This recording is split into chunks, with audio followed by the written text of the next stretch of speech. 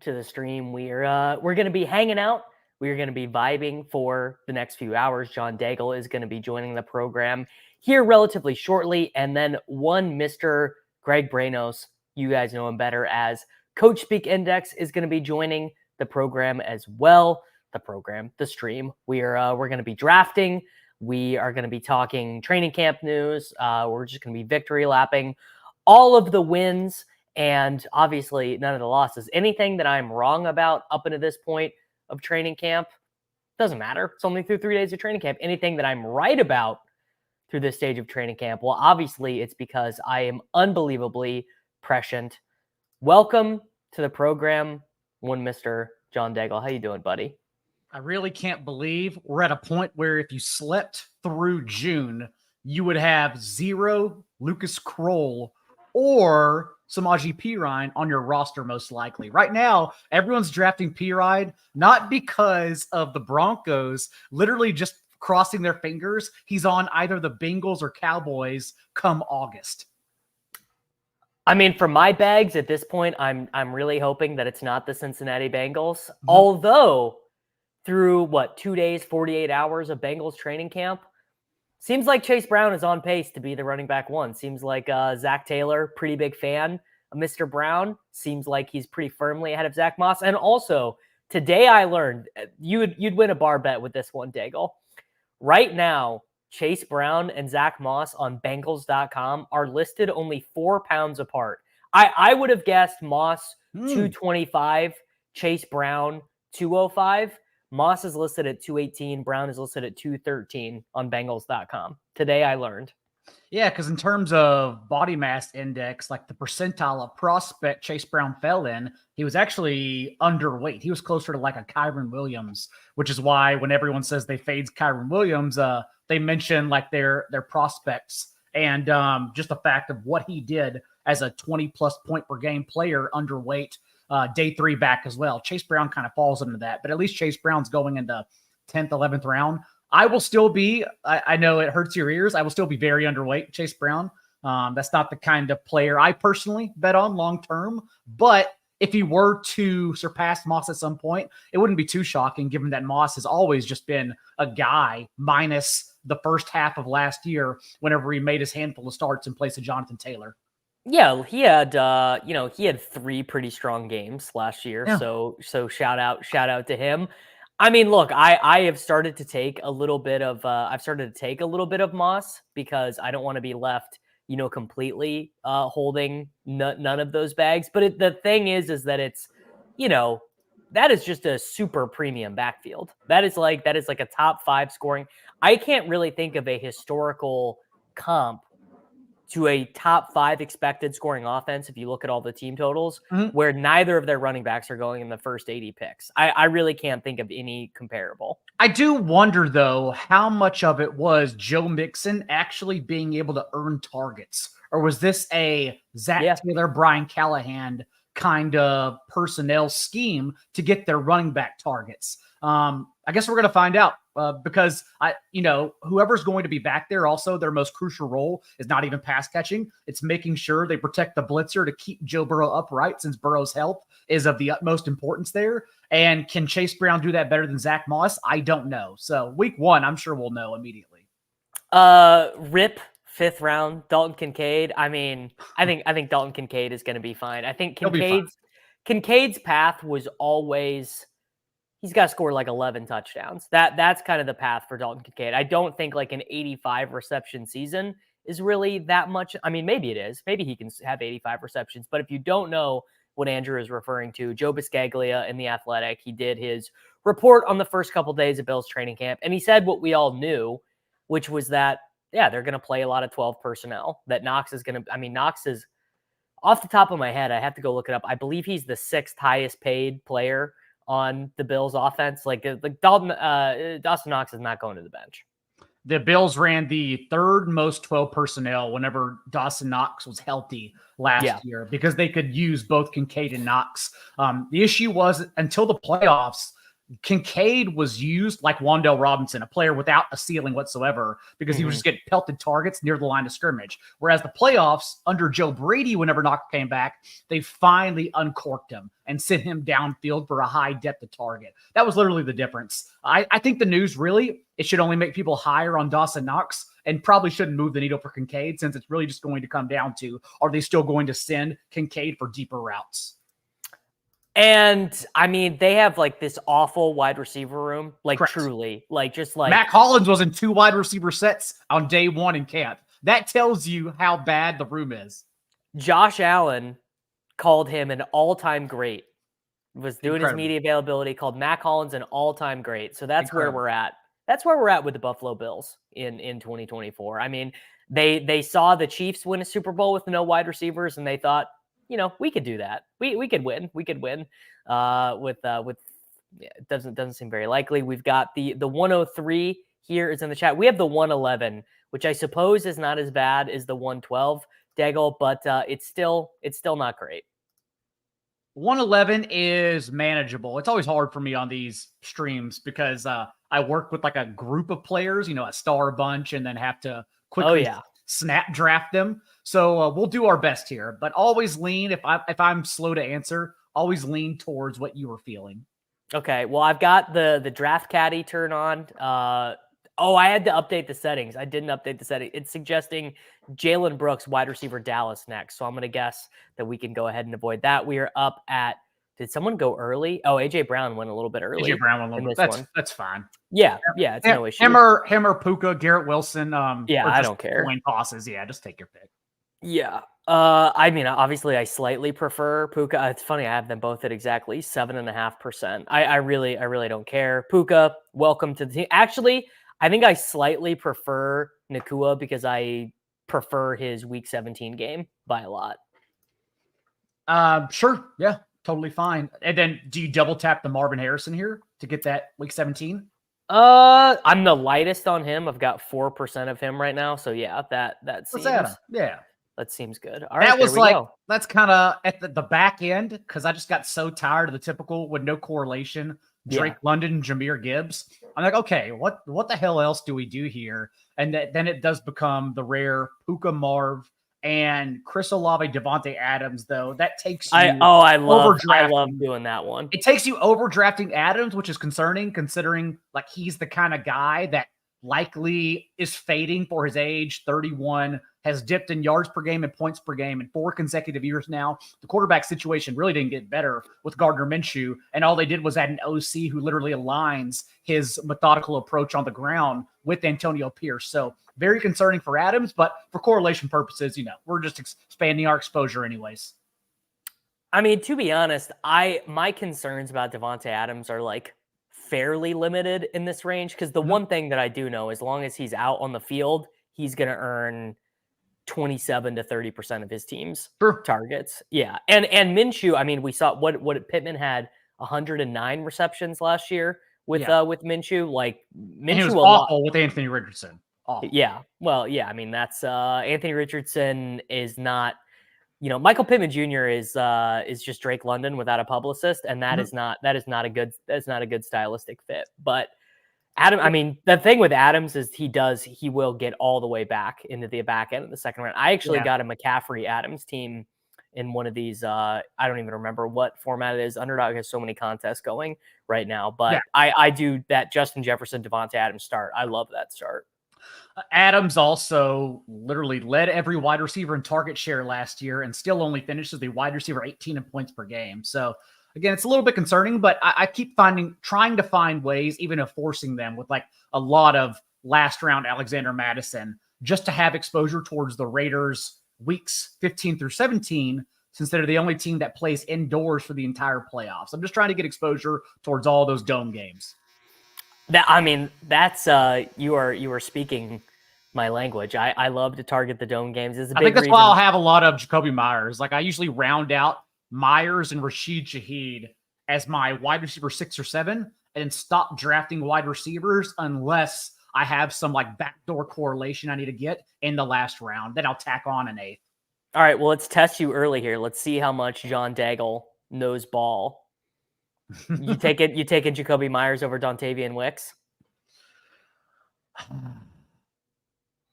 I think it's one of those. It's a political answer, I know, but like Najee Harris and Jalen Warren, like Marshawn Lloyd and Ty Chandler, I'm just splitting those ranges. Like I literally I took this one, so I'm going to take this one this time. That's just how I'm treating it because I like all those players.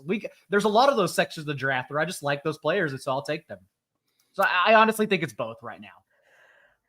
That's definitely a spot where Am I allowed to mention other interfaces since you are a partner? Oh, mention absolutely anyone you want. This is Switzerland, bro. I'm not promoting anything. I'm just saying, like, it is easier to get Dontavian Wicks on drafters, a 20-round format where everyone is factoring in accumulated scoring. He drops there, so I have a lot more 100%. Wicks.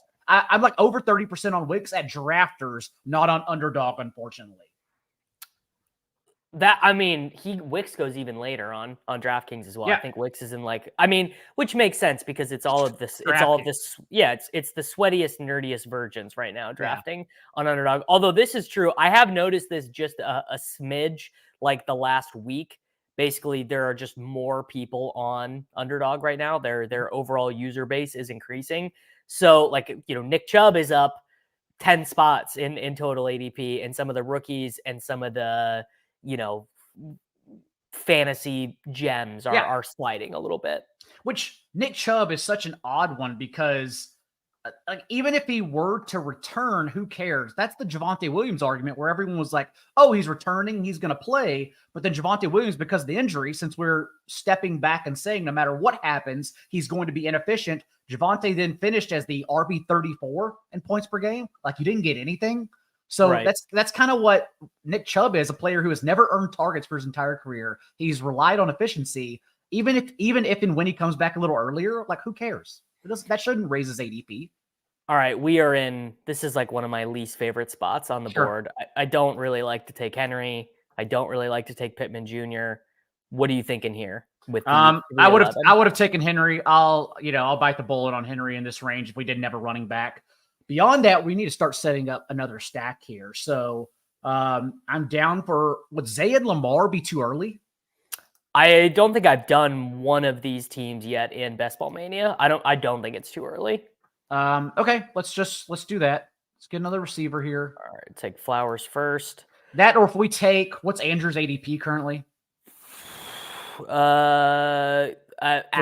That's too early. Yeah. And what's Lamar's? 46. We're at 38 right now. It's more palatable.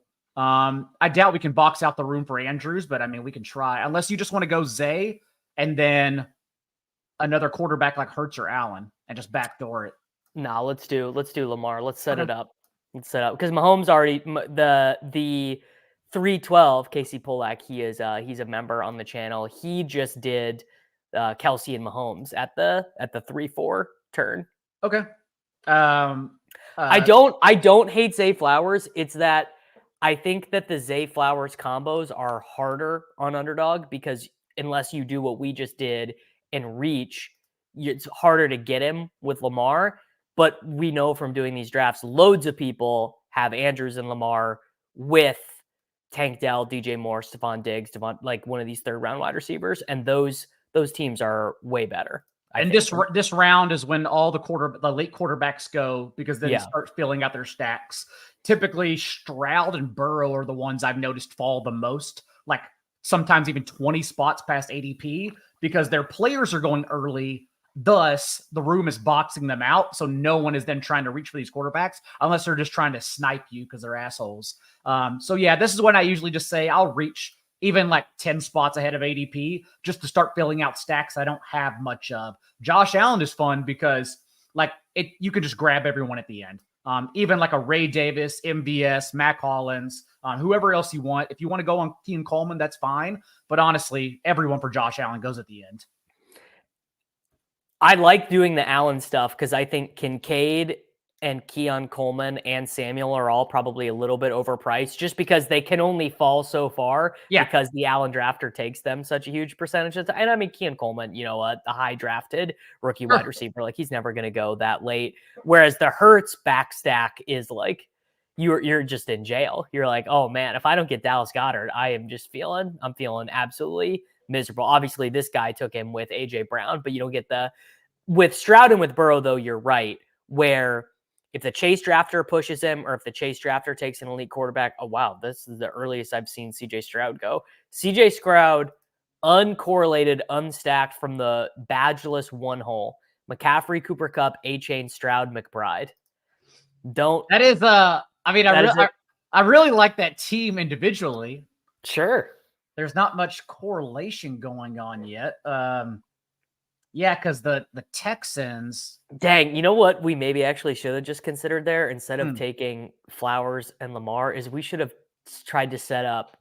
Well, Flowers would have been fine, but we should have maybe have taken McBride and set up the double Kyler Murray team. I don't have very many of those, and I wasn't thinking quick enough for that one. Yep. Oh yeah, because the Rams too. Well, with the Rams too.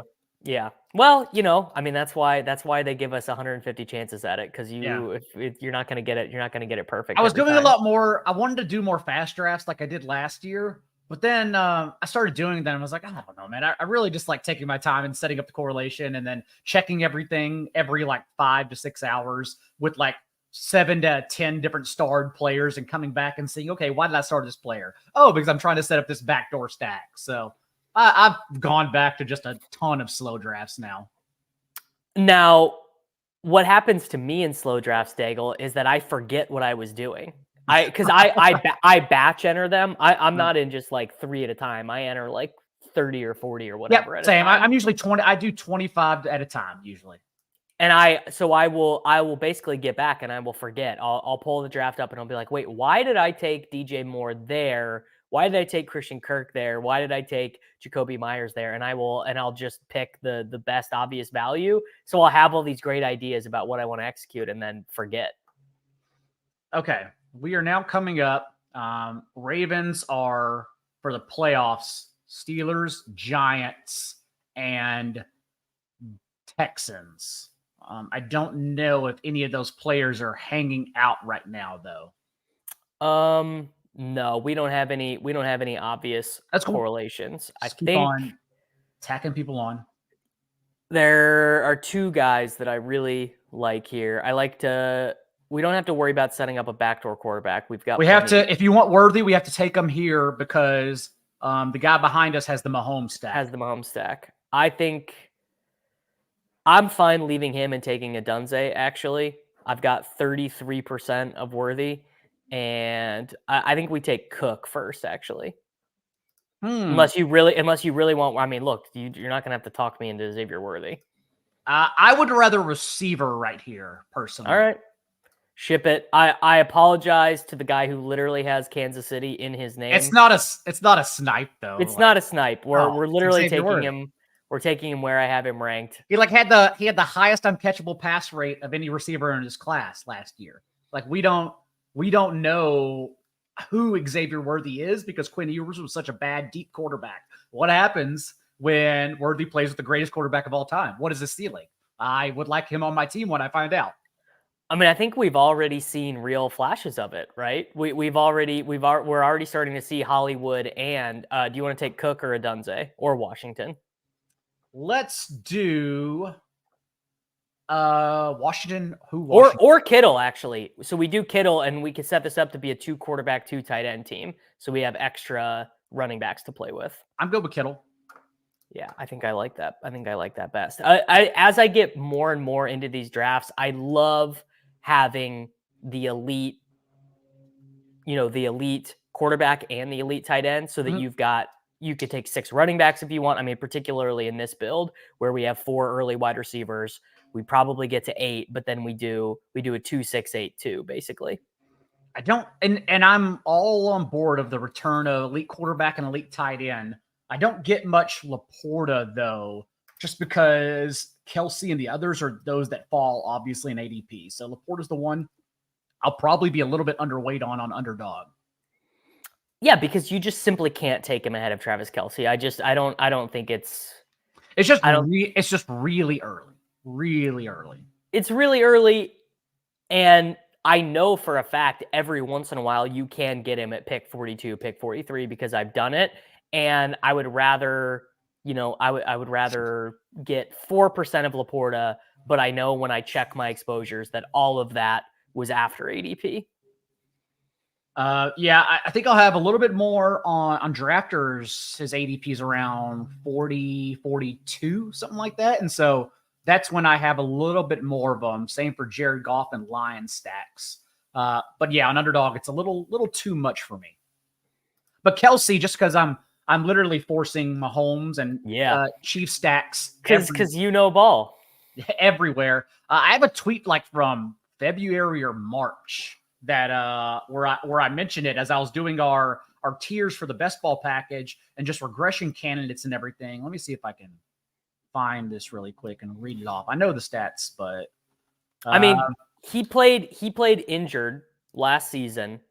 In fact, I know he had to have been playing very injured the whole season because they got to week 18 and what was it? He was 34 yards away or something like that from 1,000 yards. And he was like, dude, I literally can't even suit up to do this. Well, I literally can't go out there for that. They changed their identity. They became a run-first team with Mahomes as a game manager because they had an amazing defense with L'Jarius Sneed. Whenever L'Jarius Sneed was on the field, like that's why I bet the Chiefs all through the playoffs because people didn't realize, like in the games he played, even in the regular season, they were a top 3 defense. Like them and the Bears were the 2 best defenses in the entire league over the second half of the season, which is why they beat all their opponents. Now L'Jarius Sneed is obviously in Tennessee, so we're hoping for a little more oomph from their opponent. I hope the Chiefs defense sucks. I hope it's as a Chiefs fan, what I'm hoping is that I hope they have the 17th best defense in the regular season, but that they can turn it up when they get to the playoffs. That like they can, they dial up the pressure, the cornerbacks really lock in, like all that stuff. Like that it's good enough, obviously, for them to win a Super Bowl. But I don't want them winning games 17-10.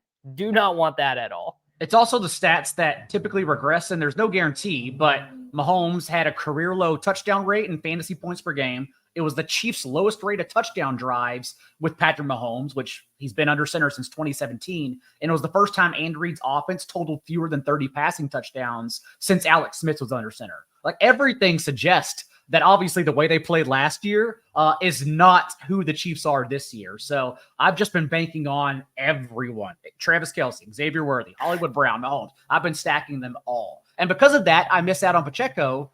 I don't know if that's good or bad, but I'm literally just trying to leverage against Pacheco and bet on everyone else through the passing game. I mean, he's the one who you have not talent, but just like could Deneric Prince or Carson Steele or Amani Bailey take away 20% of his touches. He definitely I'm still on CEH. Like I know the me too. I think on CEH means like I think he's going to do something. I'm still on him as a contingency option, not the generic Prince scuffle, whatever the hell's going on there. Yeah, I mean, I couldn't be more with you. I think this is a fundamental misunderstanding of how the Chiefs do training camp. Like they just want to try stuff out. They have nothing to learn about Clyde Edwards-Helaire. They know everything. Yeah, the one hole, he backed up his CJ Stroud, Trey McBride turn with Romeo Doubs and Joe Burrow. So, the normies, they're coming in, man. I don't know what's happening. I was thinking, okay, what are the Texans like playoffs? And they do play the Dolphins in there. They play the Chiefs in there too. This is why I get so much Noah Brown accidentally in the last round, because the Texans schedule is aligned with all the elite offenses. We don't want to go another elite quarterback with Lamar. No, I don't think we do. We have no running backs. Ramondre, James Conner, Jalen Warren, Najee Harris, Jonathan Brooks, Zamir White. We can get either. Is Najee? Yeah, we can wait for Warren or not, or Najee or Warren on the comeback. So take whoever you'd like. This is the earliest I've taken. Okay. Oh, actually, I have taken James Conner earlier than this. I am kind of sold on old man Conner. You want to do Najee, Brooks, or Ramondre? Warren just went. Oh, let's go Najee. Yeah. All right, ship it. I for one of the first times in my life have been taking, older running backs as kind of a real part of my portfolio, both Aaron Jones and James Conner. Mm-hmm. They're sort of, Jones is so discounted based on the age, the hamstring, new team, all that stuff. But before he injured that hamstring, each of the last 2 years, I mean, he was awesome. And I mean, as indicated by this team, I'm like super buying on Arizona. I think Arizona is going to be really good. They're going to play a bunch of super competitive games in that division. I've always been a Kyler believer. You know, Marvin Harrison Jr., pretty big. Like Trey McBride, Marvin Harrison Jr., Michael Wilson, Greg Dortch, James Conner, Kyler Murray. That is a pretty sick offense. And Trey Benson right now, although Yeah. I do draft him, I'll be the first to tell you he probably doesn't have a role at all. Like it's all James Conner, but that's also the issue in everyone's projecting out for 17 games, and that's not what happens in fantasy football. Like it happens a week at a time. So James Conner, like Will Fuller, as Conner showed last year in finishing the year with 5 consecutive top 12 finishes. James Conner's an RB1 whenever he's in there. And when he's not, Trey Benson gets that workload, and we'll see if he's a good player or not. That's pretty much what's going to happen. So yes, I understand we're not going to get a full year of Conner. That's okay, because I'm still getting usable scores every time he's in there. I don't think Marvin Harrison Jr. can finish wide receiver 1 overall, because I don't think the volume will be there. But I think he'll have some insane spikes is sort of. And the volume will be good enough that he's not like I'm thinking back to like the last highly drafted wide receiver that played with Kyler Murray, which was Christian Kirk. And Kirk would be like maddeningly low floor. Like he would go weeks without scoring a touchdown or without topping 100 yards, but had some crazy ceilings. And Marvin Harrison Jr. can be deployed in the slot. He can be played outside. They can motion him in the backfield. They can do all kinds of stuff. Like he is an insane prospect. The one I keep trying to get more of, and I can't do it on underdog. I mean, I just got to start reaching for him. I need more Malik Neighbors. I'm so underweight on underdog Neighbors. DraftKings, easy. I get him every time. Because I do think he's a second round player who's going in the third, fourth on DraftKings. But underdog, man, it's tough to squeeze him in there, especially because I also have an alt bet on the Giants being the worst team in the league, plus 950. They're bad. Their offense is bad. Their defense is bad. Their offensive line is bad. They're just a bad team. And so I do think they're going to be terrible, which also makes me like reconsider putting Neighbors up too much, because even if you come away with a 30% target share, does it really matter when your team is only scoring, a touchdown per game? It was really funny. I was going through the live training camp blogs on The Athletic yesterday, and they're all so glowing. It's all, oh my gosh, great day of practice. Everyone's looking good. Yeah. The coach is happy. I get to the New York Giants, and it's like, well, Daniel Jones looks pretty rusty out there. Yeah. He was missing some throws. He had a deep throw to Neighbors that Neighbors dropped, and it was like, man, day 1 of training camp is the highest that Vibes could possibly get. Yeah. His 2 completions on day 1 were to Wan'Dale Robinson and Devin Singletary. And guess where those players were running their routes? Just literally right in front of him. Wan'Dale, man, he's gonna get some carries. I know you're a Wan'Dale truther, since he was the original small king. He is truly the original. But he's like king. He's literally. I just wrote the Giants preview at Establish a Run because Silva and I are tag teaming this year, which is it's the best considering we both have done for the last like X amount of years of our careers. Done all 32 before, and just doing 16 alone. We're both kind of like taking our time now and getting them out now. It's just a world of difference. It's so much easier. But the Giants, like Wan'Dale Robinson for his career the last 2 years, I think was oddly enough, only Rashee Rice had a lower depth of target than Wan'Dale the last 2 years, which is surprising. But I guess the difference is Rashee gets schemed them and then gets upfield, whereas Wan'Dale, it's like Lockett, except shallow Lockett. He gets the catch and then falls down. They're going to learn. We're going to get Wan'Dale in a functional offense for 1 season in his career, and it's going to be beautiful. All right, we are up on the clock, about to be up on the clock. We have Lamar, James Conner, Najee Harris, Puka, MHJ, Zay Flowers, Xavier Worthy, George Kittle. What do you want to do? Running back is like Spears, Singletary, Benson, Chase Brown, Javonte, Gus Edwards, Blake Corum. I don't mind another wide receiver here. All right. It's like Palmer, Wicks, Judy by my rankings. Palmer, Shakir, Cooks, Wicks. I would say Palmer or Wicks. All right, let's do Wicks first and see which one we get coming back. That's so I'm up to 5.3% Palmer after having none of him, and I'm actually a little bit lower on Wicks than I want it to be. I want Wicks to be like when I do my exposure screenshot at the end, I want Wicks to be at the top. All right, Palmer does go We are up at the 10:02. We have a 1-2-5-1. Man. I think we need to probably take a running back here. Okay. Do you want Singletary for the Ravens correlation? What if we do Javonte and set up another quarterback? Cool. Sounds good. What 'Cause quarterback would Javonte? Knicks. That's the Oh, the whole. I thought you meant opposing quarterback. Okay. Yeah. Let So me look up Broncos schedule just to get it going. I honestly, yeah, I have the week 17 stuff here pulled up in the caddy. I am not sweating the 15-16 stuff. I do. although- I believe in the Overzet theory. I don't believe a lot of Overzet, but I think he's on to something with the week 16 being much flatter since, a max entry people like us, we got our money back this year if we make the finals, as opposed to any other year in BBM. So I highly believe in the week 16 correlation. But again, if you believe in 17 and 16, you just believe in the core value of stacking. So I believe everyone should just be going back to the roots of just stacking in general. Yeah, that's how you get it all.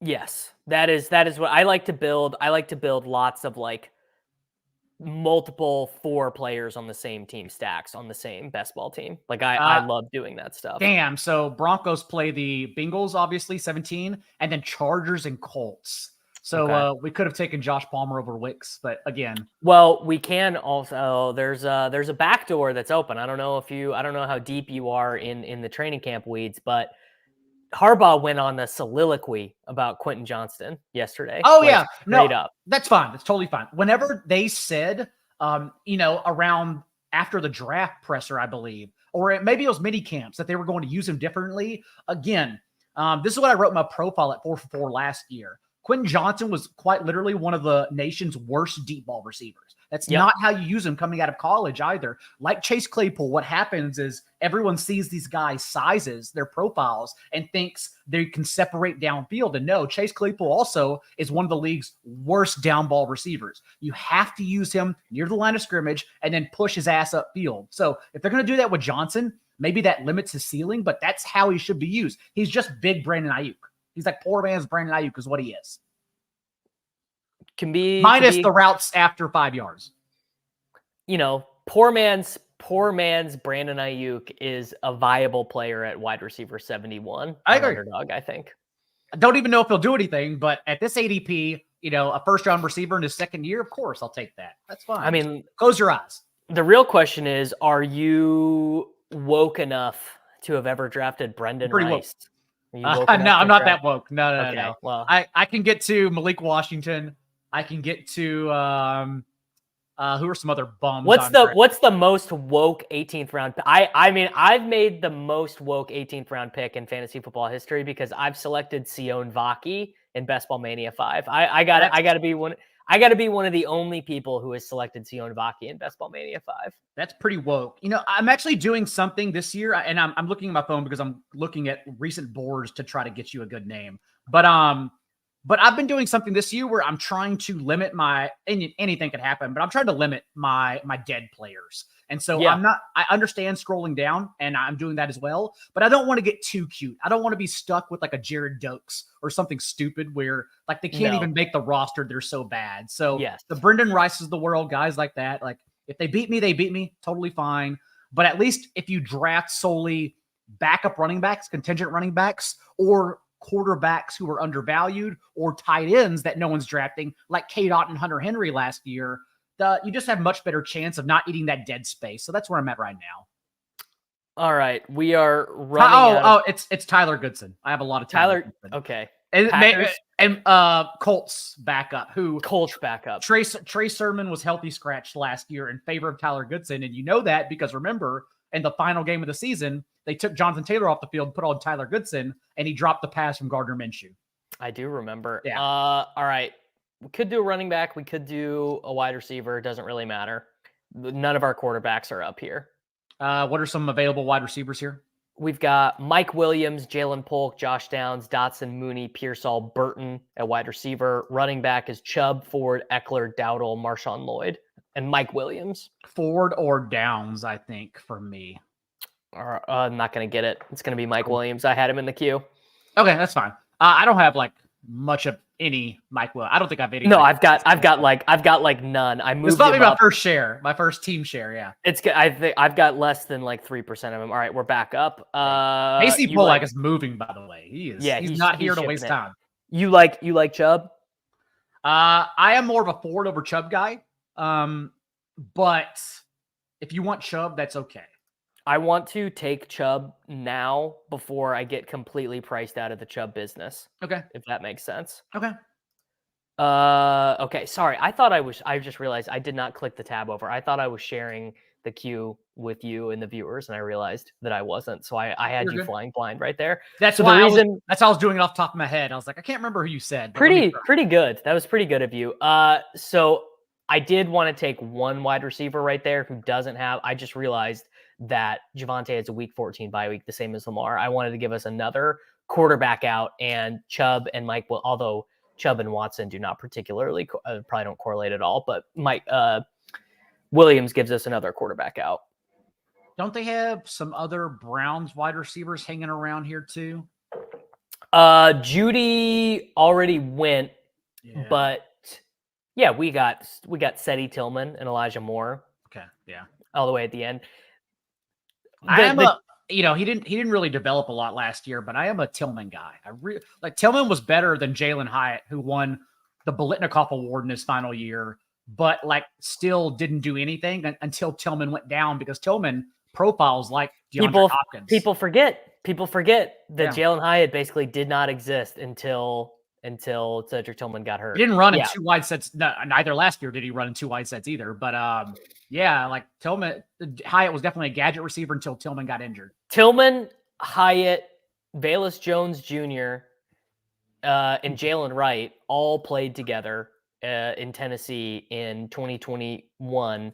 Tillman led the team in yards by over 300 total scrimmage yards and led the team in touchdowns by 3. Bunch of NFL players there, and Tillman was the best of all of them. Tillman was very, very good. He has to beat out Elijah Moore, so we'll see. But at least we know under Alex Van Pelt, they're going to be playing, or under Ken Dorsey, they're going to be playing a lot more 3-wide sets this year, a whole lot more spread. I am not a Jerome Ford guy because we got our look at what would happen with Jerome Ford as a lead back, and he was fine. I mean, the way he's priced right now is completely fine. Like, he will probably score better weekly. Like, he'll probably be the running back 19 a lot of weeks on Underdog, but I don't think his ceiling will be that high early because he's going to be splitting some. I actually read the Browns guys, the beat writers are like, Nyheim Hines is going to play a ton, like way more than you think, which I thought was kind of interesting. That would be bad because Jerome Ford, you're betting on the longer floor without Nick Chubb, but what you're really doing is betting on the receiving chops. And if he's getting that role taken away, he offers nothing basically.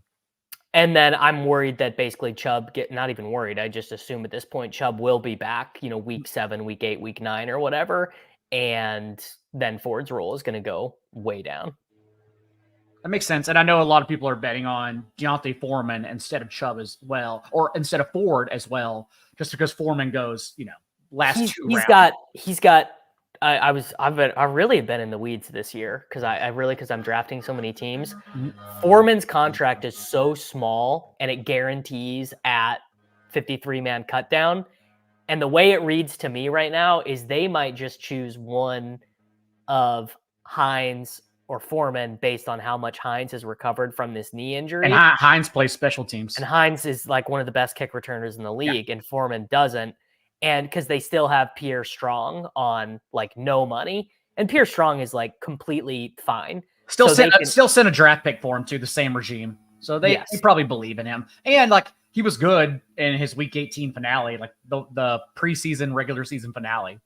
Correct. Yeah. So there are a lot of I didn't know this.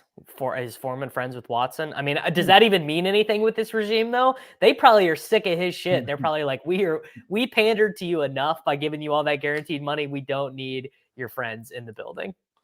Yeah. They're actually, I don't know why I thought this. I thought we had Kyler at quarterback. There's actually a pretty obvious next selection for us to make. Now we thought about it and we probably should have. We had 10 seconds left, and then we went the Raven stack instead of McBride and setting up Kyler later.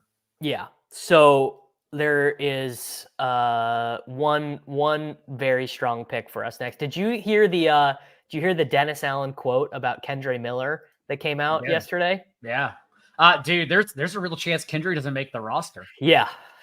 So let's see, what do I have? 6.8% of him. I mean, that number will be. I have more. I definitely. I'll be taking none. I am out of the Kendre Miller business and back in on DraftKings. Just take Taysom Hill 10 spots before ADP every time. Yeah, right, dude. We got to take Stafford, right? Yes, let's take Stafford here.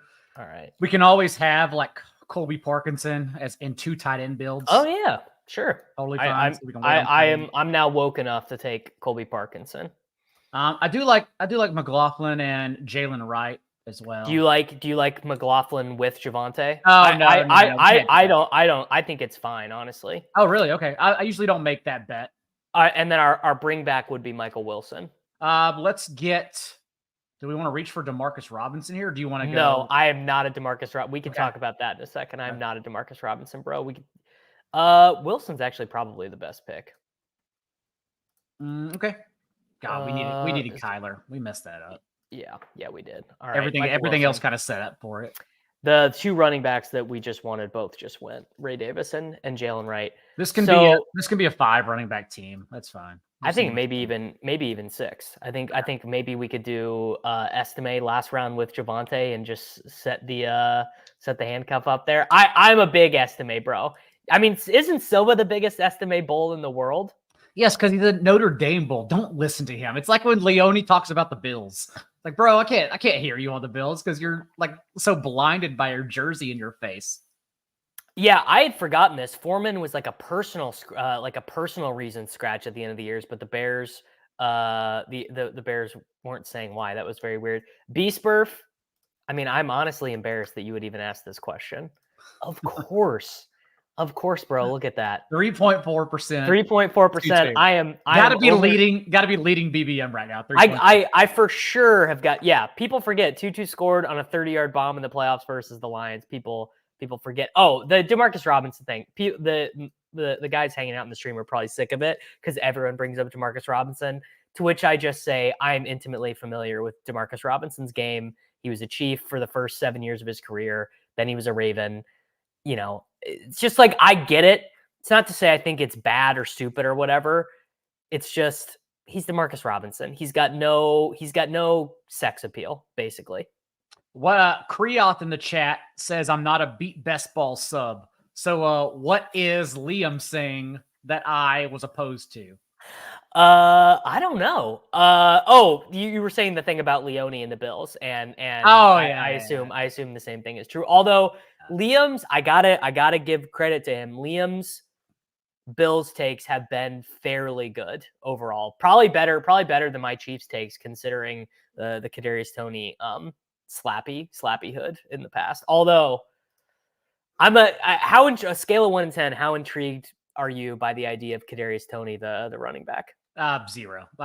I don't bet on Kadarius. Not even a 7% intrigue level. If it weren't for the one start he made against the Cowboys with 12 catches in his rookie year, we would never even think about Kadarius Toney. No, I don't care about it. You mean getting thrown out of your debut game, your breakout game? Finished that one game and then got thrown out the next week when everyone started him. And we literally haven't seen him since, except dropping passes. So no, I don't do the Kadarius Toney thing. See, I'm easy for this because I practice the joy of missing out. I have no FOMO at all. Like I do not care what anyone is saying. I'm so jealous. I just the training camp highlights and all that shit, dude. Nothing affects me. It does not get to me at all. When you've done this for so long, you just don't care. See, the more I get into drafting a ton, like the more I become a best ball bro, the more I feel the swings of the training camp. Because I'm like, oh shit, Chase Brown or Jermaine Burton had that crazy one-handed catch in practice yesterday. And I'm like, you got to practice. You got to practice just literally ignoring it.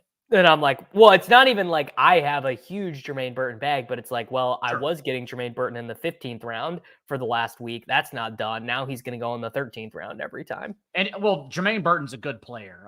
And I'm probably underweight him too, honestly, just because that's the range. This is the range I've typically been taking running backs at the end. I like a lot of these 0 RB guys because they're also pass catching players who can take over their backfields. So I don't have much Jermaine Burton, but Burton also was like a great player at Alabama. He's kind of like the Jalen Hyatt profile that you know what he's going to do in best ball. He either is going to score a 60-yard touchdown or do nothing.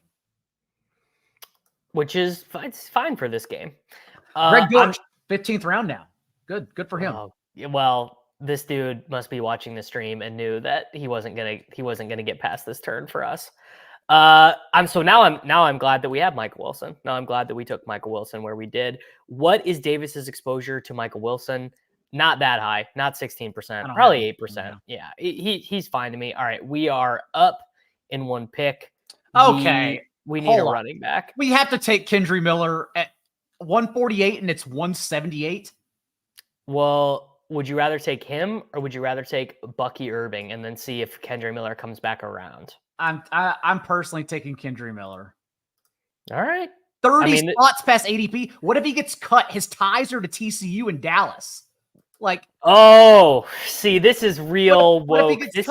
That is the woke mind virus hitting the best ball community right there. What if he goes back to his home state? He's immediately their best player. I know he can't stay healthy, but we don't even know how serious this injury is. He just left with an injury. What if it was like a one-day thing, the same thing Malik Neighbors went through?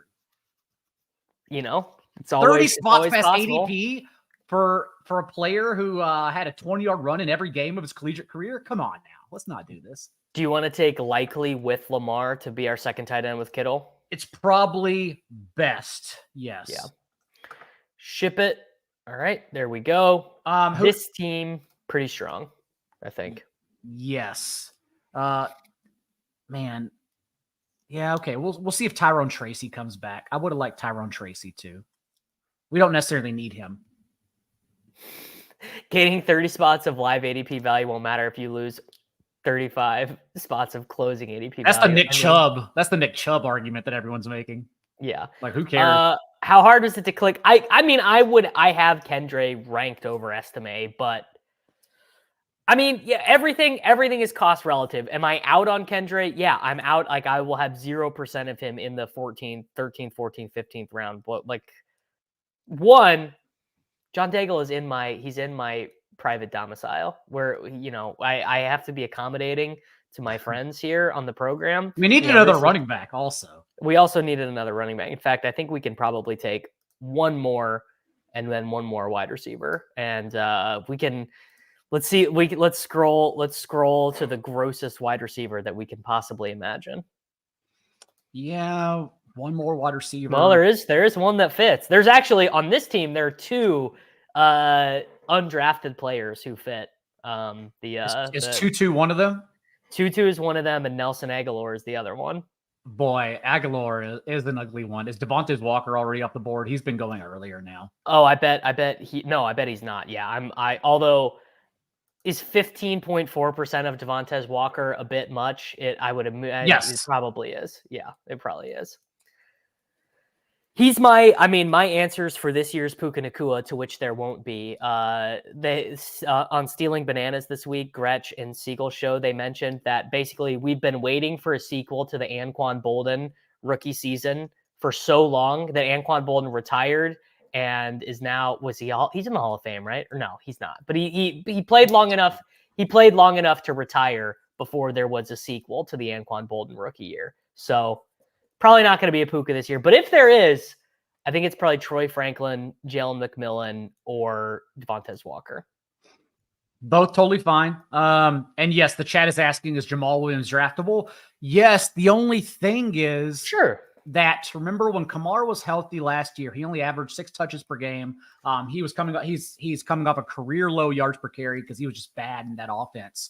But also my biggest concern is that by September, if we're going down this path of Kendre Miller still getting cut, Jamal Williams will probably come in a little too rostered. Even like over 10% is way too much for Jamal Williams. You want to talk about the issue with Jamal Williams? It's this right here. It's that Taysom Hill had 81 rushing yards or 81 rushing attempts. Why do you have Taysom Hill's PFR just readily available? Like that's my screensaver, dude. That's like I'm just ready. I'm just ready to go with the Taysom Hill at all times. Yeah, I mean that's a real issue for Jamal Williams scoring touchdowns, which is the only reason you take him. You don't have to talk me into Taysom Hill wherever he's a tight end. Like it's just very obvious who he is as a player. It's the most annoying thing that Underdog has ever done to me, changing him back to a quarterback. For no good reason either. It's because that's how the Saints list him, but the Saints list him that way to cheat. They do it for cheating purposes, which is just annoying that we get cheated by the Saints. And like on I believe on DraftKings or wherever he is as a tight end, yeah, he's like his ADP is 148. Yeah. Whereas like the last 2 years, he's literally matched Alvin Kamara with carries inside the 10-yard line as a tight end. I would start him over like in season long. I would start him over David Njoku every week because he's every week. He's a better play. All right. Whereas like everyone's just leaving him as a tight end too. It's like, no, dude, this guy is like literally the tight end 9 or 10 every single week. Every single week. Okay. Devontae Walker did go. All right. We can literally take, well, we do probably, I probably want one more running back on this team. Connor, Najee, Javonte, Chubb, Kendre. There's a lot of. What about Keaton Mitchell? Does that fancy you or a little too thin? What about Rasheen Ali? Okay. Rasheen Ali was these are not my words. These are the words of, I forget the name of the Ravens athletic beat writer, but he was the star of day one of the camp. He had the play of the day. Rasheen Ali, good for me. Totally fine. I still take a little Keaton just because, whenever you can break fantasy football in 3 touches, that's a player in the last round. That's a player that needs to be on our radars. But yes, maybe he doesn't come back at all this year. All right. Wide receiver, round 18. Do your worst. We need correlation. No Brown correlates. Jalen Hyatt correlates. Trey Tucker is another one. I'm pretty hip to Jalen Hyatt. Okay, let's do Jalen Hyatt. I need this to be. This is not there. There's something that shows here that I have 18% AT Perry. It's a bug. I just need it on the record. I do not have 18%. But if you have like 5 to 8%, I think it's okay. AT Perry is a good bet. I liked AT Perry. If their offensive line holds, that Saints offense could be fun. They still have Derek Carr. It is an 11th year. He's not going to get any better, but it could be fun given the offensive coordinator change. OBJ is already on the pup list. What did you see what he got? How free do you feel during training camp season now that you are not a Roto World / NBC Sports employee? Oh. And you're like, this has to be like, you're just like, oh my God, life could not be better right now. The thing is, like, even this year, we dropped, like I used to do available targets and carries. I started that. So if anyone's doing it, just know I started it. They took it. I started it and then we dropped it this year for the best ball package. We may bring it back this year, but we were really trying to figure out what everyone wanted for our package and establish the run. And the thing is, even like with blurbs and everything, what you notice as you move along and grow older is that although you drop that, you still have to do the work behind the scenes for yourself. Otherwise it gets lost. So although like now I'm not writing the blurbs, it's like even more annoying because I'm kind of just writing for myself these training camp notes just to make sure I'm not getting lost on anything. I would rather it become work. Like I'd rather like take Jack's job right now because Jack Miller is writing the training camp blurbs, a tracker for us on the site. I believe it's free for everyone. I don't know. You can go check it out on Establish the Run. But like I would rather be doing that just because it would keep me in tune with everything going on as opposed to having to go away from my day to make sure I do it and read everything. It's obviously important to be up on everything. Yes. You get real edges that way. I mean, that's like one of Levitan's big things. I drafted with him the other week and he was like, oh, I really want to start drafting in, August because I think I'm going to be better at interpreting training camp than most people. But drafting in May, June, it is fun though because everyone takes the reported roles too seriously. Like you would never, or I shouldn't say you wouldn't because everyone has been, you should never bet on Eric Gray over Tyrone Tracy, for example. Who cares what the training camp reports say or mini camp reports say because Eric Gray's not a good player and we don't know who Tyrone Tracy is. We make those bets 10 out of 10 times. And there are so many examples of that. Trey Sermon's another one. Like you bet on Tyler Goodson and Evan Hull, who showed they're good players, not Trey Sermon, who's a fullback at the NFL level. And players are taking these guys just because training camp reports say, oh, this guy's the number 2. he's going to get outperformed. It doesn't matter because they're bad players. So who cares? So that's why I like drafting in May and June, is to bet against the perceived number twos in those roles. Which I think is legitimate. All right, this one worked out. This is a 2-6-8-2. I don't do a ton of 8 running back teams, but this was like true 0 RB. I don't either. Yeah. But Lamar, so we got Lamar with Rasheen Ali in round 18. We did him early to pair him with Zay Flowers, and we got Isaiah Likely right at ADP. We have Stafford with Puka, and then a Marvin Harrison Jr. and Michael Wilson bring back. Running back room, Connor, also another bring back. Najee Harris, Javonte Williams, Nick Chubb, Kendre Miller, Rasheen Ali. Oh, it's fine. A lot of zeros in that running back room. I mean, honestly, a lot of running. As long as they don't stack, we're good. The zeros cannot stack. So let me tell you the thesis on this team. It's that James Conner and Najee Harris do die suddenly at some point during the season, but by then Nick Chubb is back and Kendre Miller has been traded for a conditional 7th round pick to the Dallas Cowboys. Picked up for the veteran minimum, and then runs wild and gets a new contract next year. The Rasheen Ali thing, I actually really think it's serious because Derrick Henry's 30. Keaton Mitchell suffered like a horrible injury in December of last year, and Justice Hill is Justice Hill. Like, you know, the path is actually far more clear than you'd think. Wide receiver room, Puka, Marvin Harrison, Zay Flowers, Xavier Worthy, Dontavian Wicks, Mike Williams, Michael Wilson, Jalen Hyatt. That's a good wide receiver room. I mean, I love doing this. Those are just fun wide receivers. Again, I don't even think it's a bad team. It's not sexy for a screenshot, although I think we have a strong like 5 wide receiver, tight end, quarterback situation going on for sure. I think the one mistake we did was just trying to figure out what to do at the back of the 3rd, 4th round when McBride, later Kyler, kind of set itself up for us. We just weren't thinking. We were talking. Yeah. No, if we would have just done McBride and then whatever wide receiver we wanted there, it's probably a little bit stronger. But then we don't do Connor either, and we probably take a wide receiver in that range, but that's okay.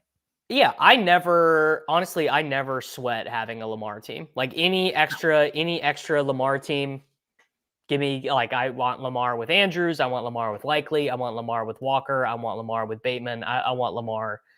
I mean, those Harbaugh quotes, they got me like jazzed up. I was like ready to run. He's like, we want Lamar to be the greatest quarterback in the history of the National Football League. And I'm like, yeah, absolutely. Let's do it. Yeah. All right, John, I'm going to do another one. Do you need to get back to writing or do you want to hop in another? We can do another. Let's do another one. Wow. All right. Daigle sticking around. Isn't the coaching perspectives individual coming on? He's coming on at 11 a.m. Central Time. Cool. So you were gonna bridge me through. Okay. Sometimes it does this, but I wasn't expecting to do 2, so I will say I will be the first guest to quickly get up and go get caffeine, and then I will. Go for it. Okay. Go for it. Go ahead and fire it up. All right, we are fired up. I gotta go and find it. You guys can see. Oh my God, how am I gonna find it? How am I gonna find it through all these slows? I'm pick 4. I'm going to try and find it as soon as I can. Best ball. There we go. Okay. That is a look at what it's like to be inside true slow draft hell, guys. You just got to see it. Right now, I am in, I think, 115 slow drafts. Yeah, I mean, obviously, like it would have been fine. And I got it pulled up on my phone anyways. But, you know, you got to make sure to share the screens with the boys. Pick 4, beautiful. And I hope that Daigle gets back after I've already selected Justin Jefferson and not Jamar Chase, because I would prefer to take Chicago Spartan. What are you saying? What are you saying yikes for, bro? Are you saying yikes for the slow drafts? I mean, you got to get it how you live. And I'm never going to have drafted 1,000 teams on underdog.com without the slow drafts. All right, let's do this. All right, chalk so far, Tyreek. All right, we are up at 4. I take Jefferson at 4. I have 1.1% of Jamar Chase. What do you want to do here? Are you very theoretically opposed to this? I could do a Chase team. I wouldn't say theoretically. If you want to go Justin Jefferson, it's one of those coin flip things. No, let's even it out. Let's even it out. I will do a Jamar Chase team. 1.1% of him. Not great. Daigle, shout out to Tolan. This dude is in every Swolecast chat. Tolan is he's a real OG. Have you done your pros versus Joes yet, Daigle? I am. Is it Monday or next Monday? It's one of these upcoming Mondays. Let's see. Monday night is mine. All right. I am doing my slow pros versus Joes with the guys in the Discord, and just having them make the picks by polls, by doing polls in the Discord, and it's a good team. It's a good team so far. What round are you in? We just made our pick in the 6th round. We did double elite tight end. Well, I guess depending on your perspective, we took McBride in round 2, and we took Bowers in round 6. I've got Pacheco in round 4, Jefferson, Ayuk, Flowers, McBride, and Bowers. Yeah, those can go any direction depending on your room. I still think FFPC right now, the best value, and I've never said this, so don't think I'm a truther. I think the best value is Kyle Pitts right now in tight end premium. Wow. I would argue he should be going a full round earlier because Bijan Robinson, Drake London, everyone's adjusted accordingly. No one is adjusted for Kyle Pitts, who was top 2 in both slot rate and out wide rate last year at tight end. He could easily be the Rondale Moore of that offense, and that he's on the field in 3 wide sets. And we are hoping that, unlike Arthur Smith, he's not going to have Pitts a career 12-yard ADOT like he has the last 3 years. Like, Arthur Smith only sent Pitts out on go routes, never gave him the easy targets like Evan Ingram last year. 72% of Evan Ingram's targets came within 9 yards of the line of scrimmage. Pitts doesn't get those at all. What happens if he gets free layups now because they use him correctly with the proper routes? Suddenly Pitts is, the tight end 2 or 3 on the year. So I like Mark Andrews and Kyle Pitts. They'll be my 2 highest rostered tight ends. You know that is a good pick because Daigle is not a slappy. Daigle is not one of these guys who chases the young. I don't give a shit about Pitts having 1,000 yards receiving. I really don't care at all. This is 100% true. Chase and I think this is 100% true. Chase and Jefferson are going to go 1 and 2 next year. Totally fine. I'm worried about the Cowboys a little bit just because they were so bad against playoff teams last year. They beat up on poor opponents. Obviously, everyone, Mike McCarthy, Dak, Lamb, they're all in the last year of their contract. No Tyron Smith. They're starting quite literally a undrafted free agent at center. Like, what the hell is that team? So I can't bet they're under. I wanted to bet they're under because it's 10.5, but it's minus 205 on the juice. Imagine laying minus 205 for a 6-month hold. Not a fucking chance. So, but I'm worried about the Cowboys a little bit. Damn, I kept if I'm doing all these teams, I can't go 0% CD, but I mean, I get I still like I CD. get the thesis. Yeah. CD is still very good at football. And I definitely don't want to have, I'm fine taking Chase here sometimes. All right. We are on the clock. A-Chain, Ayuk, Waddle, Devonta. Up to you, brother. I think I'd typically go A-Chan here and then build around a hero running back, but we don't have to if you have another receiver you like. Nope. Okay. Say less. Leone made me take Stephon Diggs over Devin A-Chan when he came on last week. Zero chance. And his logic was, because we had Nico, so he's like, we'll control the Stroud dynamic. And I was like, whatever, fine. And then Stroud went unstacked ahead of ADP, and I was inconsolable. All right, let's start looking at. So we have Vikings schedule. I'll go on I'll tell you my Jefferson tangent after we make our 3rd pick. But Vikings playoffs is Bears, Packers, and Seahawks. All right. Dolphins is the outdoors. Dolphins have. Yeah, God, the Dolphins. Browns, Jets, and another stupid one. Oh, this is the latest that I've seen. Oh, this is the 2020 DK Millie winner, Piquant Pecan.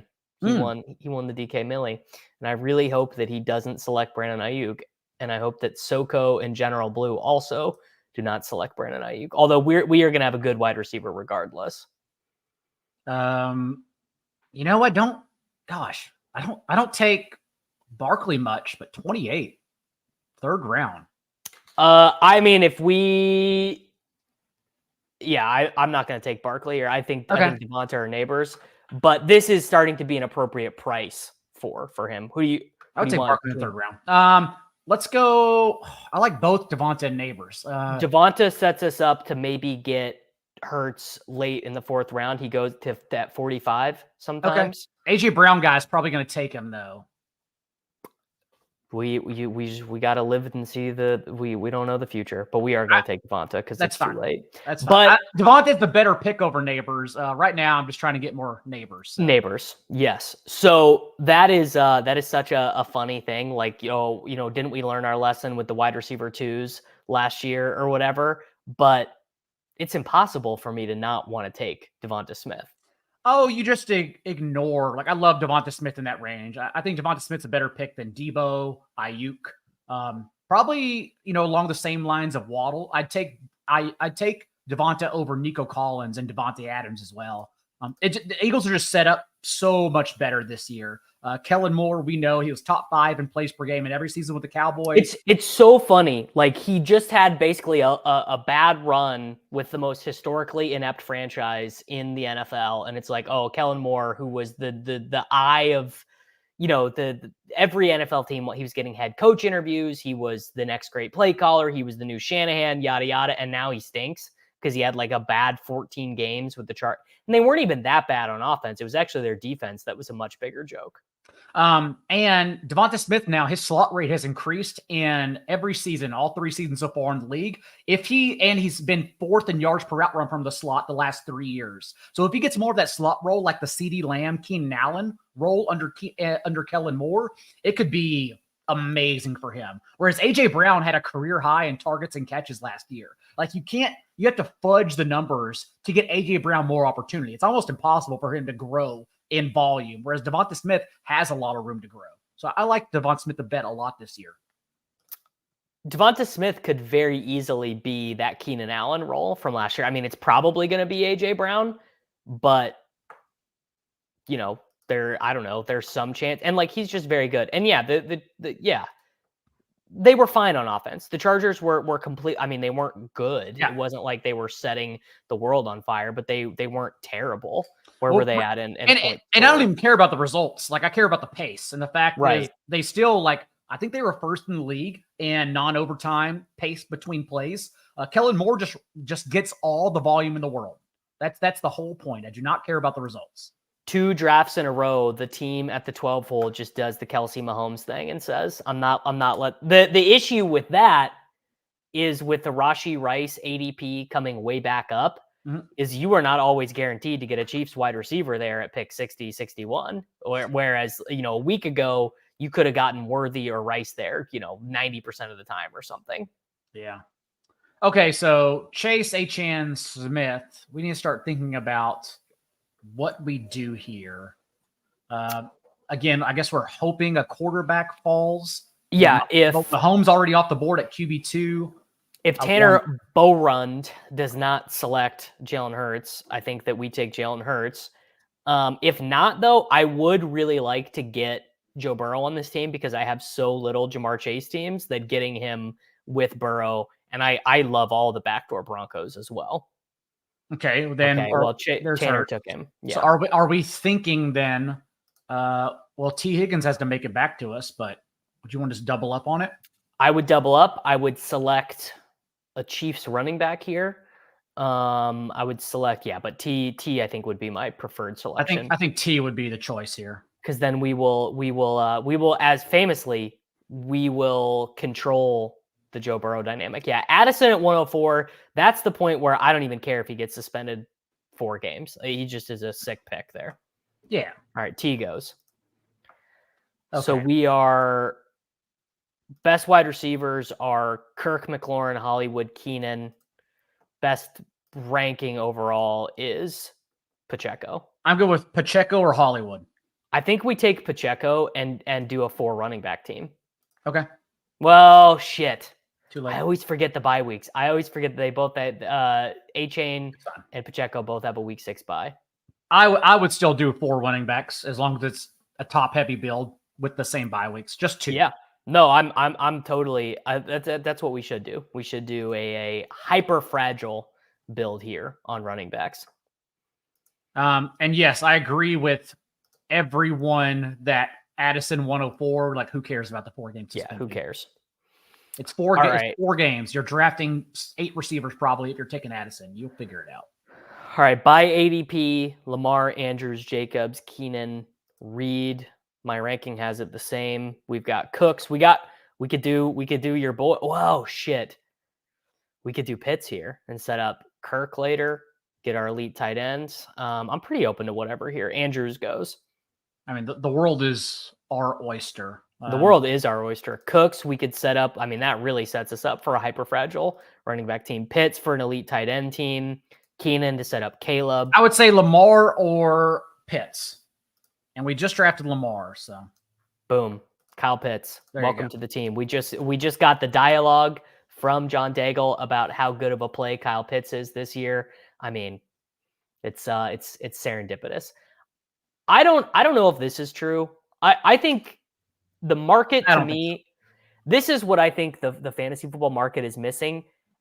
For whatever reason, they don't realize that KOC is in the Shanahan McVay clone. Like, I don't know why that is, but if Brock Purdy can go be an MVP in that offense, why can JJ McCarthy not be the 11th best quarterback in the NFL throwing to these guys? Or Sam Darnold. And so, Justin Jefferson, when we released our tiers initially, I was adamant he should be in tier 2 behind Chase and Amon-Ra St. Brown. It's like those guys need to be up there. But Jefferson, given that it's a different quarterback, and last year he averaged 4 fewer points per game whenever the transition happened. And that was without T.J. Hawkinson for his 4 full starts. Whenever the transition happened from Kirk Cousins to any other quarterback. But now we have Jordan Addison probably being removed the first month. T.J. Hawkinson gone the first half of the year. So, like, who the hell else is getting the ball? So we went ahead and we budged Jefferson back up to the tier 1 of wide receivers. Well, welcome to being correct. Welcome to the right side of history. Is this true? I honestly, I don't know enough about Kevin O'Connell, the person, to know if this is true, that he's the stepchild of the tree. I don't know enough about the interpersonal relationships and where these guys have, kind of learned all of their things. So maybe I am wrong. This is a great point. The market in best ball prices in median and lower quartile outcomes when median and lower quartile outcomes just don't matter in the slightest. And that's so true for this game, where all of the money, literally the whole thing we're playing for is in trying to win $1.5 million. Yeah, completely agree. And I'm honestly not sure about O'Connell ever working under Shanahan. I know there was that like major Washington year where everyone, Mike McDaniel, Shanahan, McVay, everyone was under, maybe even Andy Reid. I have to think about it. Everyone was under Mike Shanahan with Washington. But I need to think about Kevin O'Connell. I don't know. He was the OC for Sean McVay. Yes, I know McVay, but they asked about Kyle Shanahan or Mike. But Shanahan. I include that. I mean, that's the same thing, right? The McVay, Sure. The McVay. Yeah, McVay learned from Mike Shanahan. Yes, it's all. Yeah. So I think it's because Cousins was the quarterback that people just like, they're going to realize it in week 3 when Sam Darnold is averaging 8.2 YPA and people are like, how is that happening? But now it's what the coaching trees are becoming it's becoming Mike McDaniel slowly once Frank Smith gets hired next year. But it's been becoming, McVay, obviously, who is going to go down as one of the greatest head coaches of all time, despite his terrible in-game decision-making that's haunted him throughout his career, including the Super Bowl, including that loss against New Orleans. And then Kyle Shanahan, obviously. Those are the 2 guys that breed the next coaching tree. What is the deal? Why is Hunter Renfrow not signed by anyone yet? I mean, it is crazy. Also, Daigle, we are running so pure at wide receiver right now to be able to select either of these 2 guys. Take your pick. I like them both. Do we have any correlation? I'm thinking about it. It doesn't. I don't think we have an obvious. I don't know the week 15, 17 stuff, but this sets us up another quarterback that I like. Okay, let's do it. When's his bye? His bye is week 10. Okay. Hopkins also sets it up with late round Levis. Yes. All of these guys, all of these next 4 wide receivers set us up with another stack and another quarterback that we like. So Hunter Renfrow being unsigned is weird. I mean, he was in 2021, he was the wide receiver 9 in 0.5 PPR. And who's going to sign Mike Thomas and why is it the Minnesota Vikings? It's almost definitely the Minnesota Vikings, I would assume. If Jordan Addison is suspended for like 6 games, I could see them doing that. All right. Well, I spoke too soon. All the wide receivers that I wanted just got absolutely riddled from the queue. They just not yet. There's still one on the board. Come on, General Blue. Come on, General Blue. Don't let us down. Don't do it. Don't take it from us. He's gonna keep pissing. I know he's gonna take his 6th wide receiver instead of Kenneth Walker. Kenneth Walker at this pick, by the way, is like an absolute gift for a 0 running back team. No, bang. Wow. All right, we did run Pierre. The chat was telling us that we were gonna have to learn Cortland Sutton. You guys don't understand. We controlled the dynamic of the board. We have an anchor running back team with an elite tight end that still has a wide receiver room of Jamar Chase, Devonta Smith, Christian Watson, DeAndre Hopkins, and Kyle Pitts. Since we're setting up running backs, I was going to say this can be a 6 wide receiver team if we play our cards right, but we just have total optionality now because we've got our elite tight end. Yeah. Oh, that was quite nice. We can keep on being top heavy and make it a 3 quarterback team if you wanted. Usually like after Caleb Williams is when I start going 2-3 quarterbacks. I like to have 3 with Tua, Goff, Kirk Cousins even. I don't like to depend on those guys because they offer 0 in rushing. I agree. I mean, I would like to get Burrow on this team, but we obviously have... since we didn't get T, we don't even need Burrow. We've got Love outs. We've got Levis. We've got Kirk. We've got Tua with A-Chain. We've got lots of quarterback outs. I mean, we got multiple Love outs because we could maybe get Wicks Love or Dobbs, yeah. And Musgrave is our 2nd tight end too, if we wanted. Yeah, we have lots of Love outs, and we got plenty of selections left to take rookies. We can take Jermaine Burton. We can take. You want to talk about a faller, Ricky Pearsall. Lots of guys. I'm Googling right now to try and figure out what Kevin O'Connell has ever said about Shanahan. It's not coming up with a ton. I promise you that I did that a second ago. And like the top question is Shanahan related to Mike Shanahan? It's like, okay, the internet needs some help. Jonathan Brooks is a player also. I don't know if I'm right or wrong. I just don't get a lot of them in the 7th, 8th round. I don't know if I need to start forcing it. I genuinely don't know. I don't know if this ever happens to you, but I feel like I should click him just because I'm supposed to. Because I'm like, oh, like I like all these wide receivers. I don't take a ton of running backs early. Like I should just take Jonathan Brooks. But I am unable to find anything that makes me excited about the 2024 Carolina Panthers. I think they are just going to stink out loud. Most likely, yes. And I guess Brooks is going to be healthy in week 1, maybe. I don't know, man. I don't really want any of these other guys either is the issue. Like Jaylen Warren, Najee Harris, I like. I like the wide receivers in this range, but I don't know, man. But I know people are very heavy on Brooks, and I just can't get him in the 8th round. No, me either. There is a running quarterback who is falling a ton past ADP right here. I think he's going to go with this pick right here. So I think it's fine. But if he doesn't, we might want to select someone else other than Jordan Love or Joe Burrow. Okay. I think I know who you're talking about. It is probably, I wasn't thinking of him. Yeah. How are we going to? Dortch. Got it. Michael Wilson Dortch. Okay, never mind. Someone else did it. All right. The world is your oyster.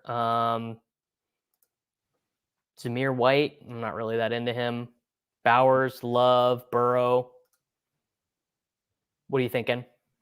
Swift. Set up another Caleb. I'm not really a Swift guy. Yeah, I'd say Love, get him out of the way. Sutton. We have a chance. We don't want Mostert because it could be 4 RBs still. I Yeah, took Love. That's fine. It's not like egregious. 98 overall. No, that's fine. I mean, we just made the decision to take. I mean, actually, we could just be done at quarterback. If Burrow comes back around, we could just take Burrow too and then be done. True. I still like waiting since we have Hopkins. I like waiting for Levis. Yeah, I honestly, it doesn't matter. He just went. I panicked there a little bit, anyways. He went to there goes Burrow. It's okay. Yeah, he went. I think he just went uncorrelated, unstacked. Well, I would definitely do like Love and Cousins. I think that'd be just fine, and just 2 QB build. Yes. Okay, so let's start looking at the comeback here. All right. I mean, I think Brian Robinson Jr. is pretty good for this team. I think Wicks is good for this team. What about Pollard with Hopkins, Pollard, and Levis? Yeah. And if he takes Pollard, we can just take Spears. Wicks is 114. Yeah, no. There's a chance he comes back. We make it Dobbs too. There's definitely some chance. Yeah, I think we should take. Let's take Pollard. Because it can still be a 4 RB team if we take Pollard easily. But if we're only taking 2 quarterbacks too, because Levis and Love would also be fine. You can throw Chig in there if you want. We can make something happen here. This dude in the I don't know what this dude in the 2 hole's doing. CeeDee Lamb, Josh Allen, Kyron Williams, ETN, Kincaid, JSN, Coleman, Burrow, uncorrelated, unstacked Burrow, who has the same bye week as Josh Allen. Yeah, I'm about to say he's obviously setting up Buffalo, but that doesn't make much sense here with Burrow. It's weird. McVay says he is in the John Gruden tree. Started in Tampa with Gruden. KOC was the OC with Sean in LA. KOC was not in Washington with Sean. Got it. Okay. Interesting. Okay. All right. Well, now we know. So now all I'll say is this: Kevin O'Connell is a good play caller. I won't even say the Shanahan thing. He's just an extremely good play caller. Yeah. The Chig negative FUD does not have me feeling good. Does not, because there's a long track record of fantasy players liking Chig Okonkwo more than Chig Okonkwo's NFL head coach liking him. I had I had so much Jawan Johnson and before minicamp, and then he got that injury, and like all Nick Underhill said was serious injury, may not be ready for week 1. I was like, fuck. Like that's like literally still the number 1 red flag in all of best ball is to just literally not draft injured players. Like that's how everyone got in trouble with Kendry, Cooper Kupp, myself included on Cooper Kupp. The list goes on from last year. Like every year over year, you just don't draft injured players ahead of week 1. It's like pretty much the easiest way to draft winning teams is to do that. Suspension discounts are real. Injury discounts are just like major red flags. Well, it's because a suspension discount, you think like, oh, this dude's still going to be training. He's going to come back to his full role. But like injury just opens up. Yeah, this Artillery Frost makes a good point. The Shanahan tree just implies like Bill Walsh with like new stuff being added in. And Shanahan is just the most famous and successful iteration of it because of the Matt Ryan year and because the 49ers keep making it to Super Bowls. But there's no, like, it's not like Kyle and his dad are the architect. Like, it's actually... Theoretically, it shouldn't be the Shanahan tree. It should be the Bill Walsh tree if you really want to get down to it. Yeah, and again, McVay is the one who then spun off. He didn't originate 11 personnel, but he's the one who originated masking all your plays in 11 personnel. Whereas bunching all the guys up. Yeah. Right. Whereas Kyle Shanahan instead strictly runs the fullback. Like he's the only one out there who still puts out 21 every play because that's how he masked everything, but that behind motion. That's why O'Connell, we're going to see Zach Robinson do with the Falcons. Those coaches literally just mask everything through 3 wide receiver sets.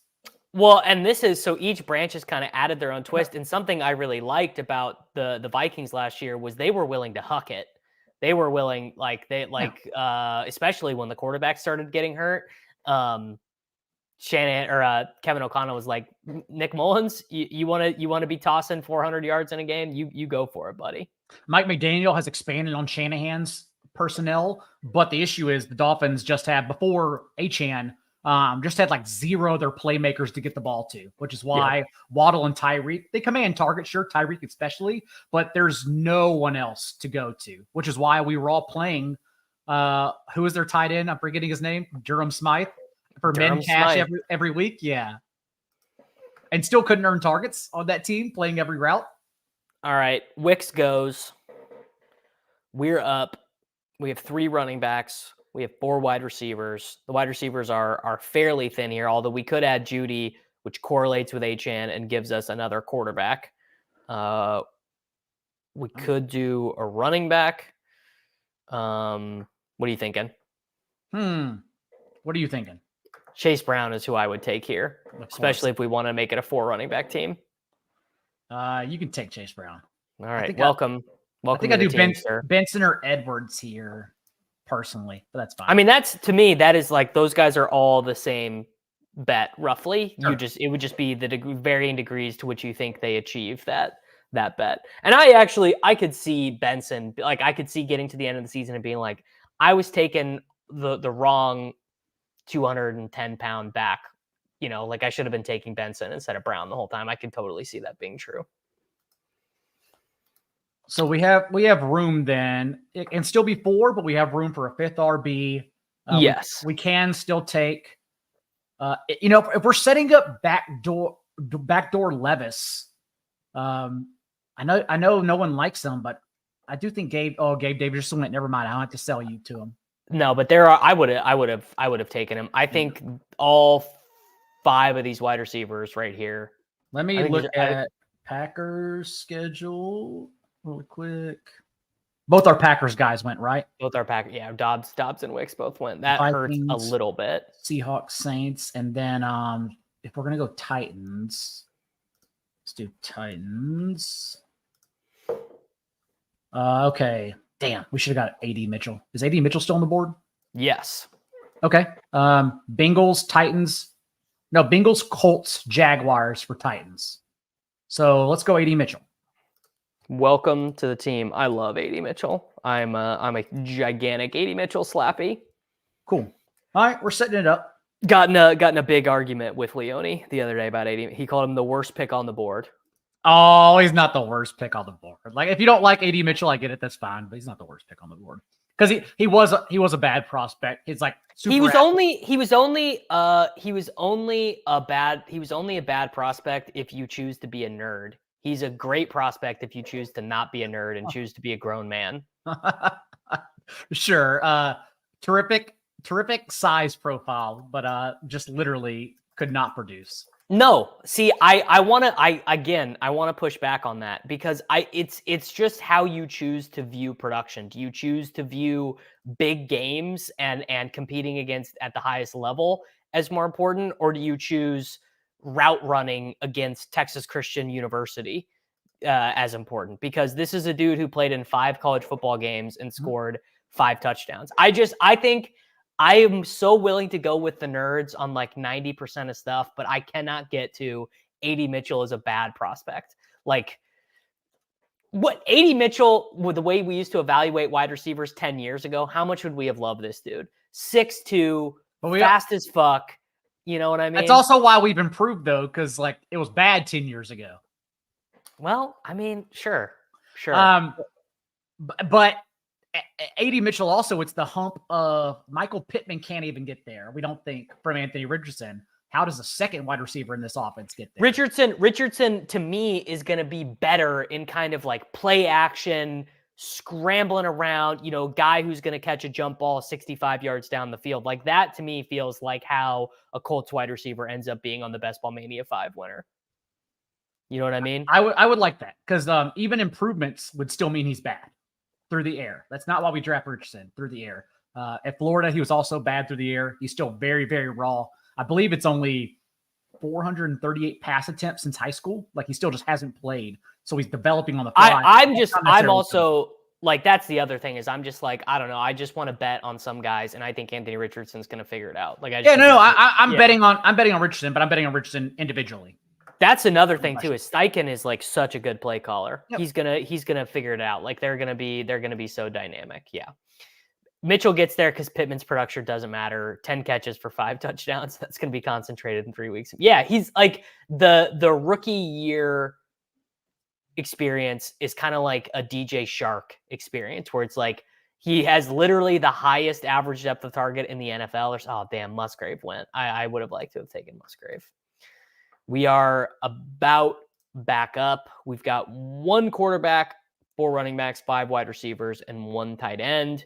We've got Tua on the board with Achane, Cousins on the board with Pitts. We're setting up Levis. What are you thinking here? I would do, let's see. We have room for one more running back too. Yes. So Ty Chandler, Jerome Ford, wide receiver. Yeah. Jaleel. Jaleel. I'd go one of these running backs. I know you. Yeah. Oh, or Leggett. Leggett would fine too. That's okay. I just panicked because I didn't want to take Kirk Cousins yet because there's no difference between Tua and Cousins. I would wait out Levis. Yes, I would push it and wait out Levis. I wouldn't even want a quarterback here. Okay, so if we're doing one more running back, let's definitely grab one more running back. I'd like to avoid a week 6 bye if possible, so that would be Chandler. Okay. Oh, actually, now that we have 5, I don't think it matters. Oh, we can still do it though. That's okay. Ray Davis, I have not tweaked my rankings since yesterday morning, and I am even higher on Ray Davis, but I'm open to Chandler. I'm open to Jaleel. Ray Davis is still nearly 2 rounds ahead of ADP, so correct. Okay, we are about up. What do you think? I think we're looking at McLaughlin or Quentin Johnston. Oh, all right. Done. I will do that. Quentin Johnston is kind of like, what's the right way? It's the right way to explain it. 1 second. Bradley Maddox, literally without thinking, I'm taking Taysom every time over Hawkinson. Literally. Quite literally every time. Quite literally every time. The thing with QJ is if you just want to blame it on basically it would kind of be like asking a guy to go play tight end or something. Like asking a guy to play a different position his first season in the NFL. I think it's thin, but I think there's like a 11% chance that he actually ends up delivering on his promise or something this year. Also for QJ, it's just about buying stocks, right? That's just playing things on ADPs. Yep. It's like that's kind of what led people. I missed out on the only good year Josh Jacobs has had his entire career. It wasn't even a full year, it was the first 14 games, and then he faded in the fantasy playoffs for everyone. But I missed out on that because remember, Jacobs' ADP fell to the 8th round. And like he then was a top 12 running back all of a sudden. And so it's like, well, we're just playing stocks here. Like when a 3rd round player then dips to the 8th round, and that was all because he played the entire first half of the preseason game. It's like, okay, just buy the stock. It's an ADP dip. So that's all we're doing with QJ here. Don't even care what happens after that. We're just getting it's so different versus like, remember like with the Jalen Reagor is a good comp because he also went to TCU. Remember like what the Eagles coaches were saying about Reagor in year 2? It was like, yeah, it'd be really nice if he could contribute in any way, shape, or form, whereas the Chargers coaches are saying, yeah, we believe in him. We're glad he's here. We're going to work with him. Yeah, like all of them have said, more importantly, yes, they're not only has he looked good in camp, it's only been 2 days of camp, but look good in camp, and more importantly, they changed his role. Like you talked about it earlier. They're finally using him how we think is the right way to use him. So just betting on it. That's all we're doing. This is Nakia. This is what you got to do. The amount of pivots this team has taken since the original plan gave me whiplash. You have to be water in these rooms. You got to be water. You cannot come in and try and say, I'm going to do this, I'm going to do that. You got to take what the room gives you. Yes. Yeah. We like some things, and then players fall to us, and we go from Actually, there. No, isn't Jalen Reagor on the Vikings now? Well, I was going to say someone asked the question earlier. No, he's on the Vikings, I'm pretty sure. Oh, okay. Well, no, he's on the Patriots. Okay. Yeah, I was going to say someone was asking about the Vikings wide receiver 3 earlier, and I was like, it's not Jalen Reagor, it's Jalen Naylor. Yes, that's it. Reagor's on the Patriots, and I know that because I believe he actually got targets at the end of last year, but no one knew because everyone stopped watching the Patriots. All right, Daigle, I'll let you answer this question because I'm going to give Ty Vincent bad advice. I mean, because we don't bet on slot receivers with low ADOTs. They don't have ceilings, especially in half PPR, right? Like Wan'Dale Robinson should be used in season-long leagues and PPR leagues to fill in for bye weeks. But when you literally have a 4.5-yard career ADOT, like what do you do? All you do is run near the line of scrimmage. You don't do much. So those are not the kind of players we bet on. Correct. For fantasy. I mean, I still like him. Okay. Jalen Hyatt was the opposite, where you can't play him because he literally led the league in depth of target. He was the only player over 20. Clearly, I don't like him like that much. 0 or a long touchdown for Jalen Hyatt. All right, I think we can just take a running back here and be done. Whichever one. I wanted Vidal. Yeah, but that's okay. Well, I DM'd Daniel Proper last night. No response. Just I want confirmation that he's alive. Just that he's on the team, that he's alive. I need Roman Wilson confirmation. That's the player I had a lot of before camp, and I didn't hear anything about him at OTAs. Like, wait, where's Roman Wilson? Ray Davis? Ray Davis. Cool. And we can be done. All right. We are done at running back. Because the Steelers are going to just be in two wide receiver sets, and I think Roman can be the starting outside guy. But I would like anyone to confirm. What are you thinking for our second tight end? I think we just figure it out. Let's cross our fingers that Levis is here, and then just figure it out.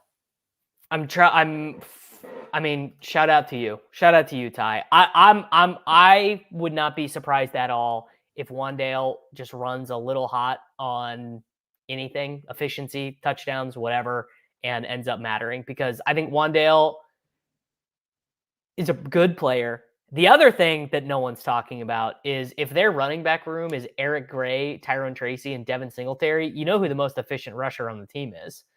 It's Wan'Dale Robinson, who was recruited to the University of Nebraska as a rusher. Wide receiver carries. When has that ever gone wrong?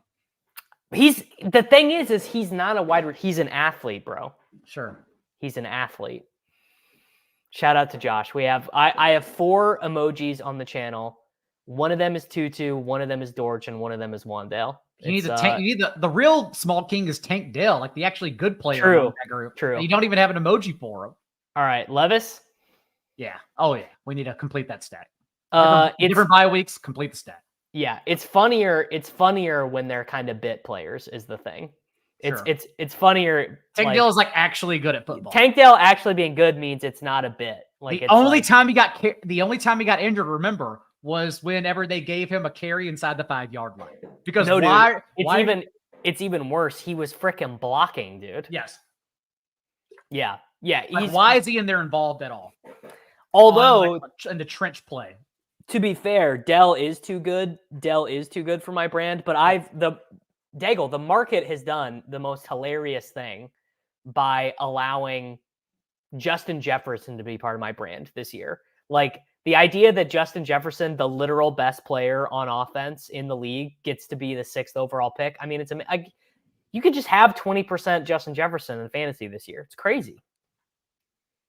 You definitely can. And again, I think you definitely can. That was a very diplomatic answer. It opened up. It definitely opened up to a point where even I'm coming around to it. But before, I was vehemently opposed to it. I still have AD Mitchell's game logs pulled up, and man, they're good when the opponents were good. TJ Hawkinson also, from the question earlier about Taysom Hill, I don't think people realize how hot TJ Hawkinson ran last year, in that he got to play 7 games without Justin Jefferson, and those games were with Josh Dobbs, who led the league in tight end target rate with 2 different teams, the Cardinals and the Vikings. Like, you just gotta. Like, he just flopped a royal flush. It was nuts. Do you think Deuce Vaughn can matter in fantasy this year? Man, I admittedly take some Deuce Vaughn. Not an underdog. 18 rounds is too thin. 20 rounds, DraftKings, drafters. I do take Deuce Vaughn. Is it a dumb pick? Probably. They're going to pick someone else up. Yeah, who's it going to be, though? I mean, the guys out there is kind of thin. I don't know, because I can't even take Rico Dowdle seriously.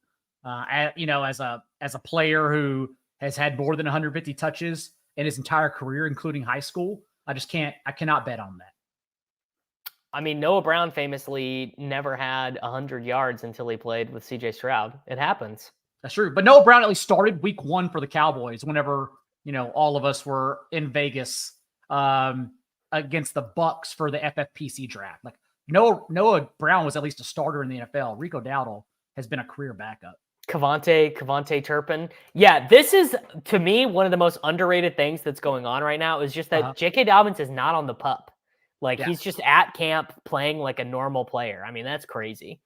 It is still weird, though, because it's been, he's played 9 games the last 3 seasons. I know Herzig is big on him, and I'm like, I am not big on him at all. I can't come around to it. That buries me. I can't come around to making that bet, like on just that kind of injured player throughout his career. And if he proves me wrong, sure, but I'd still rather do Edwards and Vidal. Yes. Yeah. I mean, Vidal is like, it's pretty thin because day 3, rookie running backs or whatever, but it's like, these are the choices they made in their backfield. Yeah, that's the truth. He always is healthy for camp. That's so true. He's always healthy for camp because he gets hurt in like week 3. So he's good to go. He is running back Paris Campbell, who you always hear about in July and then never again in August. All right. We are up. We've got Tyler Boyd. Quad it. Oh, God. Do we have to? Can we take anyone other than Tyler Boyd? What other correlation do we have? Luke McCaffrey is the bring back for Pitts. Okay. I can get on Luke McCaffrey. Just anything but Tyler Boyd. Okay. Tyler Boyd is like, if Tyler Boyd was eligible at tight end, but Tyler Boyd as a 7th wide receiver, I'm like, is he going to outscore Xavier Legette? He was still usable last year whenever Chase or Higgins were injured. If he swings back around, if he swings back around, we can take him, or we can take a tight end. We still need a tight end here. Yes. I don't think anyone has to learn Treylon Burks. I sadly think that I'll take Burks in 20 round too. Yeah. 20 round, I'll let it fly. Like 20 round, I don't even care. You're just doing whatever. I'm throwing shit against the wall in the 19th and 20th round. Tight end correlation. I guess we could take Chig. I'm not that into it. We could take Juwan Johnson since we don't need a tight end till week 12. We could take Tucker Kraft, who correlates with Jordan Love. Dulcich, who's just my favorite. Tucker Kraft is probably. Oh no, Tucker Kraft is injured though. He has that. Yeah, he's got. They said his pec literally fell off the bone. Yeah, he's on. I would say Jelani or Jasicki. As disgusting as that is. I've got like no Gesicki, so we can do this here. Let's just do Gesicki. It correlates with the Titans. Correlates on a team level with Jamar Chase. I think the Bills. Don't the Bills play the Bengals in the playoffs too? Yeah, Dulcich is who I'm taking, but I'm kind of actually trying to slow down on Dulcich because I've got 9% of Mr. Dulcich. So that's last round. Dulcich was a good bet by everyone who saw a 7th round Lucas Kroll and said you can't play in the NFL. Lucas Kroll, man, I definitely have some. Lucas we were bored. Kroll. Everyone was so bored in June and July that shit just started flying. That's kind of the challenge. That's kind of if you're going to be a portfolio drafter, you're gonna have all these teams. That is sort of the challenge. The Eric Gray All-Stars. You just got to learn to duck. No, this is not true. Dulcich just cannot stay healthy. It didn't have anything to do with travel. Yeah, no. Remember, when Dulcich came back, they literally played him on every route, first game off injury, and he got injured in the second half. He got injured again. Yeah. No, Peyton needed. He was looking for that ISO tight end for his scheme, similar to Jimmy Graham and what's the name I'm looking for? Not Michael Thomas. Who was the original OG tight end? Kobe Fleener. No. After him, the good one. Shockey? Gosh. No. Saints tight ends? Yeah, under Sean Payton. Marcus Colston. I mean, famously listed as a tight end. Correct. Yes, that's the guy I'm looking for. Yahoo. Sean Payton kept on looking for that guy, and Lucas Kroll is like a 90. No, Jeremy Shockey. I was right. Shockey was awesome. Yeah. I was thinking of Colston though because he had tight end eligibility in fantasy. And so Payton needs that guy, but he did try it last year with Dulcich, wanted to make it happen. Dulcich just kept on getting injured, though. I mean, I'm old enough to remember Kobe Fleener being like an 8th round pick in fantasy. Yep. Yeah. But yeah, they had him on tight end on multiple sites. It was not just, I don't want to just shout out Yahoo, but it was multiple sites. Yeah. But Colston was a wide receiver tight end on Yahoo. Yes. It was like the first Taysom Hill conundrum that I can remember of our lifetime. Probably the biggest one. Remember Jalen Warren. No, Jalen Samuels. Jalen Samuels was a tight end his rookie year. Also, who was the Browns quarterback wide receiver? He played every position that one game. Oh, that's the Buckeye. Braxton Miller. No, Braxton Miller wasn't good. The Pryor was Terrell Pryor. That's yes. So wasn't he Ohio State? He was Ohio State, okay, but he was a Steeler. Okay, but Terrell Pryor for the Browns that one game played every position. Terrell Pryor had 1,000-yard receiving season. He was a quarterback, and they listed him at wide receiver. At least on my fantasy league, I know for a fact he was listed at wide receiver, even though he was a quarterback. So everyone overbid. I unloaded the bank, and he was my wide receiver 3, despite getting quarterback reps. You got any issue with Bo Melton here? No, correlation. I don't really do Bo Melton individually, but correlation all in. All right. I lose player takes in round 16 through 18. I don't care. The people are about to get such a treat here. They are about to get treated. So this was Terrell Pryor's career. You see this in 2013 for Oakland. He started 9 games at quarterback. He was not very good. 5.3 YPA. Just wait. Look at this. Literally 3 years later, 1,000-yard receiving season for Cleveland. Yep. You guys, you don't know ball if you don't remember Terrell Pryor having 1,000-yard. I mean, really incredible stuff. And really, I think everyone forgets these things because every league is different, which is so annoying. Everything from FFPC, My Fantasy League, Yahoo, ESPN Sleeper, they just change it up completely, and it's not the same. But yes, Pryor, I do recall bidding heavily as a wide receiver. Marquez Colton, wide receiver, tight end. I think the OG, which he was so good that he didn't even change his position. He changed fantasy football forever.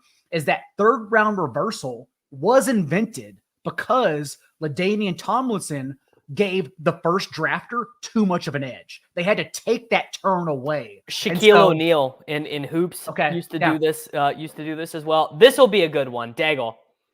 There were. I'm not even going to tell you. I'm not even going to tell you how many. Okay. Guess. There were 5 players who had 24 or more passing attempts for the 2016 Browns, where Terrell Pryor had 1,000 receiving yards. How many of the 5 quarterbacks who threw passes can you name? I'm gonna name them that are too old. Probably it was Tim Couch was before that, right?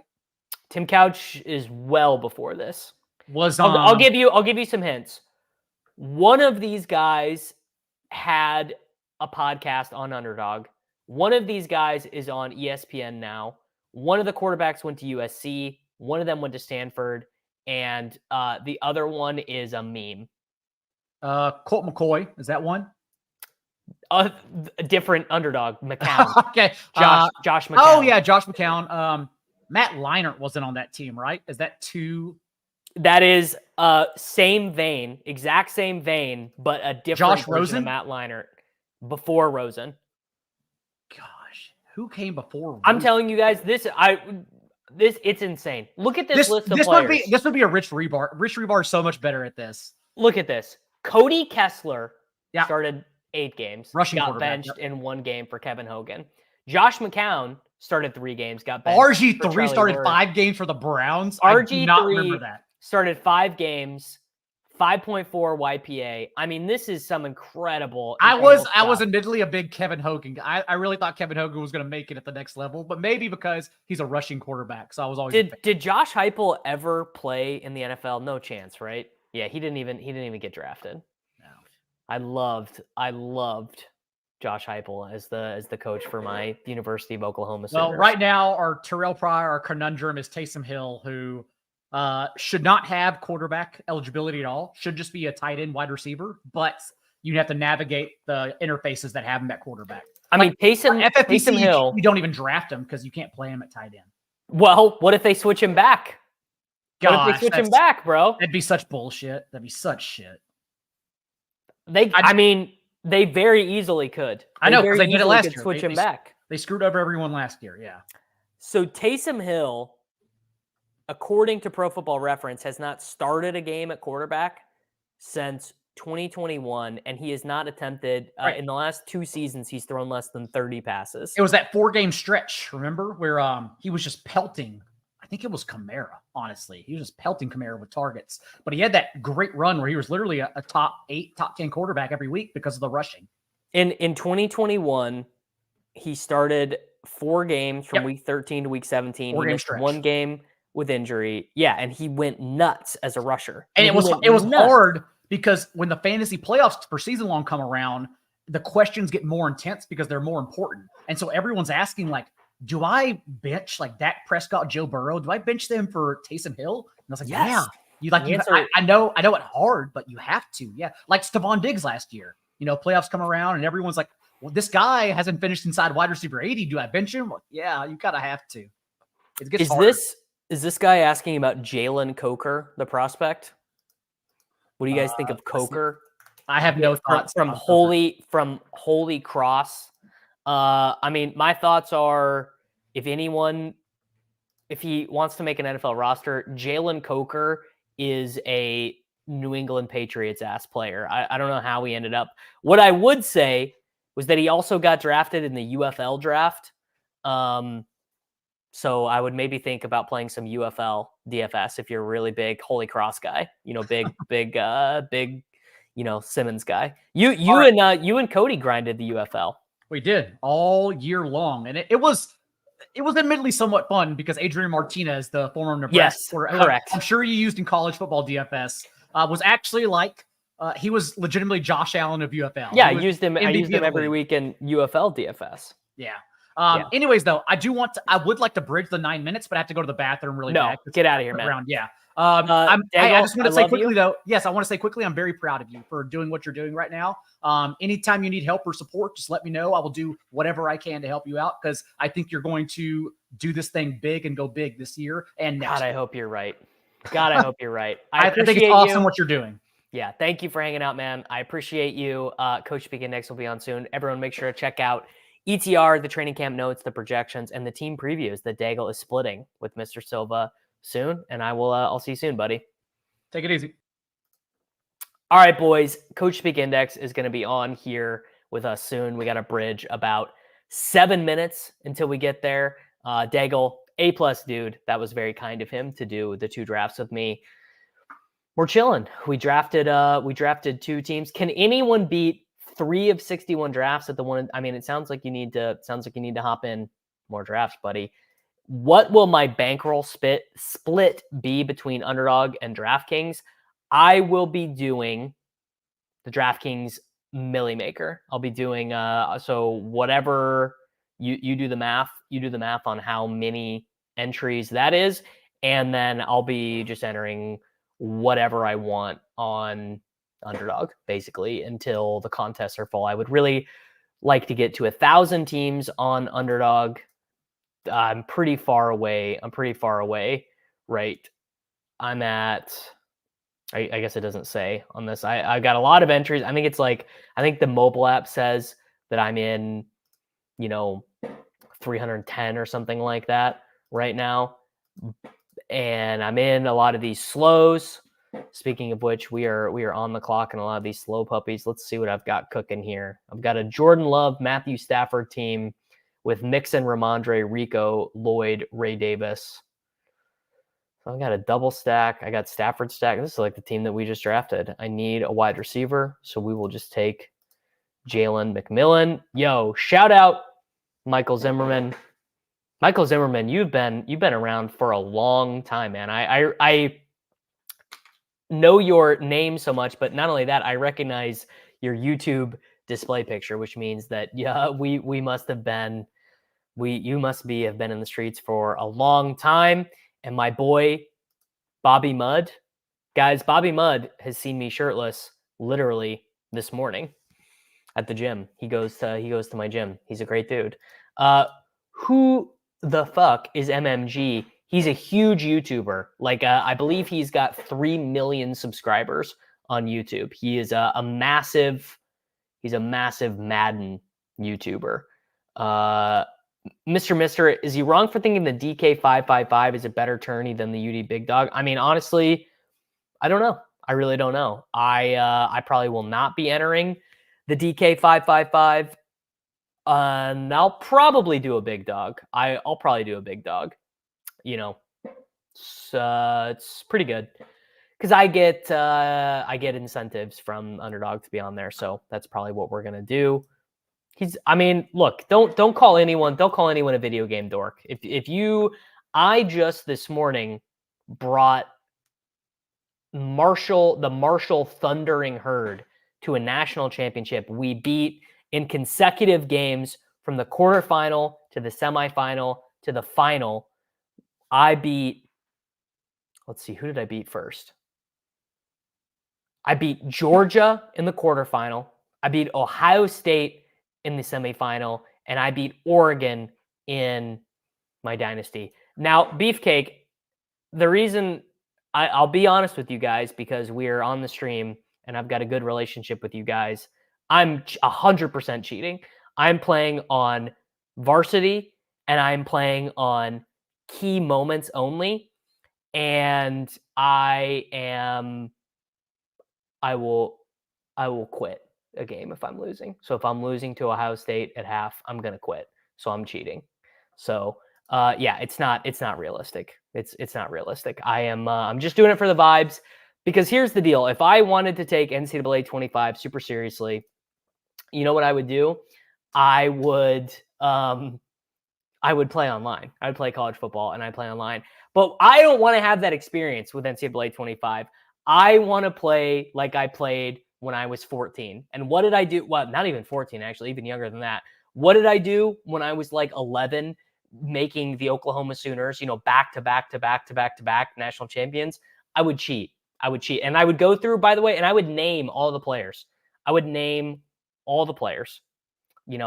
from the internet. Like I would Google like a printout of the Oklahoma Sooners roster and go and match everything. Like I remember, like naming like the third quarterback on the 2001 Oklahoma Sooners, and that brought me a lot of joy. Yeah, it's just fun. It's fun to cheat a little bit. I'm gonna put the background music on while we are just hanging out here and waiting for Greg and chatting. I missed another name that I've known, Kevin Tompkins, another great dude, becoming a YouTube member. The YouTube members, I'm absolutely loving it.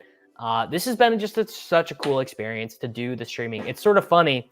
I really, when you go to work and you're kind of dreading it and you're like, man, I got a full day of work out of me. But now kind of the high point of my day is doing these streams and these podcasts and everything. It's been a lot of fun. I'm really enjoying it. And shout out to all you guys who are joining. Dobby asks, you can only have one Chiefs wide receiver to pair with Kelsey. Who are you taking? Well, one, do you mean Mahomes? Two, doesn't matter. The answer is Xavier Worthy. Combination of ceiling, combination of cost, combination of cool. I think all of those things are going to lean you towards taking Xavier Worthy. If you could make draft pick trades in Underdog, how often would you offer an 8th plus a 9th for a 5th? Every time. Because then you're setting yourself up to be able to take an elite quarterback and an elite tight end, and then Keenan Allen, Jaden Reed, Xavier Worthy, Rashee Rice, Hollywood Brown, Ridley, if you're a Ridley bro, sort of whoever you want. I would do that every draft.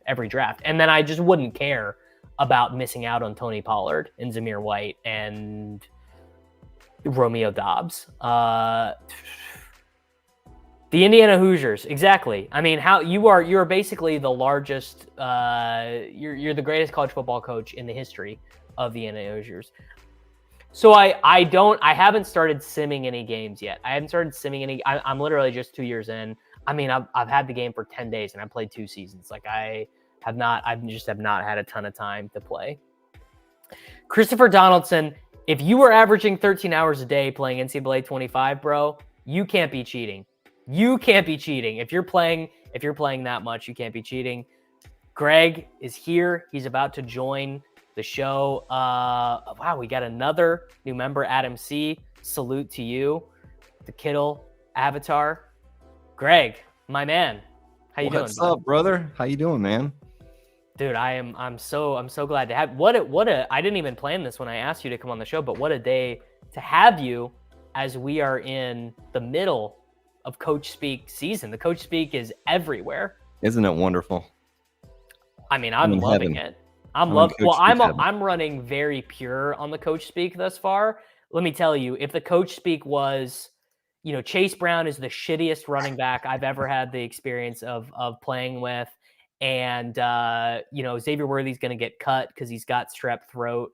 And Dontavian Wicks is behind Bo Melton. I wouldn't be loving it that much.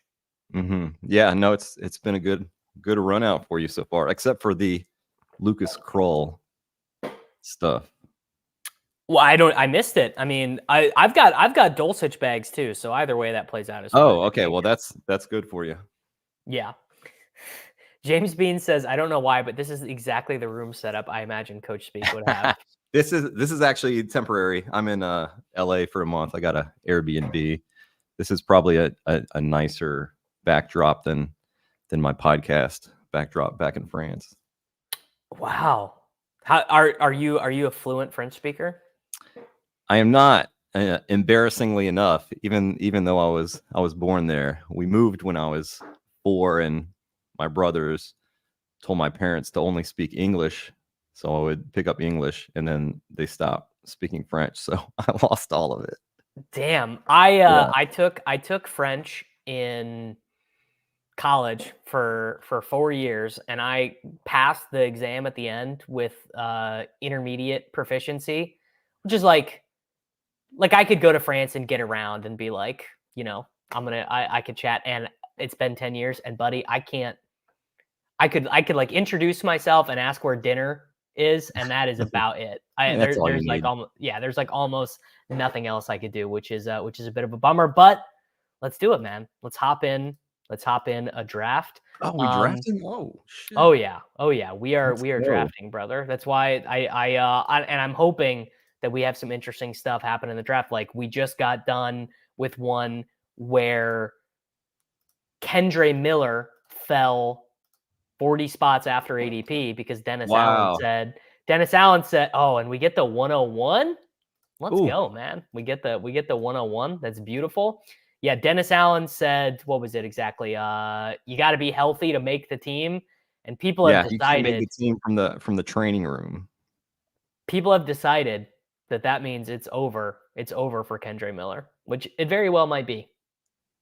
Yeah, it's very unfortunate because I thought he was going to be perfect, and I mean, maybe it still works out, but it seems like it's doubtful at this point. But I thought he was a really good fit in a Kubiak system, and with Kamara kind of falling off efficiency wise and age cliff wise, and Dennis Allen actually said things last year about, hey, we need to split this work up in the backfield. It can't be all Kamara. So yeah, bad run out for Kendre Miller. So does that make? Oh, we are on the clock. You got any issue with Christian McCaffrey at 1? I got no issue with CMC. Okay. That is, I honestly hadn't even heard that quote. Does that make you? I mean, that would make me a Taysom Hill drafter. We're Taysom Hill eligible at any other position than quarterback. That's how it reads to me. It reads to me like Taysom Hill is going to play 60% of the snaps. He's going to get 5. He's going to get 5 carries a game. He's going to get 2 targets a game, and he's a real part of what we do. Yeah, during OTAs, he was getting a ton of work. Taysom Hill. Very unfortunate he's no longer a tight end on underdog. I want to be clear. I mean, underdog could fix it because obviously there are other fantasy sites where he's eligible as a tight end, but it's actually the idiot Saints' fault. Like, it's because the Saints choose to list him as a quarterback for cheating roster rule reasons. Not that I'm bitter about it, in the sense that I am very bitter about it, but it's not 100% their fault, but it is annoying. Yeah, it is. We need all the sites to come together and show some uniformity. Yeah, we do. Okay, this is an amazing coach speak index topic for you. I am concerned. So I don't know if you know. I don't know how much you've been watching the streams, but I take Justin Jefferson over Chase, and I take him over Tyreek sometimes. I've got like 21% Justin Jefferson. I'm a little worried about Sam Darnold starting 17 games, and the fact that you pointed out the other day that Nick Mullins got mentioned by the coaching staff. Yeah, they made it sound like JJ McCarthy is either QB1 or QB3. Yeah, the developmental QB. Right. Yeah, he's on a developmental plan. If something happens to Sam Darnold early in the season, it sounds like it'll be Nick Mullins that comes in, which is actually pretty good for Justin Jefferson, I think. I mean, Mullins lets that thing loose. He lets that thing fly. Yeah. Yeah. You don't give a fuck. Yeah. Which is, yeah. I think you're right. I mean, I think specifically for Jefferson, I mean, I can't imagine it would be that good for the Vikings long-term development, but man, it would definitely be a good thing for, like, as you said, like, I think Brandon Powell, someone random had a 100-yard game with Nick Mullins. It was not Brandon Powell, but yeah, Mullins was letting it. It had to have been. Yeah. I'll go look. I'm gonna look at the game. Like no other receivers. He threw for 411 yards against Detroit. And in that game, Jefferson had 6 for 141 and 1. KJ Osborne had 595 and 1. And then 4 other players had over 30 receiving yards. I mean, wow. Nuts. It sounds like Nick Mullins should be QB1 there. I mean, I'd probably take if I knew I was getting 17 games of Nick Mullins as quarterback and Justin Jefferson 101. Yeah, maybe take him 101. Yeah. I mean, so I mean, I kind of was into McCarthy though. Like I took McCarthy a lot in the big board on underdog because he, you know, I mean, I got a little bit swept up in the, you know, some people had McCarthy as their quarterback 1. He hadn't lost any games since high school. He runs a little bit. Yeah, they're a little bit quieter now. Yeah, I'm probably done. I'm probably done with that. I'm probably pretty over that now. All right, we are about up. We got 2 picks here. We started out with a running back. I'm not trying to get buried in the avalanche here. What are you thinking for wide receiver? Running back. No, you're not. Let's look at your receivers here. Receiver, we've got Devonta, Neighbors, Evans, Kupp, Metcalf, DJ Moore. Ayuk went very late in the last one. All right. I think Neighbors is definitely one of them. Trying to get some more Neighbors. What are you thinking after that? Devonta Smith just went off. Damn. Yeah, Devonta Smith just went.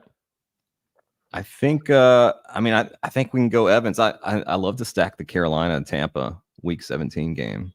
Okay. All right. Let me ask you about Carolina then. We got the quote about Deontay Johnson. You know, Canales said basically like our offensive plan is where is Deontay right now. But yeah. I want to zoom out even further than that based on your experience. Do you think this coaching staff believes they can revive Bryce Young, or are they just like, man, we got to just get through this and then we can add another quarterback later? I think they do. And you look at Dave Canales' history with fixing quarterbacks, and I mean it's pretty good so far, right? With Geno and Baker.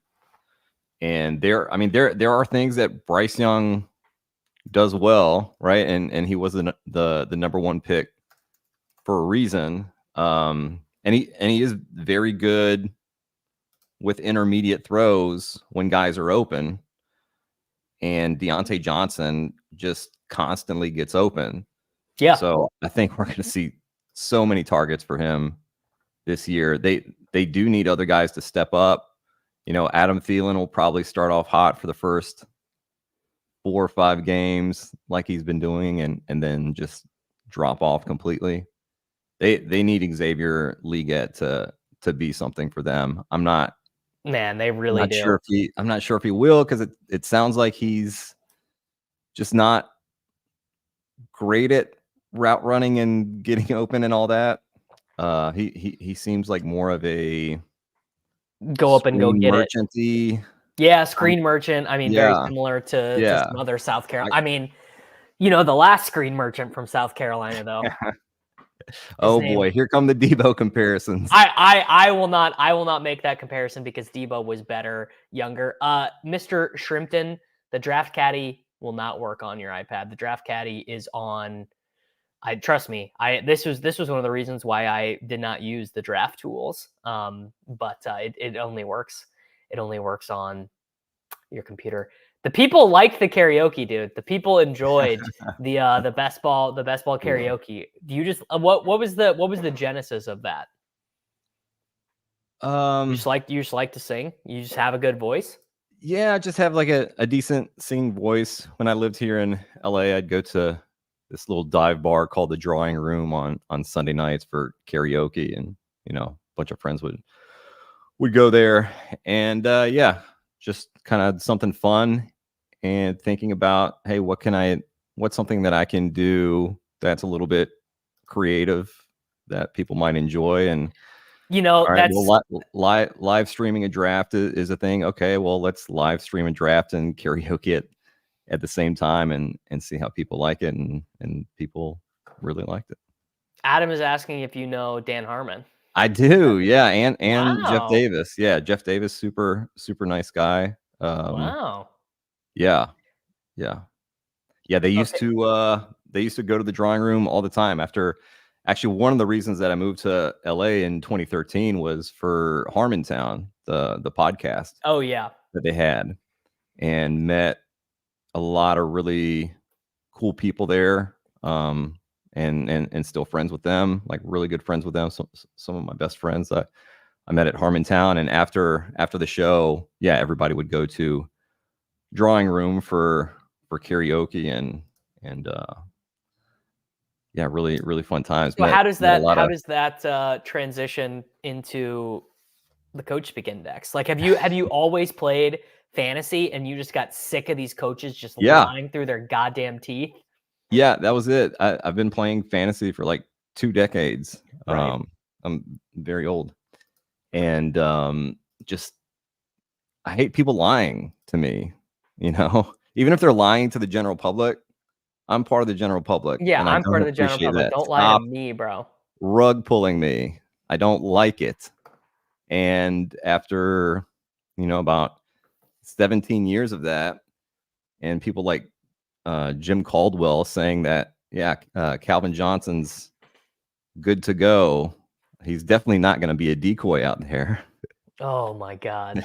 Miserable. And the breaking point was Zach Taylor calling Joe Mixon day to day for weeks. And I thought Zach Taylor would be on the list, but I thought it would be for lying about T. Higgins's fake ass injuries, not for lying about Joe Mixon. All right, we are about up on the clock. We are on the clock. What do you want to do here? Is Andrews available? No, 410 did the smart thing. That's what you got to do. You take Andrews first, and then you dissuade the Lamar drafter. We're gonna let that stop us from drafting Lamar. We're not gonna teach him a lesson, and all these other people who want to take Mark Andrews first. If we want to teach someone a lesson, I think we take Hurts. We could make a stand right now, Davis. I took Jalen Hurts, and we're gonna take Dallas Goedert later because that is quite a slide. That is quite a slide for Hurts. Dallas Goedert at ADP right now is one of my favorite picks. All right, tell me why, because I find him very hard to get overly enthused about. Or you got Hollywood, Keenan, McLaurin, Reed. You care about any of these? I like McLaurin a lot. All right, boom. McLaurin, welcome to the team that gives us another running quarterback that we could take later. Sell me on Dallas Goedert as someone to be enthused about, because I find that hard to be very enthused about. So Nick Sirianni has 3 guys that he wants to get the ball to. Obviously, A.J. Brown, Devonta Smith, Dallas Goedert, is that third guy. And we saw that. I think it was game 1 last year where Goddard got like nothing, or it was one of those early games. He got nothing. And they have this like real squeaky wheel narrative with them. When they get asked about it, the next game, they just like feed that person the ball. So he is very much like just constantly in their offensive plans. And now they have Kellen Moore as an OC who we know loves to use tight ends in his offenses. And this is an offense that will likely run more plays this season just with Moore's pace of play. So I think Goddard will be very involved in the offense this year. And he's going at like what, 115? Yeah, he's free. He's free, relatively speaking. So getting him with a tight end that you've taken earlier, like you can stop it at 2 tight ends there, and you have some incredible upside. So yeah, you'll get some bad weeks from Dallas Goedert, but I think you'll get some much bigger spike weeks this year than in the past. Okay. So having like him and Kittle together. Oh, pretty nice. I do like that too. So this is funny. The guy who took Andrews in the draft, and he was sweating his nuts off when you were saying to make a stand. And I'm a slappy for the ADP value, but I like I don't have very much of the Hurts backstack, and I wasn't that enthused about taking Hollywood and McLaurin there together. But this is a good one from Bobby. Ravens coaching staff, I mean, what are the vibes we're getting on how much work they plan on giving Henry this year? Well, John Harbaugh said it's going to look a lot like when he was in Tennessee, just running for a lot of yards.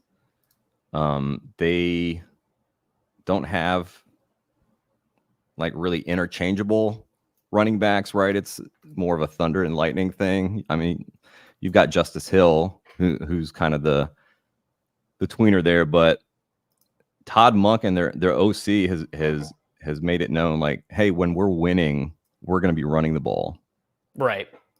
And that's going to be Derrick Henry taking a lot of that load. Also, the Ravens running back too. I mean, if you're woke enough, you know it's Rasheen Ali. You got to be pretty. You got to be pretty woke to know. You got to have got the woke mind virus, but that is who it's going to be. The most important thing about Derrick Henry is that it is John Harbaugh's philosophy in the red zone. Yes, I put a clip out of that last year where he said, you know, we run it in the red zone. Yeah, as someone who drafted Lamar Jackson in like every high stakes fantasy football league last year, watching Gus Edwards score 13 touchdowns was it's pretty painfully clear that that is true. So this board right now is illustrating why we took McLaurin at the last pick, and why honestly taking Hurts could be viewed even 9 picks out or 8 spots after ADP. Why it's a bit of a mistake, because this is brutal. This is brutal stuff right here. The reason why Keaton Mitchell is not higher is because Keaton Mitchell is coming back from a catastrophic knee injury that he suffered in December. From a Looney Tunes injury. Yeah, he's on the pup right now. Yeah, this sucks ass, this spot we're in right now. Oh God. So I think we take Kittle. I think we running back. Yes. Yeah. Absolutely. I think we take like Kittle. Kittle at 72 is a godsend. And do it. Click him, Rachaad White. Oh. You got to. Davis, click him and just click him, take him, and then I'll explain why. Let no one. I know what you're gonna say, but I will let you do your spiel. But I just want everyone in this chat room to know right now that if you guys ever tell me that we don't do what the guest wants to do ever again, I want that to be shown that it is not true, because I just clicked Rachaad White. I mean, the hospitality is incredible. I appreciate it. The hospitality is great. All right, now do your Rachaad White spiel, because it is pretty convincing. Okay. And this is great, because I was just accused of bias seeping into the Coach Speak Index because of how much I've been talking about Rachaad White and talking down Bucky Irving. But for the record, I am not a Rachaad White fan, okay? Sure. But what the coaches think and the coach's perception of a player is so much more important than what we think about players. And also, offensive line really terrible last year for the Bucs. We see the metrics for Rachaad White, the rushing yards over expectation, which ended up being rushing yards under expectation for Rachaad White. But that was the case for all of the Tampa Bay running backs. It was a really bad offensive line. They upgraded that, especially the interior offensive line this year. So that's going to be better for him. Todd Bowles loves Rachaad White. And Todd Bowles just said the other day that he wants running backs who are jack of all trades. They got to be able to run, they got to be able to catch, and they got to be able to block. Bucky Irving was in the 11th percentile in pass protection in this running back draft class this past year. He's 190 pounds. He's a small dude. He's awful in pass protection. Todd Bowles is not going to have him in the backfield in pass pro. Like, that's just not going to happen. He's one of the most hard-ass coaches. Yeah, that's almost for sure true. And then Liam Cohen, their new OC, comes from the Sean McVay tree. So I dug into the Liam Cohen stuff after your tweet the other day. You can keep going on the, because you haven't even gotten to the money stat yet. But I fact checked this with Liam Cohen the other day and found two very convincing points. So continue. Man, I lost where I was for a second. You got to do the money stat. The money stat about the running. Oh, okay. Yeah, sure. It's a fun little stat. So in Todd Bowles' 6 years as an NFL coach, no running back under 200 pounds has ever gotten more than 3 carries. And that's with 5 different offensive coordinators. So it's not even like, oh, it was an OC thing, right? Or it was like a couple of OCs. It's 5 different OCs. That's pretty crazy. That's just not, that's not a great start. And but really the biggest thing is the pass protection. Todd Bowles is not putting someone out there that can't block. We've heard this like 1,000 times, and we've heard him talking about how just well-rounded Rachaad White is, and saying that there aren't many running backs in the league like him. I mean, that's a huge vote of confidence. So they just have no one else behind Rachaad White who can do what they need to be done.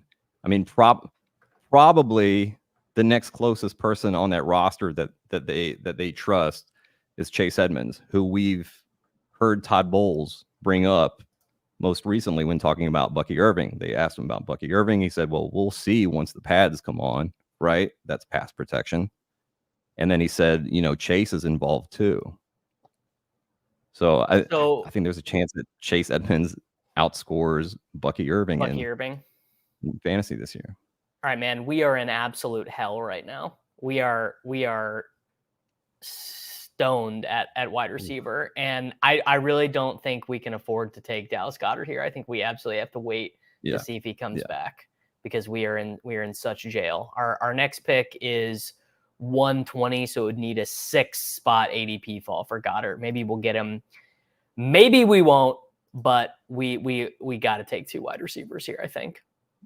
Yeah. Definitely would like Rashid Shaheed. All right. What this is actually Curtis Samuel's off the board, right? Yeah, Curtis Samuel's gone. This is gonna set me up perfectly. Oh, I gotta do my Liam Cohen research. Then I will set you up to ask about my next question. All right. The M. Lloyd hype is not gonna die, even though he's got a hip injury. Josh Jacobs stinks. So that's what you got. Okay, Shaheed goes. So I think we take one of the Packers wide receivers, maybe both of them, or Lockett. I like taking both Packers receivers here. That's pretty sporty. All right, I love it. Okay, so my Liam Cohen research was that I saw that tweet the other day and I was like, okay, well, what if Liam Cohen feels differently? Then the immediate evidence that I got was in 2021, Liam Cohen calls plays and is the offensive coordinator for Mark Stoops with Will Levis at Kentucky. They got a little guy you might have heard of named Wan'Dale Robinson to transfer from Nebraska, where he had more carries than receptions his first 2 seasons at Nebraska. He had like 150 carries and like 90 receptions. He was kind of a hybrid running back wide receiver.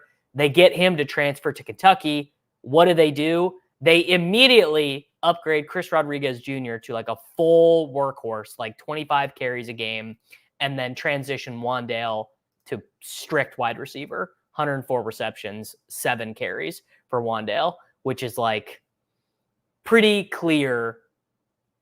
Liam Cohen tends to view the same thing, which is like pass protection. You cannot be suspect, and you like small guys just don't belong in the backfield. And especially with a kind of questionable offensive line, like a better offensive line, but this is by no means one of the best offensive lines in the league. Like you need somebody back there when somebody gets loose that's going to be able to protect Baker. And listen, I love Bucky Irving when the ball is in his hands, like really exciting runner. But yeah, you look at his pass blocking reps, like cartoonish, really, really terrible. I mean, I can't pretend that I've broken down a ton of Bucky Irving film on terms of pass blocking reps, but I'm sure he's bad. I'm sure he profiles as a guy who'd be bad. It's a school that doesn't demand much out of their blockers or out of their rushers as blockers. Mm-hmm. Could translate to Samaj P on his Bucks, but I want to reverse to the 2 picks that we just made, Dobbs and Wicks. What has LaFleur said about, I mean, I know what LaFleur said about Wicks, but is he the type of coach who will be like, this guy is the greatest thing since sliced bread, and then, basically never plays him again? Because they're all very complimentary about Wicks. Yeah, well, I mean, they're complimentary for a reason. I mean, everybody should be subscribed to Matt Harmon's reception perception. Very glowing on Dontavian Wicks. Just a really, really damn good player. Incredible route runner. Really nice hands. Decent enough speed. And they do have an embarrassment of riches with the Packers. Definitely. It's gonna be tough for redraft. It's gonna be a fucking nightmare picking like which guy, right? Yeah, but huge nightmare. For best ball, it's great. LaFleur was saying yesterday, I don't know who it's going to be on a given week with this receiving core, but I love it because it's so versatile, and defenses have to respect every single guy that we put out there. I do think, all right, I love Dontavian Wicks, man. This whole thing of, we're drafting according to how teams looked last year more than we are like how we expect them. Like we're just assuming that these teams and offenses and players will kind of, remain the same this year. Right. And like, what if Dontavian Wicks takes another leap? You can't keep that off the field. What if he is looking like Devontae Adams out there? What if he is? I mean, I think he probably is. Yeah. Yeah. How do you take that off the field? How do you not get the ball to that guy, right? Who is now just like kind of taking this leap, and he's head and shoulders above, Romeo Dobbs and Bo Melton, and who knows how many games Christian Watson plays. But like Christian Watson, more of a, athletic, not gimmicky, but like not a great route runner. He's the best. He's the best. A 9 guy. He just can't stay on the field. Like the hamstring stuff, we'll see how that all works out. We are up on the clock. I mean, we have 1 quarterback, 2 running backs, 5 wide receivers, 1 tight end. I think we honestly probably need another wide receiver here. What running back do you like out of this group? Edwards, Corum, Elliott, Chubb, Eckler, Charbonnet, Dowdle, Lloyd.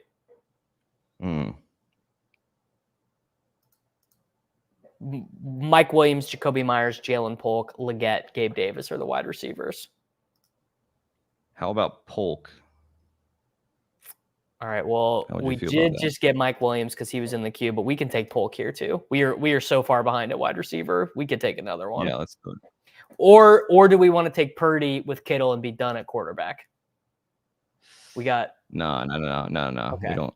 Polk You is get somebody like Levis or somebody late or Baker with Hurts. Yeah, we can get. We'll Baker. Yeah, absolutely. Little Jalen McMillan. Ryan Jones. Welcome to the channel, sir. Ryan Jones probably has been following me on Twitter for a decade. This is a good guy. This is a good guy on the program. Awesome. Yeah, we could also just take Drake May. I mean, we could just take Drake May. Mm-hmm. Yeah. Well, I don't love taking May with Hurts because of the week 5 bye. Oh, yeah. Yeah, that is a good point. That is an incredibly good point. Yeah, you don't want that. I mean, Drake May is not going to be starting in week 5. Unless you're somebody that's like fine with, a 1 quarterback build, right? And then this is so like 20 points is well within the margin for error for not advancing. Like if you assume like you don't have like a crazy league winner in any given season, which most seasons there are not, 20 points is well within the margin of like the difference between getting a ticket or not getting a ticket. So you want to do that. Jalen Polk, that's a dude who's winning a little bit early on. Patriots putting a rookie wide receiver right amongst the starters does not happen all that often. Right. But like, what are their other options? Juju Smith-Schuster. I am very curious to see how that room kind of shakes out there. I mean, I think that the old Patriots, the Belichick Patriots, would have done Kendrick Bourne, KJ Osborne, and Juju Smith-Schuster just because that's how bad they were. But now I think the new look Patriots, it'll be KJ Osborne, Jalen Polk, Demario Douglas. That'll be their personnel. I think they're in trouble if they have KJ Osborne out there. Well, KJ Osborne only out there because Bourne is recovering from this ACL. So sub in Bourne. I mean, that's basically 3 slot wide receivers, but that's kind of the Patriots ethos. And then Baker, I think, comes on a little bit later. I would be surprised if Baker's playing a lot the first week of the season, or the first month of the season. But Baker, I think, he's assuming Tyquan gets cut, he's the only guy who can run routes down the field to any serious degree. Yeah. Polk seems not locked in, but on that track. I guess Demario Douglas is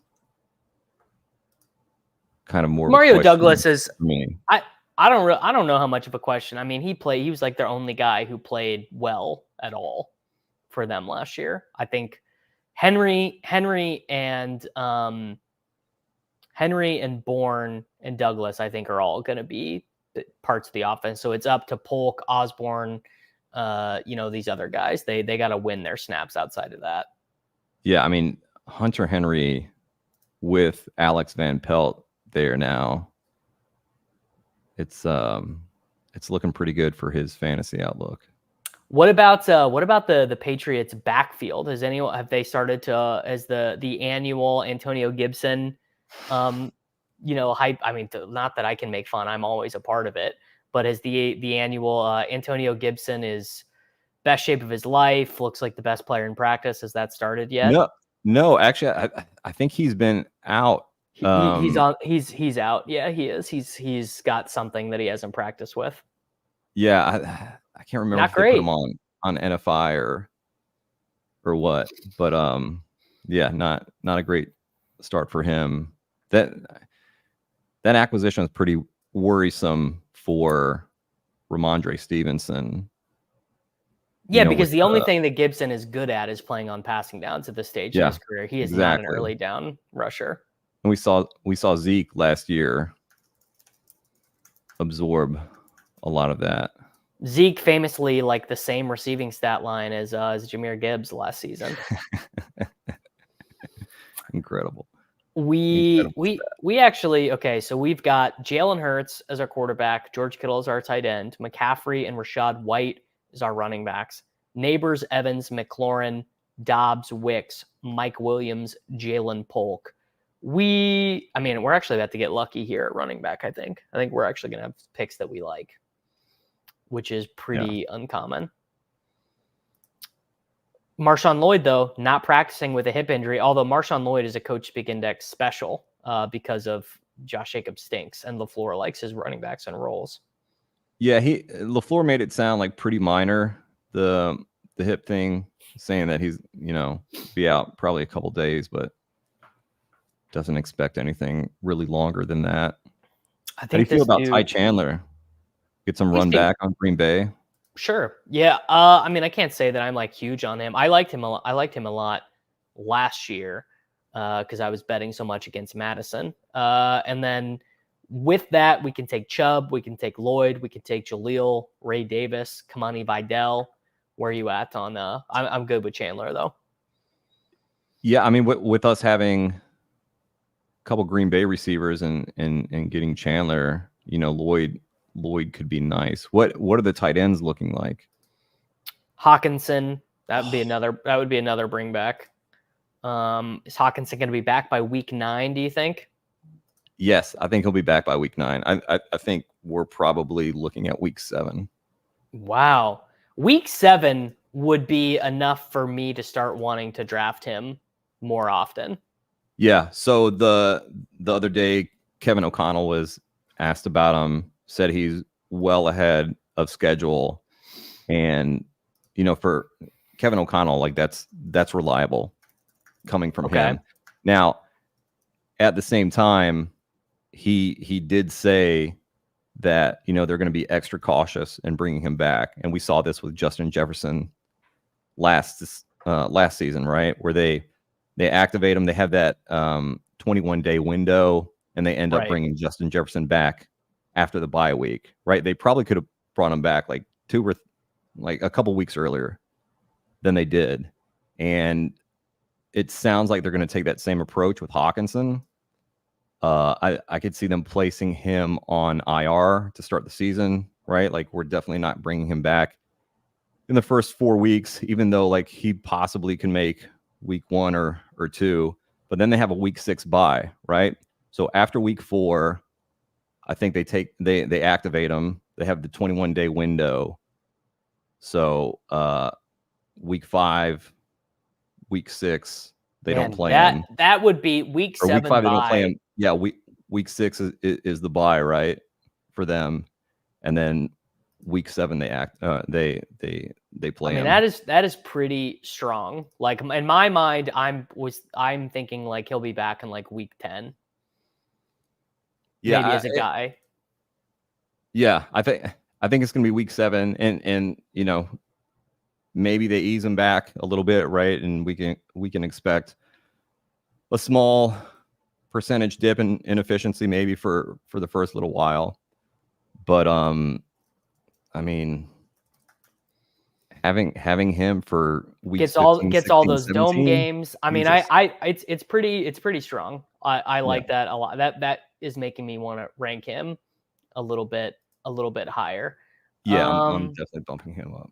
What about Chubb? I mean, what's your read on this Browns backfield? Obviously, it's a team that we expect to run quite a bit. Yeah. And their backfield, like, it's weird, but I just feel bad about kind of everyone involved, truly. I feel bad about Chubb, I feel bad about Ford, I feel bad about Hines, I feel bad about Foreman. Like, it's a mess. I like Foreman as a final round pick. They do not play Jerome Ford like near the goal line. So no, we had a whole season to watch it, and they didn't do it. Yeah. So I think that's going to be Foreman early in the season, before Chubb is playing, and then who knows what Chubb's going to look like. I mean, the video of him squatting is cool and all, but that's not showing. It's skyrocketing his ADP. I mean, his Yeah. ADP was down, and then someone posts a video of him squatting, and it's all the way back up now. If we see a video of him like cutting and moving and all that, and he looks outstanding, okay, I'll be back in on him. But can I get confirmation from you that a Chargers coach has indicated that Kamani Vidal exists? That they've mentioned it. I can't find. No one has asked him about it, dude. Yeah. They not even exaggerating. They asked during OTAs and that part of the offseason program. They asked Jim Harbaugh no less than like 6 questions about his RV, and 0 questions about Kamani Vidal. Yeah. Brutal. It is brutal because it's like Gus Edwards had offseason surgery. J.K. Dobbins is like, I mean, he's the Black Knight from Monty Python at this point. He's like, it's not great.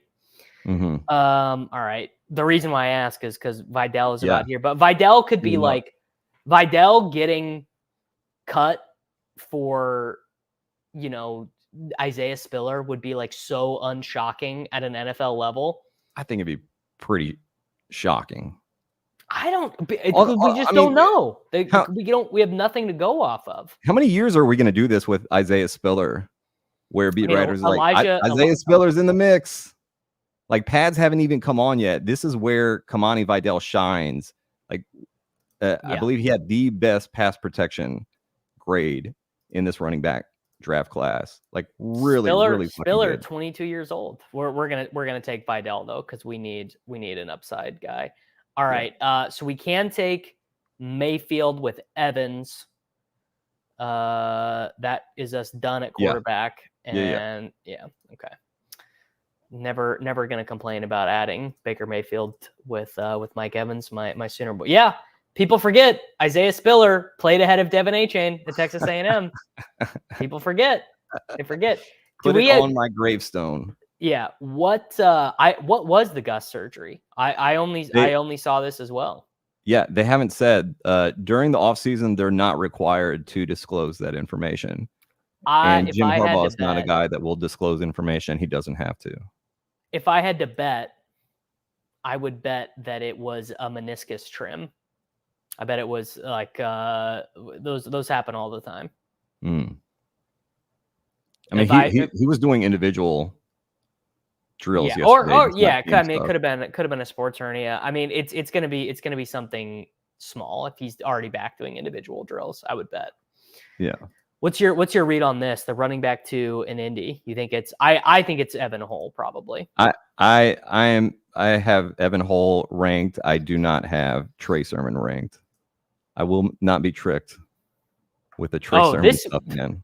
Dude, you want to talk about something? I mean, we could get you into full-time business. Track record of what college coach player usage. I'd love to follow around. Here's the thing, though, AW. You don't even know this. This goes into even deeper into Coach Speak Index lore, because all of Puka's college coaches said that he was soft, said that basically he would get banged up all the time. And the reason why he was so obviously so good, everyone remembers now. He led NCAA in yards per route run and all that stuff, but they thought he was too soft. He would get banged up too often, so they couldn't play him full snaps. He did get banged up a lot in college. Yeah. But that's his style of play. Yeah, and now he's the 9th overall pick in fantasy, and no one is even considering the possibility that he might get banged up as an NFL player. Do you know who drafted the 4th most Puka Nacua last year, Davis, on Underdog Best Ball Mania?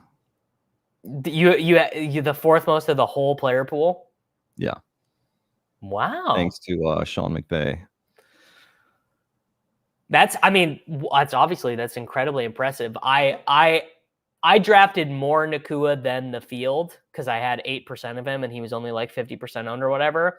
But I also had like 21% of Tutu Atwell because I was reading the same tea leaves of like Kupp is injured, all that stuff. Yeah, and a lot of the Rams beat people were hyping up Tutu Atwell, and I think Van Jefferson as well. I mean, you can't season. imagine who would look better in practice than Tutu Atwell. Tutu Atwell in practice has to basically look like Tyreek Hill because no one can square him up, so he doesn't have to be worried about getting injured. So he's so fast and so agile. I mean, he's got to be the greatest practice player of all time. I did get torpedoed last season though by 33% Anthony Richardson. But that's just like ball. It's like sometimes you just get unlucky. I mean, he was going in what, like the 10th round or something, or between like the 8th and 10th round. What is Mr. Insane. What does Mr. Branos think of career veteran Demarcus Robinson being like a trendy fantasy pick now? I mean, like fine. I liked him when he was going in like the actual final rounds. Just getting a little bit too steamed up here. And I do think that the Rams are going to run the ball even more this season than they did last season, which was how have I not asked you about Corum and Kyren yet? What's your takeaway there? Well, I mean, my takeaway is pretty much what they've been saying. General Manager Les Snead said that the Blake Corum pick was, just so we don't totally run Kyren down. And whenever they talk about Blake Corum, McVay brings up Kyren Williams like pretty much every time. Yeah. And we just know how much he loves Kyren Williams. Last year when he missed time and came back, they asked McVay about the offense, with Kyren back now. He's like, dude, night and day when we have Kyren and when we don't, which is why they went out and drafted someone who reminds them of Kyren. Oh, we're picking here? We're picking. I'm going to take Greg Dortch with one of these picks. And then I'm going to take Aeneas Smith. Yeah, Eagles were talking about wide receiver 3 yesterday, and that it's kind of... Well, he's going to be our last pick. So we can either take another tight end here, or we can take a 5th running back. What do you think? What are the running backs? Herbert, Tracy, Roschon, Damian Pierce, CEH, I like Foreman. Khalil Herbert. Khalil Herbert? Yeah. Ship it. Welcome to the team. If anyone wants to snipe Aeneas Smith for me, they're more than welcome. I'll just take Johnny Wilson instead. Could be Whitting. Yeah, this YouTube channel is the most woke Jordan Whittington channel that has ever been, because we know that Jordan Whittington played with Xavier Worthy, A.D. Mitchell, Jatavian Sanders, Bijan Robinson, Keelan Robinson, and Jonathan Brooks in college. So it's not his fault. McVay talked about Whittington in a press conference yesterday, and I don't think I would make a bet on him yet. I mean, Whittington is just like he is going to be the new Demarcus Robinson. He is going to be out there. He's going to be out there to block, Here's the thing. The chat wants me to take Johnny Wilson. They don't know ball. They don't know ball. And it's fine to not know ball. Not everyone does know ball. But Aeneas Smith is a great player. Would you say that knowing ball is just like you're born with it? Or is it something that you can kind of acquire through hard work and dedication to the craft? I would say it's easier to be born with it than to learn it. Like, so either, just like some people know ball and some people don't. Now, some people can't acquire ball knowledge. Like, they can live their whole lives and watch as much ball as they want and learn as much ball as they want, and they'll never get it. But it can be learned. I've seen cases of people learning ball over the years. I've heard about it. I haven't seen it, but I've heard rumors.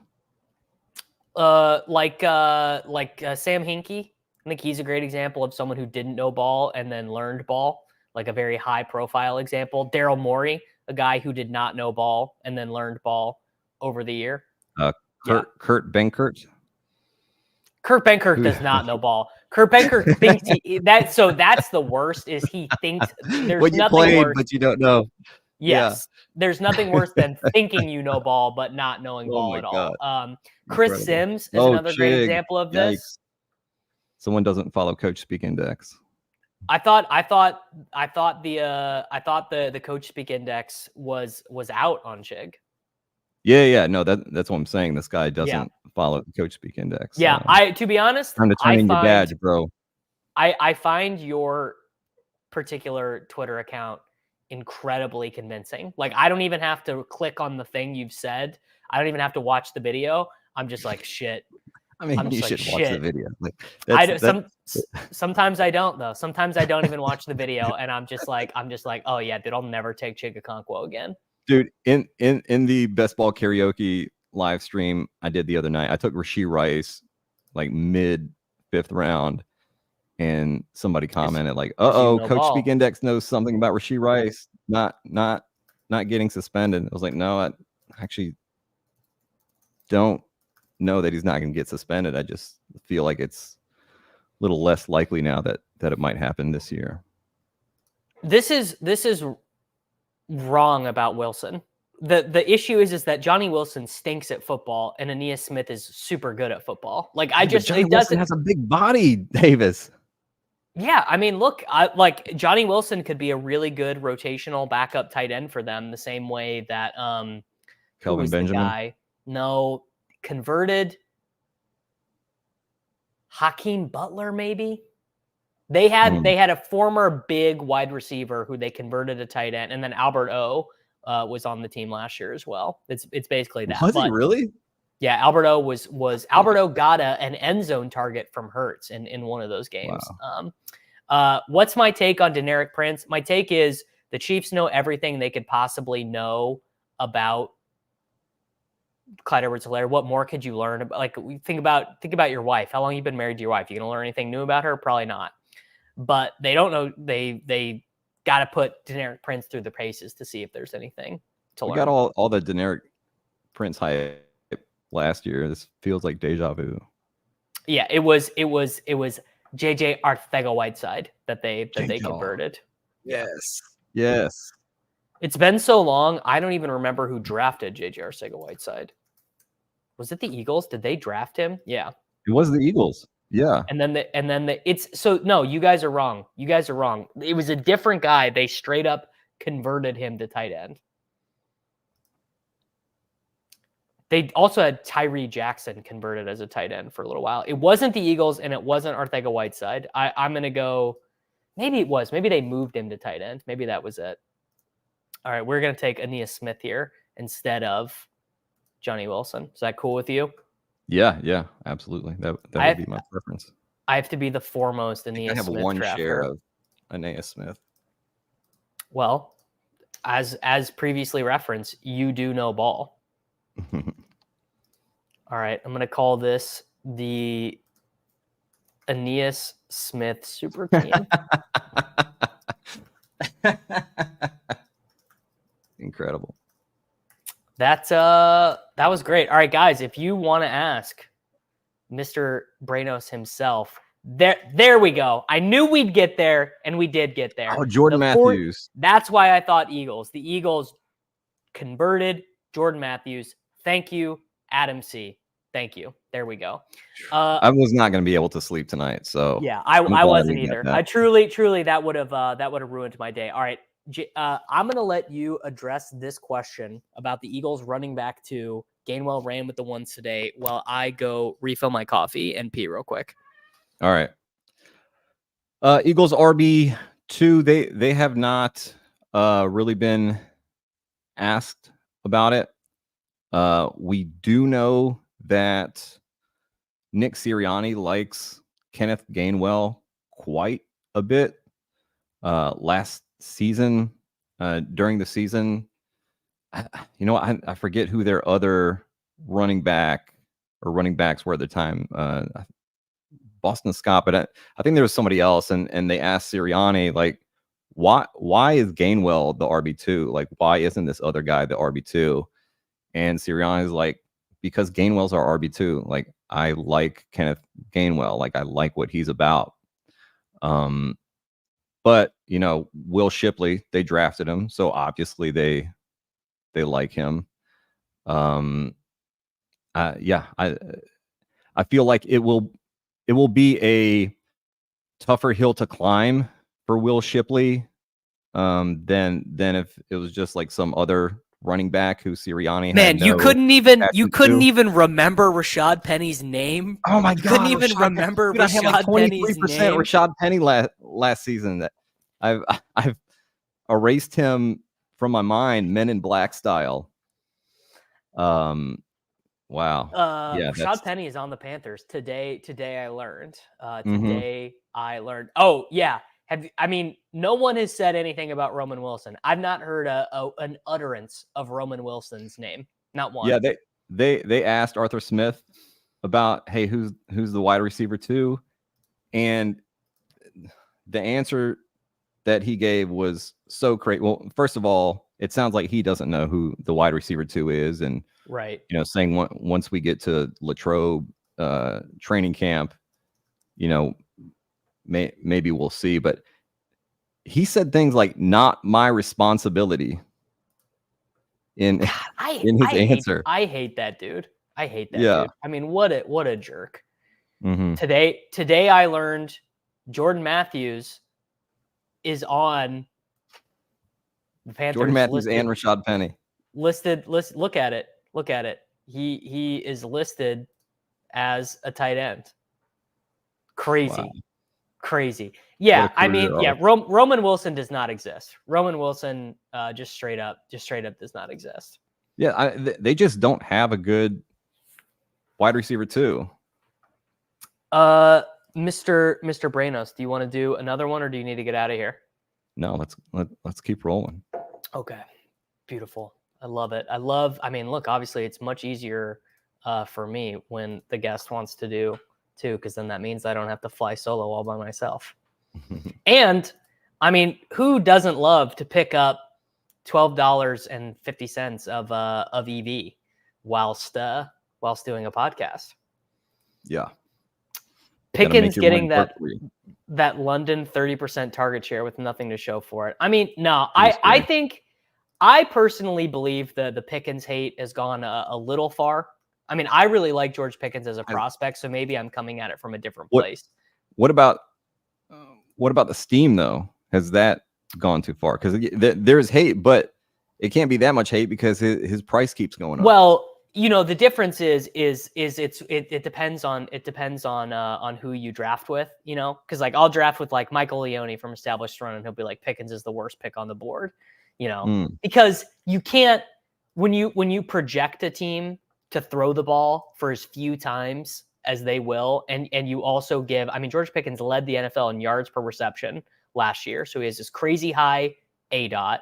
And you project his catch percentage to be pretty low, I mean, below 60%, and you think the quarterback play is going to be pretty bad, and you think they're going to be really run heavy, and you don't think they're going to score any points. It's pretty hard to make him look good from a mathematical perspective, to which I basically say it's the AD Mitchell thing. It's like, to which I say, like, shut up, nerd.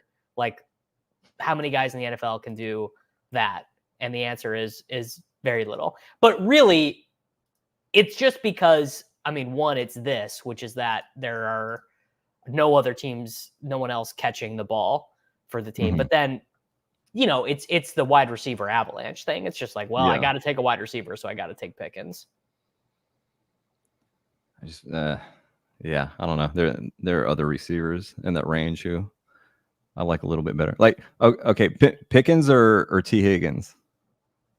I feel like T. Higgins is like my least favorite player in the NFL. I hate the Bengals, obviously, because I'm a Chiefs fan. So I hate the Bengals. Mm-hmm. And I also was victimized by the T. Higgins active running one route and then not playing for the rest of the game in 2 high stakes leagues. So I've like literally never forgiven him. Like, truly, like I have personal animosity.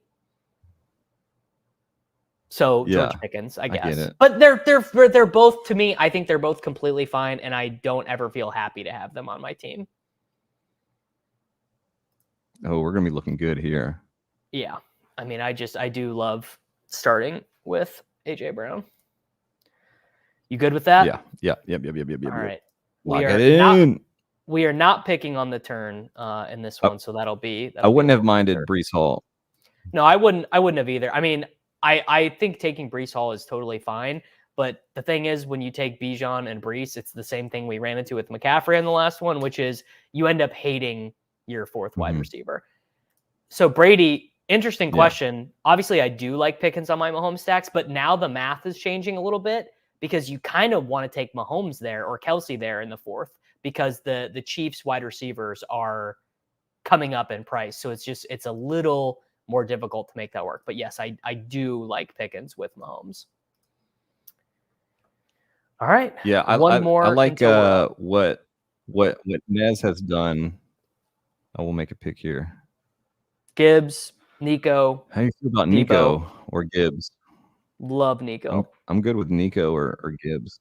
Yeah, Nico, I'm trying to. And look, we're gonna get our nice little draft capital bucket. This tool here that I've got, this draft caddy, basically it turned Leone's best ball manifesto into a tool to draft. I'm new to using it, but I do really like it.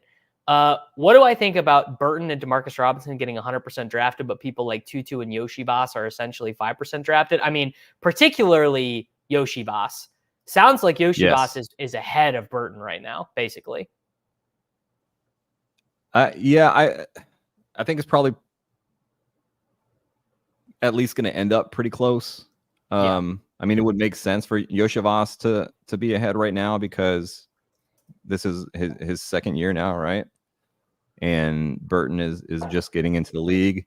But you go back and look at that clip. Was starting from zero, dude. Yoshivas played junior varsity football at Princeton. Yeah. You go back and look at the video of Zach Taylor in the draft room when they drafted Jermaine Burton, just like pounding the table and until it almost breaks. Just so thrilled that they got Burton. And maybe that's kind of with, keeping in mind that, hey, we're probably not going to have T. Higgins after this year, and we have a guy for the future. But if you're excited about someone for excited about someone for the future, like, hey, he probably could add some value in this year as well, right? And they're going to throw the ball like crazy. They're going to have easily a top 5 pass rate this year. I think that's pretty accurate. Yeah. I mean, I find the Bengals. How much Gesicki muddles things up. I don't think he muddles it up that much, to be honest. I think that'd be nice to have some Burton bags.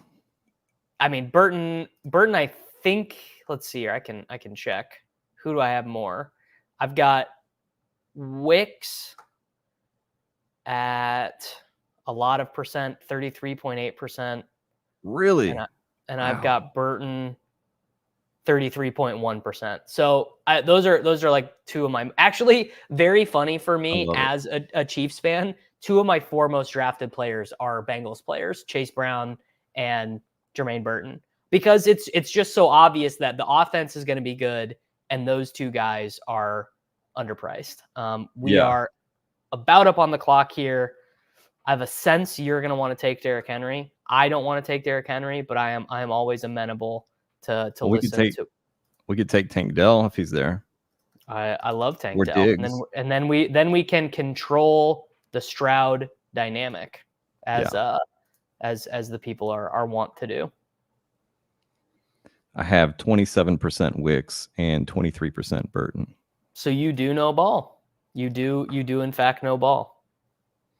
All right, Derrick Henry goes. I think we should take DJ Moore first. Yeah. Okay. Sure. Yeah. That gives us another quarterback out. And I mean, look, DJ Moore can be, what are the kids? The DJ Moore will be an alpha, and Tank Dell will be a good player, but not obviously the same degree. I mean, DJ Moore finished wide receiver 7 last year. Yeah.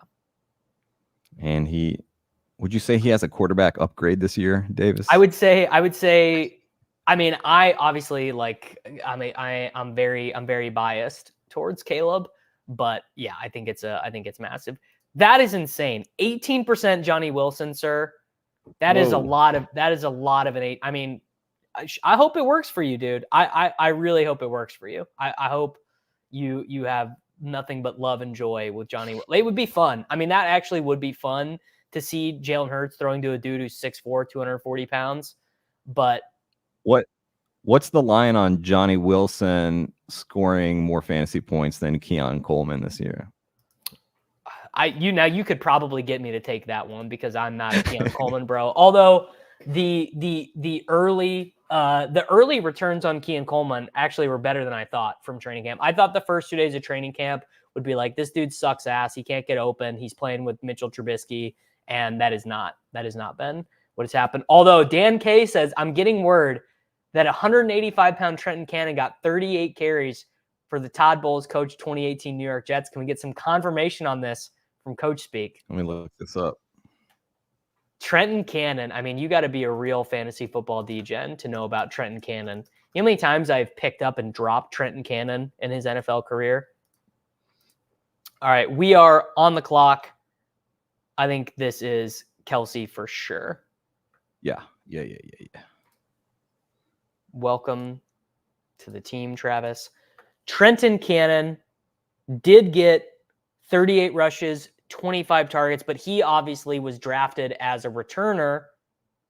Actually, he wasn't drafted as a returner. That is shocking to me that he was not drafted as a returner. All right. I'll take it away. But that is true. I'm gonna have to mea culpa. Dude, you're gonna have to go delete the tweet. Oh my God. Oh, I mean, I'm more bullish on Pollard because I think Pollard is better than Spears, but the coach speak would definitely tell you the team feels the exact same way about those two dudes. Yeah. Pollard and Spears. Completely interchangeable.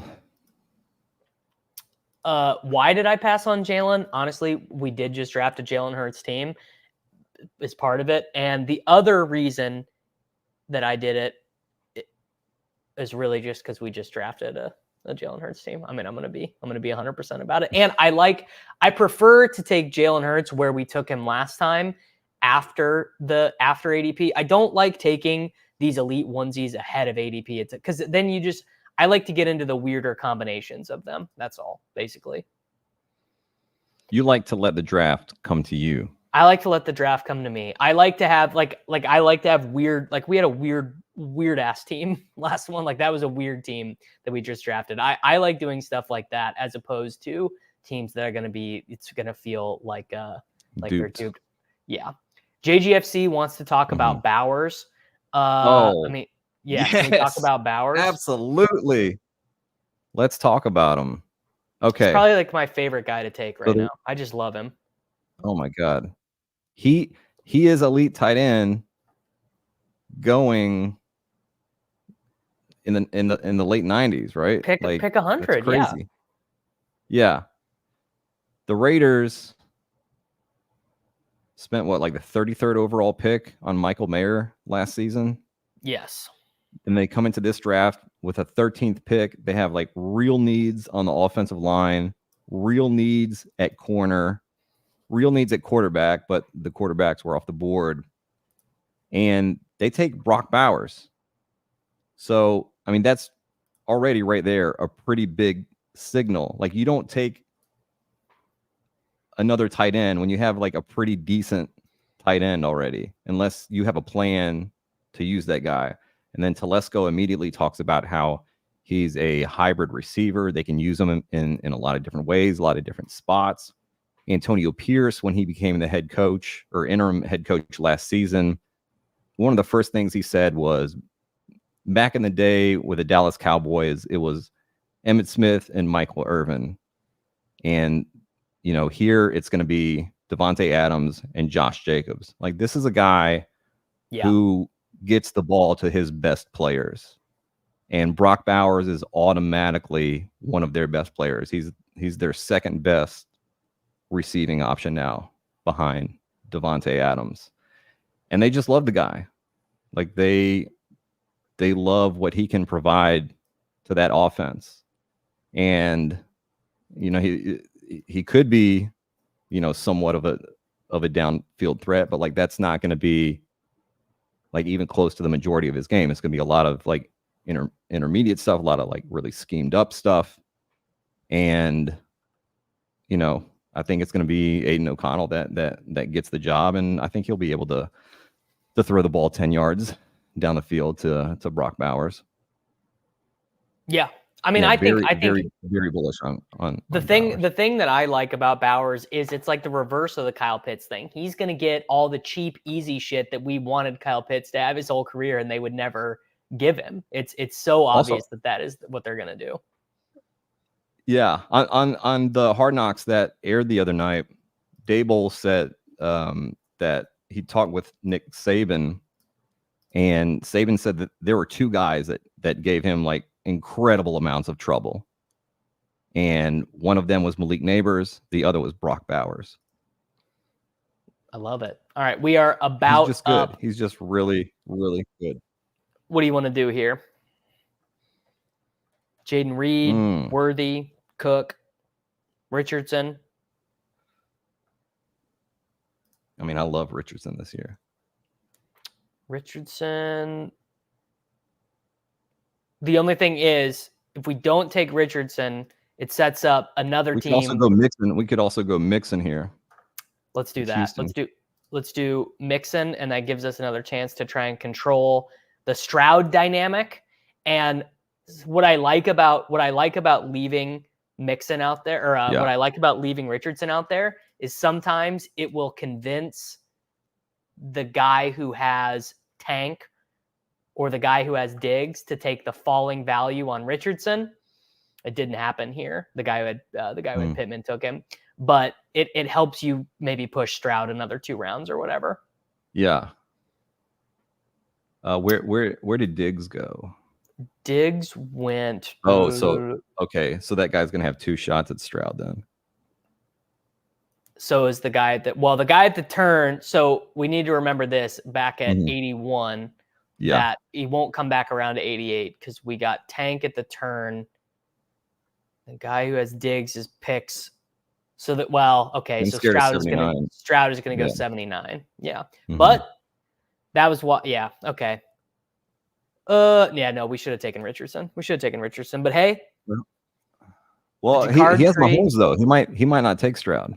Oh, see, that's what so that is the advanced version of what I was doing with Richardson, was trying to give the other Texans drafter another chance to have an elite quarterback. All right, we are on the clock. I think we take a Dunze here and set up Caleb double if we don't get Stroud. Yeah. Beautiful. All right, so we've got this is the winner right here. This is the 1.5 mil. I don't love Mixon there. Like I've got Cook ranked ahead of him, but it's completely fine. Do you have concerns about James Cook's goal line work and inside the 10 work? And also the fact that he can't catch a pass? I've got concerns about all those things. I've got concerns about his hands. I've got concerns that Ray Davis might just be better than him. How many months do you think separate James Cook and Ray Davis in age? I would guess Ray Davis is a month older than James Cook. All right, it's not quite that bad. Ray Davis was born in November of 1999. Like James Cook was born in something, right? Yes, James Cook was born in September of 1999. So they're about 50. They're about 60 days apart in age.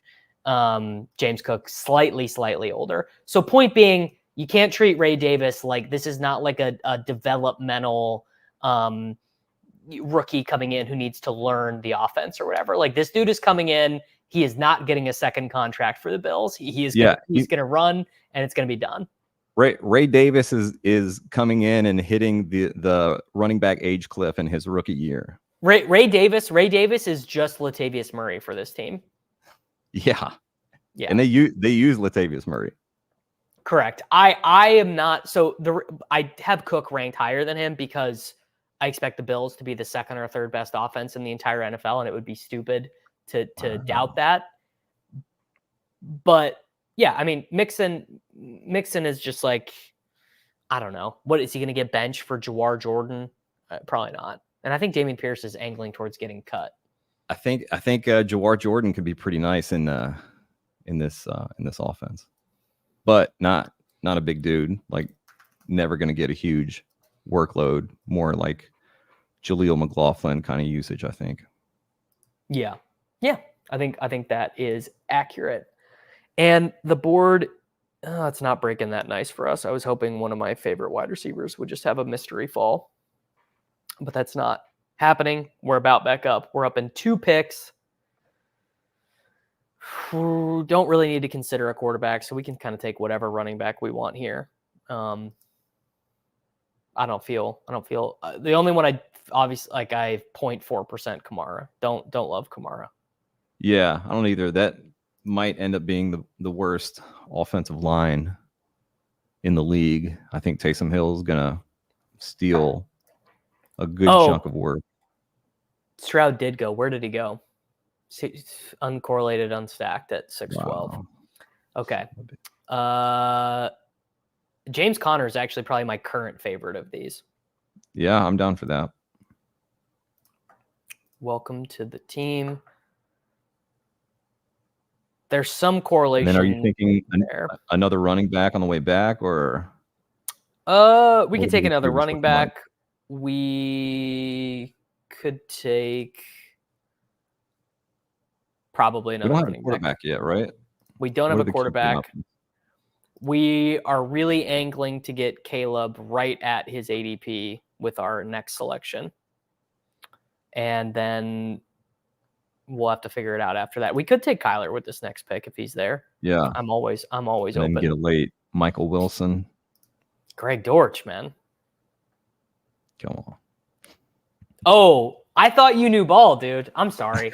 It's my mistake. You were giving me real signs of knowing ball, but then you just I'm sorry. Yeah, my mind has changed on James Conner. So my mind has changed on James Conner 2 ways. The first being, I mean, he was incredibly good in all the advanced stuff last year, and the Arizona beat writers are not very good. But the one thing that they've been an absolute lockstep on this year is that it's Connor's job until he gets hurt, basically. Which, like, he will get hurt. So I'm not saying Connor's going to smash for you in weeks, but on like this team in particular, just to kind of get out of the gate, solid running, like it's fine. Yeah, and I take Trey Benson too. In fact, I'm almost certain I have more Trey. I know I have more Trey Benson than James Conner, but you know, it is what it is. Like Conner gets hurt, but it's not usually like a severe thing, right? It'll be a couple weeks or a few weeks. Oh, do you want to just take You want to take Bowers here and be done at tight end? Bowers, wide receivers like Addison, Samuel, running back not kind of like Samuel. Sure. Or Najee. Najee correlates with Kelsey. We can do Najee. Yeah, I'll take Najee. All right, so this is the dustiest running back room in fantasy football. You can't find a dustier running back room. Guys, Joe Mixon, James Conner, Najee Harris. All right, this one we are we're just simply not going to win. But that's okay. We're still live. We're still live with the bin cash equity here. We got a question about Zach Moss. I mean, I got to be honest. I'm not an unbiased observer here, so you have to answer the Zach Moss question. I mean, they haven't. He's been asked, I think, like one question about Zach Moss, Zach Taylor, and he said that like we know what we're expecting from Zach Moss, like we know what we're getting from him. I imagine he's gonna take the goal line work. Most likely, but what if I told you? But Chase Brown is like the same. He's not a small guy. He's like 200. I was going to. You're back to knowing ball. They're the same weight. Mm-hmm. The Bengals.com lists them 4 pounds different in weight. Yeah. My issue with Chase Brown is graded very poorly as a runner. PFF rushing grade. Very like DeAndre Swifty to me.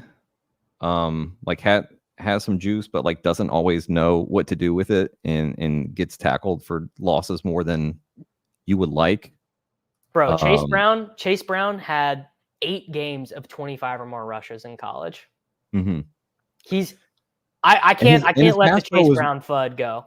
His pass pro was really good in college. Yeah. And then last year, not so good. But I think he was a rookie who came from frickin' Illinois and then went to the big leagues, and it was just a lot to handle. I'm not worried about Chase Brown an iota.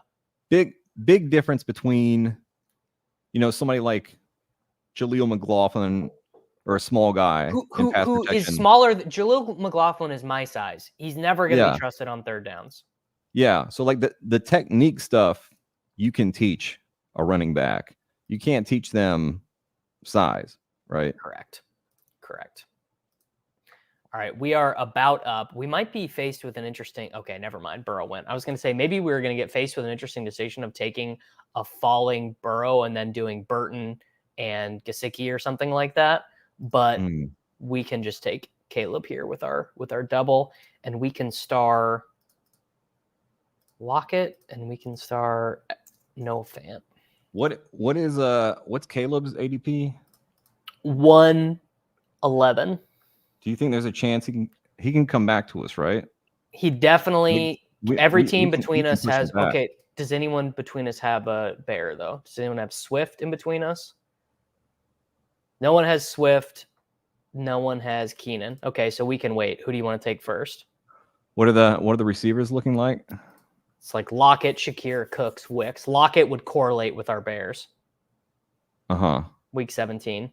Yeah, I don't hate that. What also, but is okay? Yeah, I was gonna say, is Jaden Daniels available? Like, what if we did Daniels Williams? He just went. He just went off. Before. Okay, yeah, let's take Lockett.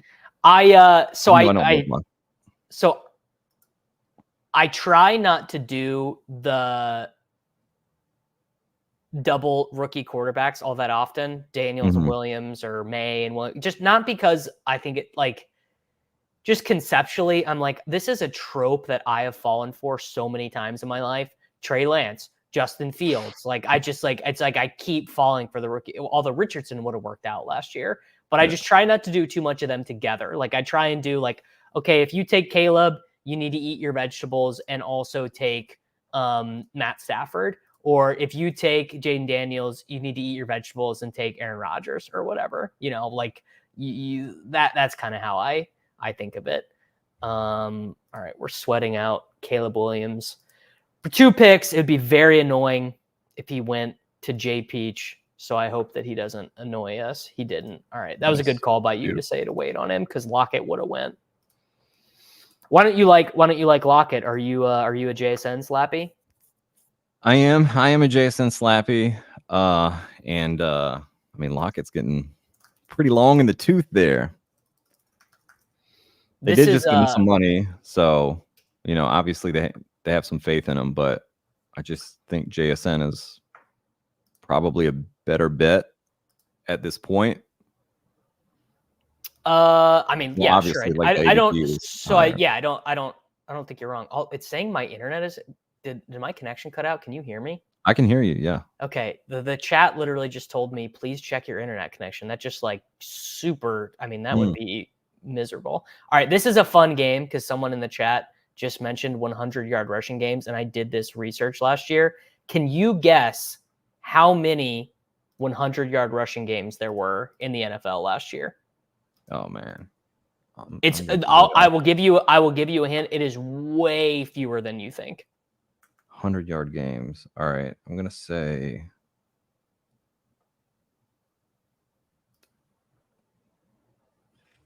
43. Okay, good number. It's more than that. Entirety of the regular 44. season, including exactly 100-yard games, there was 82, which sounds like a lot, but that's the entire NFL. That's every player. That's quarterbacks, running backs. That's every player in the NFL. Oh, okay. Quarterback. Well, I can't imagine there were that many. There were a couple quarterback ones. I mean, 82, like 2.5 per week. That is, I mean, that's way less. Yeah. I I guess yeah, it's like 4 per week. That's like nothing. But You can't count on it. Someone was asking about for DraftKings. But that's about how many running backs go in the first round, right? Yeah. Yeah. So just think about it that way. Think about it that way. Any where Zach Moss is getting his 100-yard game, that means Jonathan Taylor got 82. Yeah. Yeah. All right. We are about back up. We can kind of do whatever we want. I mean, wide receiver would be fine. Let's not let the Forward, I star don't match. love. Yeah, no, here. let's not.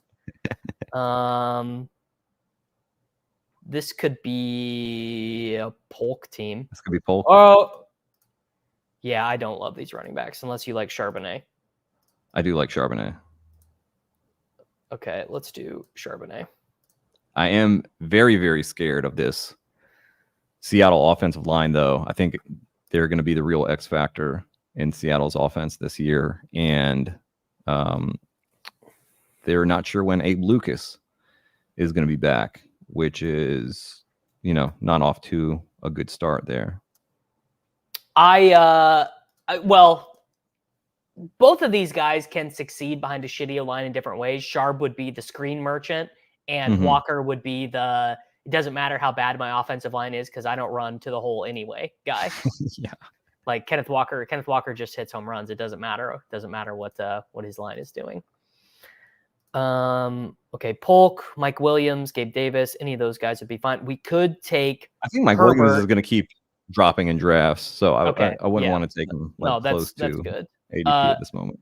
We could take Herbert as the more steady guy here, and there are a bunch of backdoor chargers that I like. What do you think about that? Yeah, we you can out do that. on that? Would you prefer Polk? Because I'm just thinking our wide receiver room. Our wide receiver room is fine. The thing is we don't have any backdoors open at quarterback right now at all, other than Geno from the same game that we already have stacked. Yeah. So that's a little bit of super inside. That's a little bit of super inside baseball. Man, but we could have gone Geno, right? Later. So this is the inside baseball. This is very marginal. This is no, because we don't want the Chicago and Seattle. Because they're playing week 17. You would prefer to have different quarterbacks for different games. Yeah. So that is why. Dude, the week 14 bye week is a real bummer in terms of like which teams. And I know I did like 20 some drafts before that came out, and I had a decent amount of I had some like Anthony Richardson and Jaden Daniels teams, and a few more of the like week 14 stuff. Like, oh man, Anthony Richardson, Lamar Jackson, Jaden Daniels, Drake May, and Bo Nix all having the same one is like, it's like insanely annoying. It always gets me where I'm like, oh, I have Lamar. Okay, I'll just finish this up with Drake May. Oh, nope, I can't. And I would love to do this. I would love to be able to do, Justin Herbert or whatever, and then take May and Nix late. But it doesn't make a ton of sense to have them overlapping week 14. Mm-hmm. All right, what are we at here? We've got Herbert. Has Probably QJ gone yet? Yeah, we could probably take QJ. Right? Yeah, we can take QJ. QJ, let's live a little. That's a Coach Speak Index guy. It is, yeah. Kind of. Well, it depends on what you think. Do you draft Prince or Wiley in round 18? Honestly, at this point, I would seriously tell you to take Tony. I mean, no one wants to believe me. I'm the only one. I'm the boy who cried wolf with Kadarius Toney, but he is the Beth Chiefs 18 rounder. I mean, Prince is fine, like whatever. Yeah, I don't think I'll be taking any Prince this year. No, CEH is going to be the running back too. But hey, you never live a little. Look, yeah, Wiley. I mean, Wiley is like whatever. Wiley is just as good of a chance of scoring 2 touchdowns as Tony does in week 18, I guess. So the on Quentin Johnston, real quick.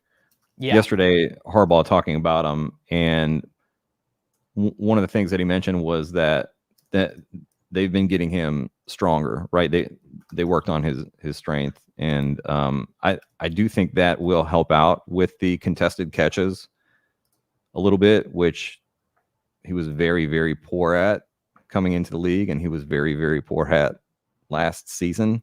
So maybe that helps him a little bit in that area. And it does seem like they have a much better plan for QJ than the Chargers did last year, right? They miscast him in that X position, and this year they're talking about moving him around, playing him in the slot, and getting those easier targets and letting him do what he's best at, which is yak. That's true. I mean, it's really with QJ, you just need him to kind of become a screen merchant is the issue. Yeah. Yeah. Okay. We don't need like that many spike weeks out of him at this range. This is why I'm not that hip to Wiley is that Noah Gray is still on the team and is still going to play. Like, even if Kelsey gets hurt, like, Noah Gray is still going to play quite a bit. I wanted to take Kamani Vidal. The other thing we could do, if you wanted to be a coach speak, bro, is we could take Dobbins. I like Jalen Wright for this team. We need someone young. We need someone young. You good with Jalen Wright? Him or Ray Davis? Does Ray Davis correlate with this team? Do we have a jet? No, we didn't. No, we don't. Him. It doesn't matter. I like Ray Davis a little bit better, anyways. Actually, because Ray Davis just has outs without an injury, without it. Like, Ray Davis could just be the starting running back for the Bills. Mm-hmm. All right. I'm doing a bad job of servicing the audio listeners. All right. Our team right now, we've got Caleb Williams and Justin Herbert. We've got Caleb double stacked. We've got Herbert single stacked. Running back room, oldest running back room imaginable: Joe Mixon, James Conner, Najee Harris, Zach Charbonnet, and Ray Davis. And Zach Charbonnet is like spiritually old. Like, he kind of, just spiritually, he feels like yeah. Wide receiver room: AJ Brown, Nico Collins, DJ Moore, Rome Odunze, Tyler Lockett, Quentin Johnson, Travis Kelce. This is just an old team. This is just an old team of old players. A lot of guys. This is a wise team. Yeah, it's very wise. You'll find this team on a park bench, and if you need some advice, you can go take a seat next to it. Yeah, I'm not saying that Noah Gray is good or anything like that, but it's like Noah Gray has played a lot for teams that won back-to-back Super Bowls. Like, just is what it is. Yeah, this is interesting. I any words from the Commanders on Ben Sinnott? Very near and dear to my heart. We both went to the same college. Oh, K-State. K-State, baby. Yeah. They've talked more about Zach Ertz than they have about Ben Sinnott. Yeah. This is what Zach Ertz does. He blocks young, promising tight ends from seeing the field. Like, look at how hard Trey McBride smashed last season. That didn't start until Zach Ertz went on IR in like week 7. Zach Ertz has literally done this to multiple tight ends. Yeah. Goddard, Trey McBride. And he back in the day, he was the Goddard McBride behind Brent Selleck. Do you guys know ball enough to remember Brent Selleck? And that's the thing. Think about who signed him. Think about who brought him in. The guy who kept Trey McBride on the bench for Zach Ertz. Yeah, Zach Ertz will probably get. I like this too. I like using Ray Davis and players like that as uncorrelated pieces because you're getting leverage on Allen Stacks in games. I couldn't agree. Couldn't agree more. Garrett Selleck. Why do I remember his brother? Oh, his brother was a tight end on the 49ers. Yeah. Okay, let's see. What do we want to do? What do we want to do with our next pick? Probably a wide receiver. Probably a wide receiver because Noah Fant went. So now backup tight end. Doesn't really matter at all. What are you thinking for our? We have 2, 5, 6, 1. We could probably be done at running back. What are you thinking for this next pick? Let's look at the running backs real quick. All right, running back room.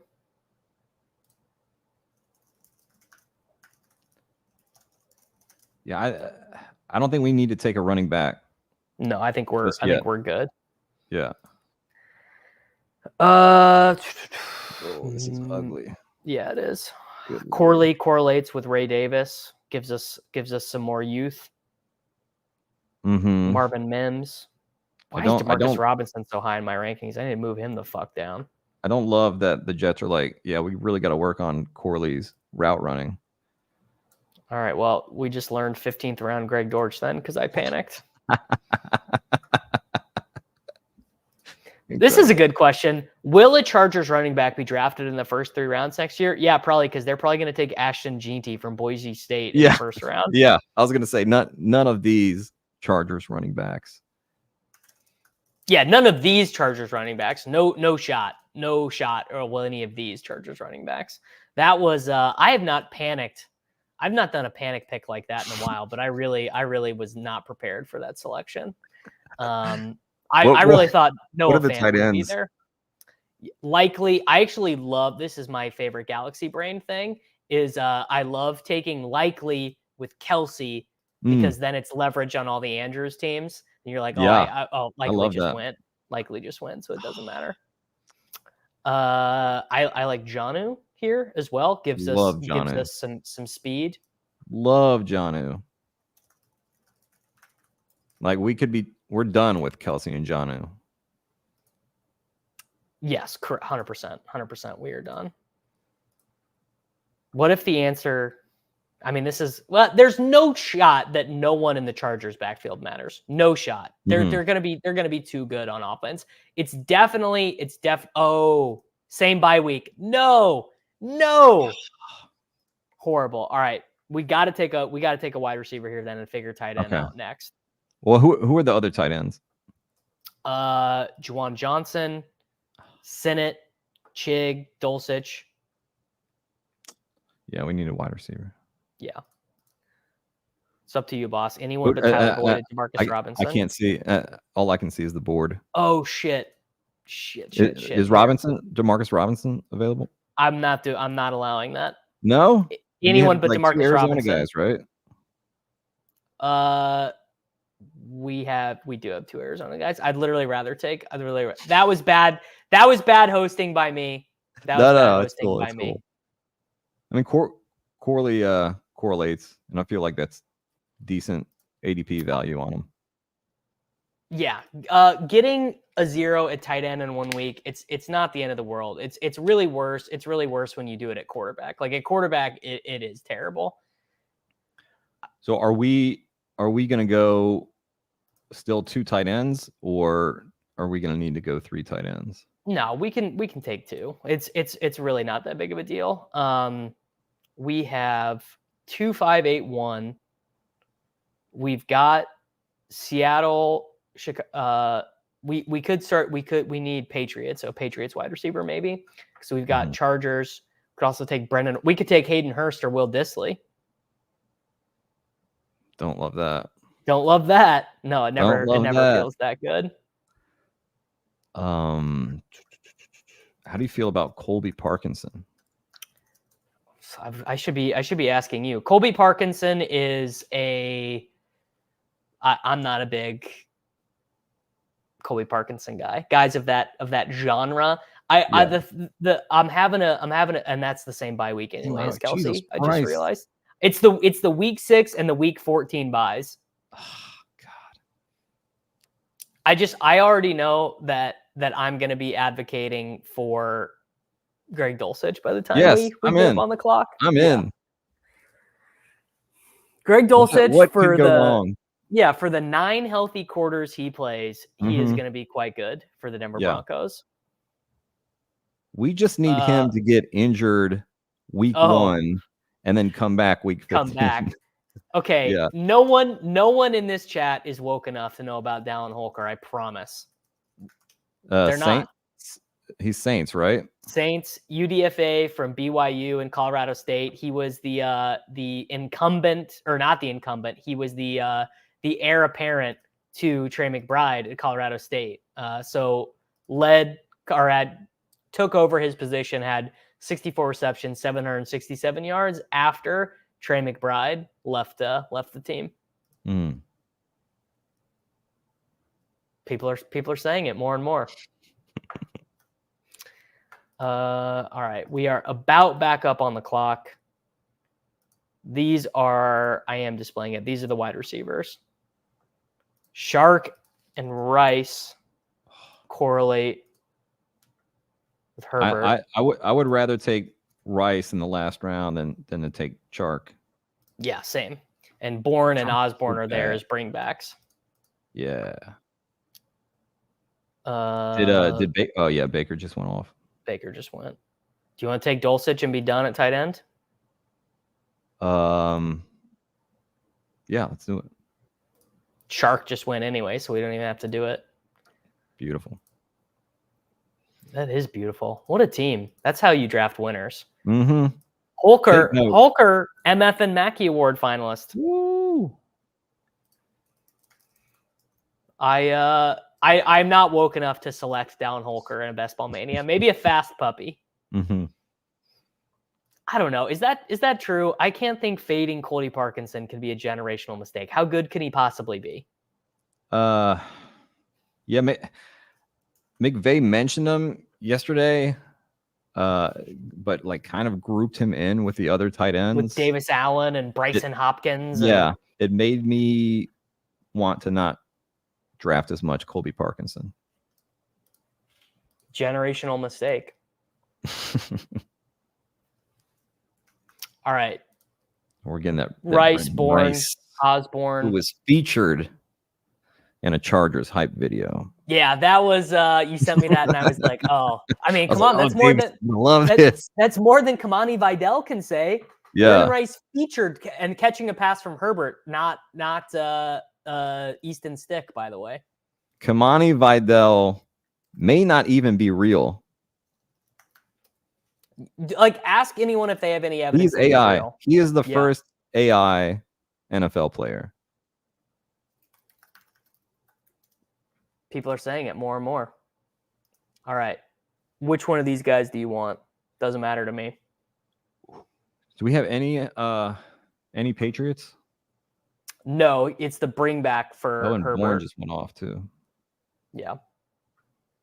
Yeah, Rice. Let's go Rice. All right, Brennan Rice, welcome to the team. Woo-hoo.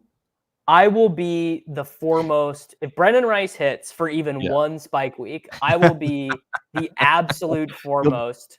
You'll do a Forrest Gump victory lap.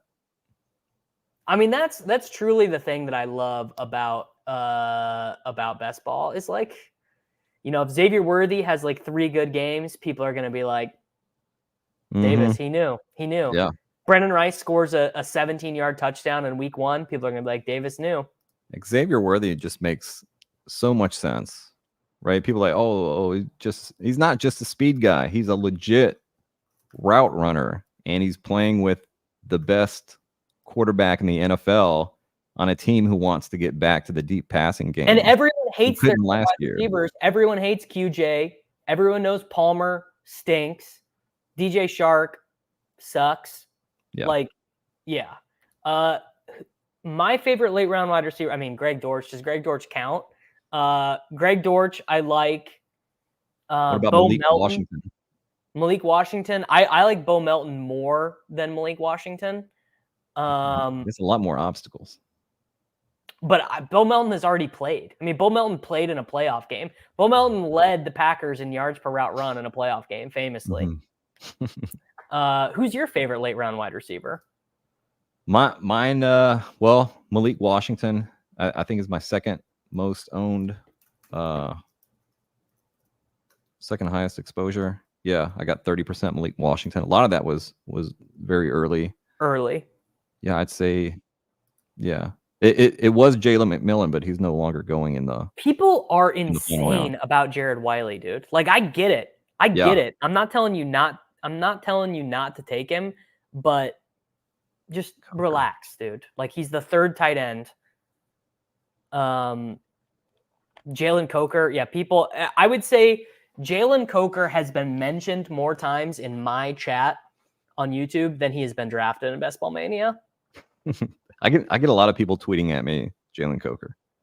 I mean, sure, Josh Palmer could have 1,000 yards, like whatever. This is okay. Oh, this is a good one. Greg, do you have anything on Paris Campbell, best shape of his life stuff? I do not.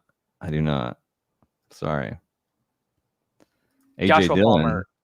AJ Dillon. Yeah, is AJ Dillon in the best shape? Who Yeah. you know for sure? Who are some guys who are in the best shape of their life right now that you can confirm? Well, I mean, I can't remember anybody else except for Matt LaFleur saying AJ Dillon and that he has abs. Like, you can see his abs, which is tough for a guy of that size. Tough for a guy of that weight, yeah. Mm-hmm.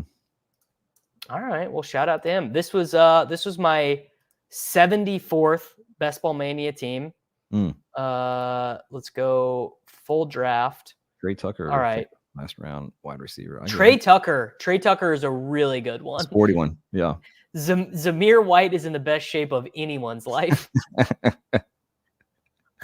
Zamir White is trying to get as strong as his horses. True.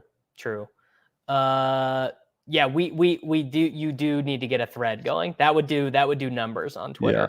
All right. We did Caleb Williams double stacked with Adunze and with DJ Moore. We got a Charbonnet and a Lockett bring back. We did Herbert with QJ and Brendan Rice. No Patriots bring back, but that's fine. The oldest running back room in fantasy football. The oldest running back room that you could ever see in fantasy football. Joe Mixon, James Conner, Najee Harris, Zach Charbonnet, and Ray Davis. I think that's fine. I mean, I think Mixon maybe whatever.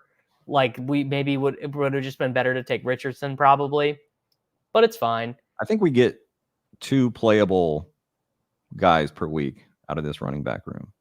Yes, we need Charbonnet to be playing quite a bit by the time one of Mixon, Connor, or Najee dies is really the issue. Which is very possible. You know, this coaching staff has no ties to either running back, except for both of the running backs like going crazy against them when they were in college. No free sauces, Kevin. No free sauces. It's the deal. I'm sorry. I apologize. You know, I don't make the rules. But it is what it is. All right. Wide receiver room: AJ Brown, Nico Collins, DJ Moore, Rome Odunze, Tyler Lockett, Quentin Johnson, Greg Dortch, Malachi Corley, Brendan Rice. Wow. Kind of, I mean, those bottom 4, not great.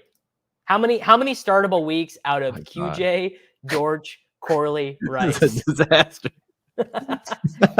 Well, the thing I feel like I blacked out halfway through the draft and woke up to this. You're not woke to Dortch is just the issue. Is you just don't know what's going on with Dortch yet. I mean, Dortch is fine. I don't hate Dortch. Okay, I think he's an exciting young player who's not he's not going to be a full-time player. What if he is going to be a full-time player, though? I mean, hypothetically, that's nice, but he's not going to be. I think he is going to be. I think Zay Jones is rotational insurance behind Wilson and MHJ. Mm-hmm. Yeah. Well, they do really like the versatility that Michael Wilson and Zay Jones have, playing at different spots. Obviously, Marvin Harrison is going to be on the field at all times. Yeah. I think Michael Wilson gets the second most snaps. Like he's feels like a more locked in wide receiver too. And then, yeah, I think it's going to be like Zay will kind of. I would guess Zay will kind of mix in for Michael Wilson and Greg Dortch. Do you know ball enough to have 22% of Greg Dortch, or you just don't know that much ball? I don't even want to pull up my Greg Dortch exposure. Do you know what Kyler Murray said about him?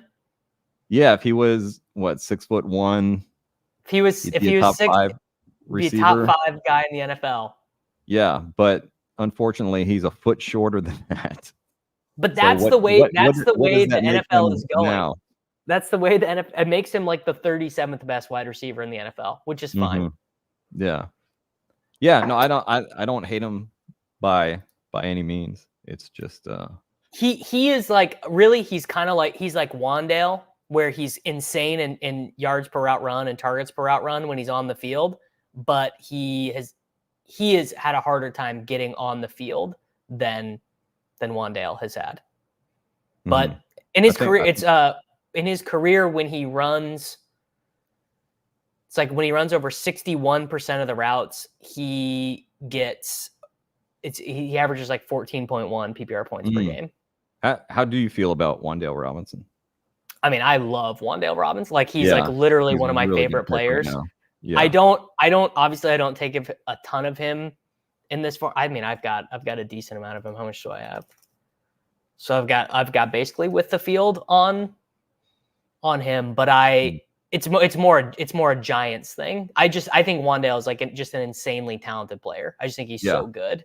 They like him a lot. The coaching staff and already at training camp he's getting a ton of looks. All right, this will be a good game. What exposures do you think are bad here? 34% Chase Brown. I mean, would that make you sweat? Would that make you sweat if you were? Yeah. But it's a high risk, high reward pick. Also, what's great about this exposure is that you got in on it early before this ADP is going to start. Yeah, it's gonna start coming up. So like, even if you don't take any more or much more Chase Brown, like you're going to end up pretty good against the field. Dontavian Wicks, 30%. What would your sweat level be on that?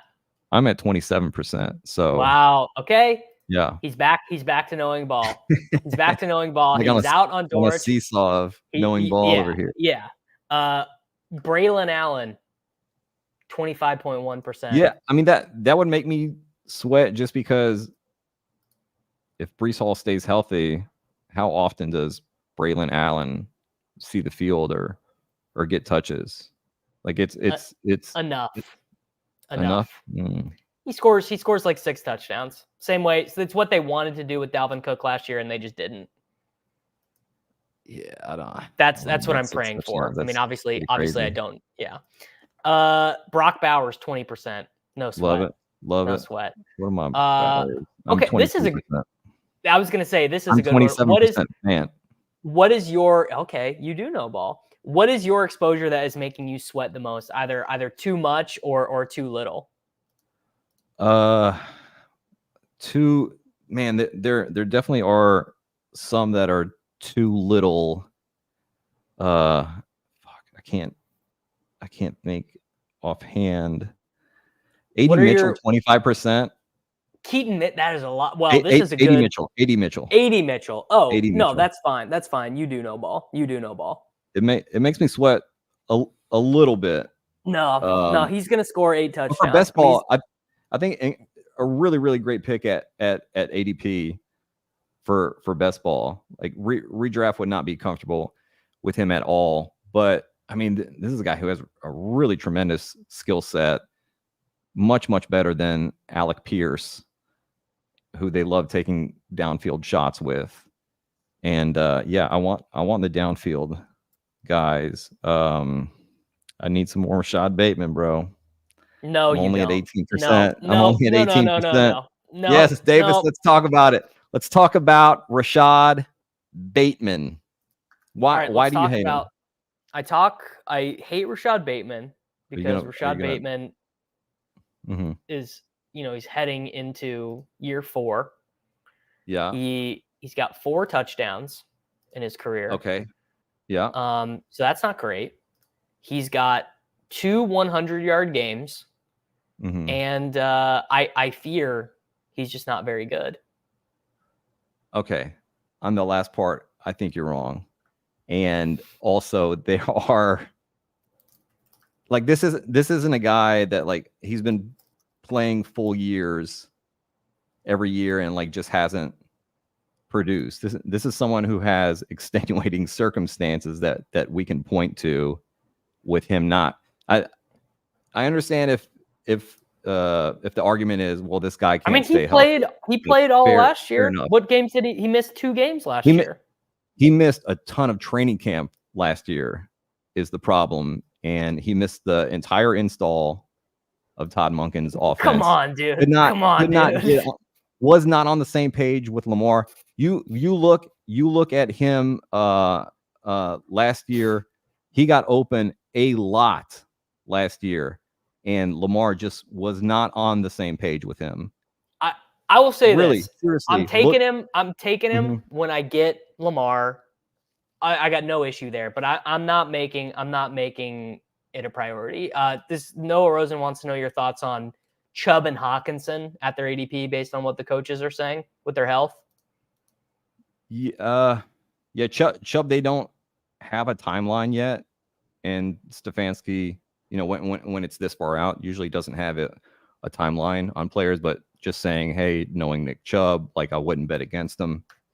I don't love him at ADP. I think he'd need to fall another round or 2 before I'm comfortable taking him. Like just such a brutal injury history. I get that he's built different, but I mean, after so much time and so many injuries, like it's just a tough bet. Hawkinson, like I said, I love him at ADP. What about by week 7? What about the Jameson Williams comp here with Bateman? That he's better than Bateman. Just that it's like there are excuses for why they've sucked in the NFL. Yeah, I think we need to look at the entire context. This is so much of what Coach Speak is about, right? Is instead of these like aggregated headlines and like quick little quotes that don't, like, this is why I put out the entire videos of like from the question to the end of the answer, is because of context. Like we really need that. So like let's look at context for players as well. Yeah, Jameson Williams. Like the time on task is so big. Coaches talk about it all the time, and Malcolm Gladwell, 10,000 hours. Like you need the time on the field in the offense with the quarterback. Jameson Williams and Rashad Bateman have not gotten that. I do feel much, much, much more confident in Rashad Bateman's skills compared to Jameson Williams. I think he's a much better route runner, and perception. I'm sure will confirm that. I definitely thought Bateman was good, but I kind of feel the same. Weirdly enough, I kind of feel the same way about Bateman that I feel about like Nelson Aguilar or something, which is like it's just not going to happen for this team. It's not going to happen for the Ravens. There's too much baggage. There's too much like you just like you see Bateman and but for best ball, it doesn't, like, he's going 170. Like, we don't have to worry about, are we going to play this guy this week? And the Ravens 10,000 hours in the tent. He's a doctor. Yeah. Also, I guess the other context that I'm failing to share with you is I'm a big Devontae Walker slappy. So that it's like impossible. There's just not enough pass volume for both of them to get there. And I am got like 15% Walker or something like that. Gotcha. So you can't have both. And really the Devontae Walker thing comes down to he has a cool name and he looks the part. Like I have watched Devontae Walker run routes and he looks the part. Lamar did ask for that type of receiver. Oh yeah. Yeah, I think it was the GM Eric DeCosta said that. Yeah, Lamar asked for that type of X body. Correct. I don't know what any of that means. We've said Kyron is starting. Kyron Williams will be Cam Akers. Oh, there we go. Cam Akers. Yes. Yeah. Nah. No. Cam Akers, like that was. He just didn't get along with McVay. McVay has a very high standard for players. And as of, I think it was like March or May last year, McVay was like, yeah, he's doing great. He's in a great mental state now, like, kind of back. And then that was basically the last that we heard of Cam Akers. Just go back and look at the clips of Sean McVay talking about Kyren Williams. He talks about him like he's a second son. I mean, absolutely loves this guy. And it's clear that he will be a focal point of the offense for LA, who I think is going to run the ball a lot more. They beefed up the offensive line. Sean McVay sees that linebackers are getting smaller and smaller in the NFL, and he's going to punish teams for that. Akers is being drafted in this. I mean, yeah, it is. It is pretty. Yeah, it is pretty funny. I took my share of Cam Akers last year. What will be honest. RB backup has the best shot at being a league winner through taking? Well, those are such different things, right? It's such different things. Like there are some backup running backs who I love, but it's only injury, and then there are some who I think the starter can just suck. Right? Like, and yeah, I think there's such different things. Vidal definitely in that mix of just like just taking play over the best. An ambiguous backfield. This is probably my answer for injury. Trey Benson is probably my answer through injury. Yeah. Well, I mean, the obvious one would be Corum, David Montgomery. Oh, but sure. He's not really viewed as technically RB2, but I mean, he's going high enough. I rank my Chargers running back interest Vidal, Edwards, Dobbins, like off the screen, like at ADP or just generally. Yeah, just at what they cost. Yeah. I do want to get more Gus Bus exposure. It's just like Gus Edwards scored 13 touchdowns last year, and like I literally don't remember him mattering. Like, do you remember Greg? Like, do you remember how much more pure can you run than that? Yeah, well, but I mean, Greg Roman loves him. They have a really, really nice offensive line there. But Greg Roman loves Dobbins too. I mean, that the real ointment is that Roman brought over both of them. My thinking, you can tell me if this is true based on your research. My thinking is Roman is like, bro, I just want Dobbins to be healthy so bad because I like him. I think he's good. I mean, it's such a small sample to go off of, but go back and watch the first half of that game that Dobbins played last year before he tore the Achilles. I mean, it was all Dobbins. It was all that he scored one touchdown and then they were about to give him another one and he tore his freaking Achilles, Yeah. What's really funny is that Greg Roman, they asked him about Dobbins and how he's doing. This was at the end of OTAs. And he said, he's doing well. I'm sure if you ask him, he'll probably say he's not 100%, but he's getting there. And then they asked Dobbins, like, how do you feel? He's like, I'm 100%. Yeah. How many cadaver ligaments does Dobbins have in his lower body? He's got a broken leg, a hamstring tear, an ACL tear, and 2 Achilles, I believe. So at least 3, I think. I don't know what they had to do for the broken leg, but I don't think I've drafted him once. I mean, it's crazy the injuries that J.K. Dobbins has had. Like no money. Nah, this is not true. This is not true. Donta Foreman came back from an Achilles. Cam Akers came back to be a functional NFL player from the Achilles. And another guy did it too. I mean, Hunter Henry came back from an Achilles injury in season. He got injured in March. He got injured in May. And this sounds right. Marlon Mack came. He wasn't as good. But he came back at a certain point. It's not the death sentence that it used to be. The reason why it's so particularly bad for Dobbins is because he's done it twice. Mm-hmm. Yeah, it's not his only bad injury in his career. Yeah. Gus did not tear his Achilles. Gus tore his ACL. The year that every Ravens running back got injured? This was 2 seasons ago. No, this was the COVID year. All 3 of their running backs got injured. That was that would have been prime coach It speak just feels time. like it happens with like more with some teams, doesn't it? These like San Francisco's guys are like always getting injured. Well, the running the backs. Ravens have like the worst strength and conditioning coach like staff. It's crazy. I got to go back. I got to go back and look at this year, the year that Tyson Williams started for the Ravens. So that year for the Ravens, yeah, Devonta Freeman led the Ravens in carries that year because all three of their running backs got. Oh, Justice Hill. Justice Hill came back from his Achilles. There you go. Justice Hill was the one. So Dobbins did his Achilles. Edwards did his ACL. Hill did his Achilles. And Hill, I think you could argue that Hill probably had the best NFL career from that point forward. Well, no, Edwards has been fine. Demaryius Thomas hurt his Achilles. A little bit on it. But he stinks, bro. I don't know. The Hoovian drafted with you.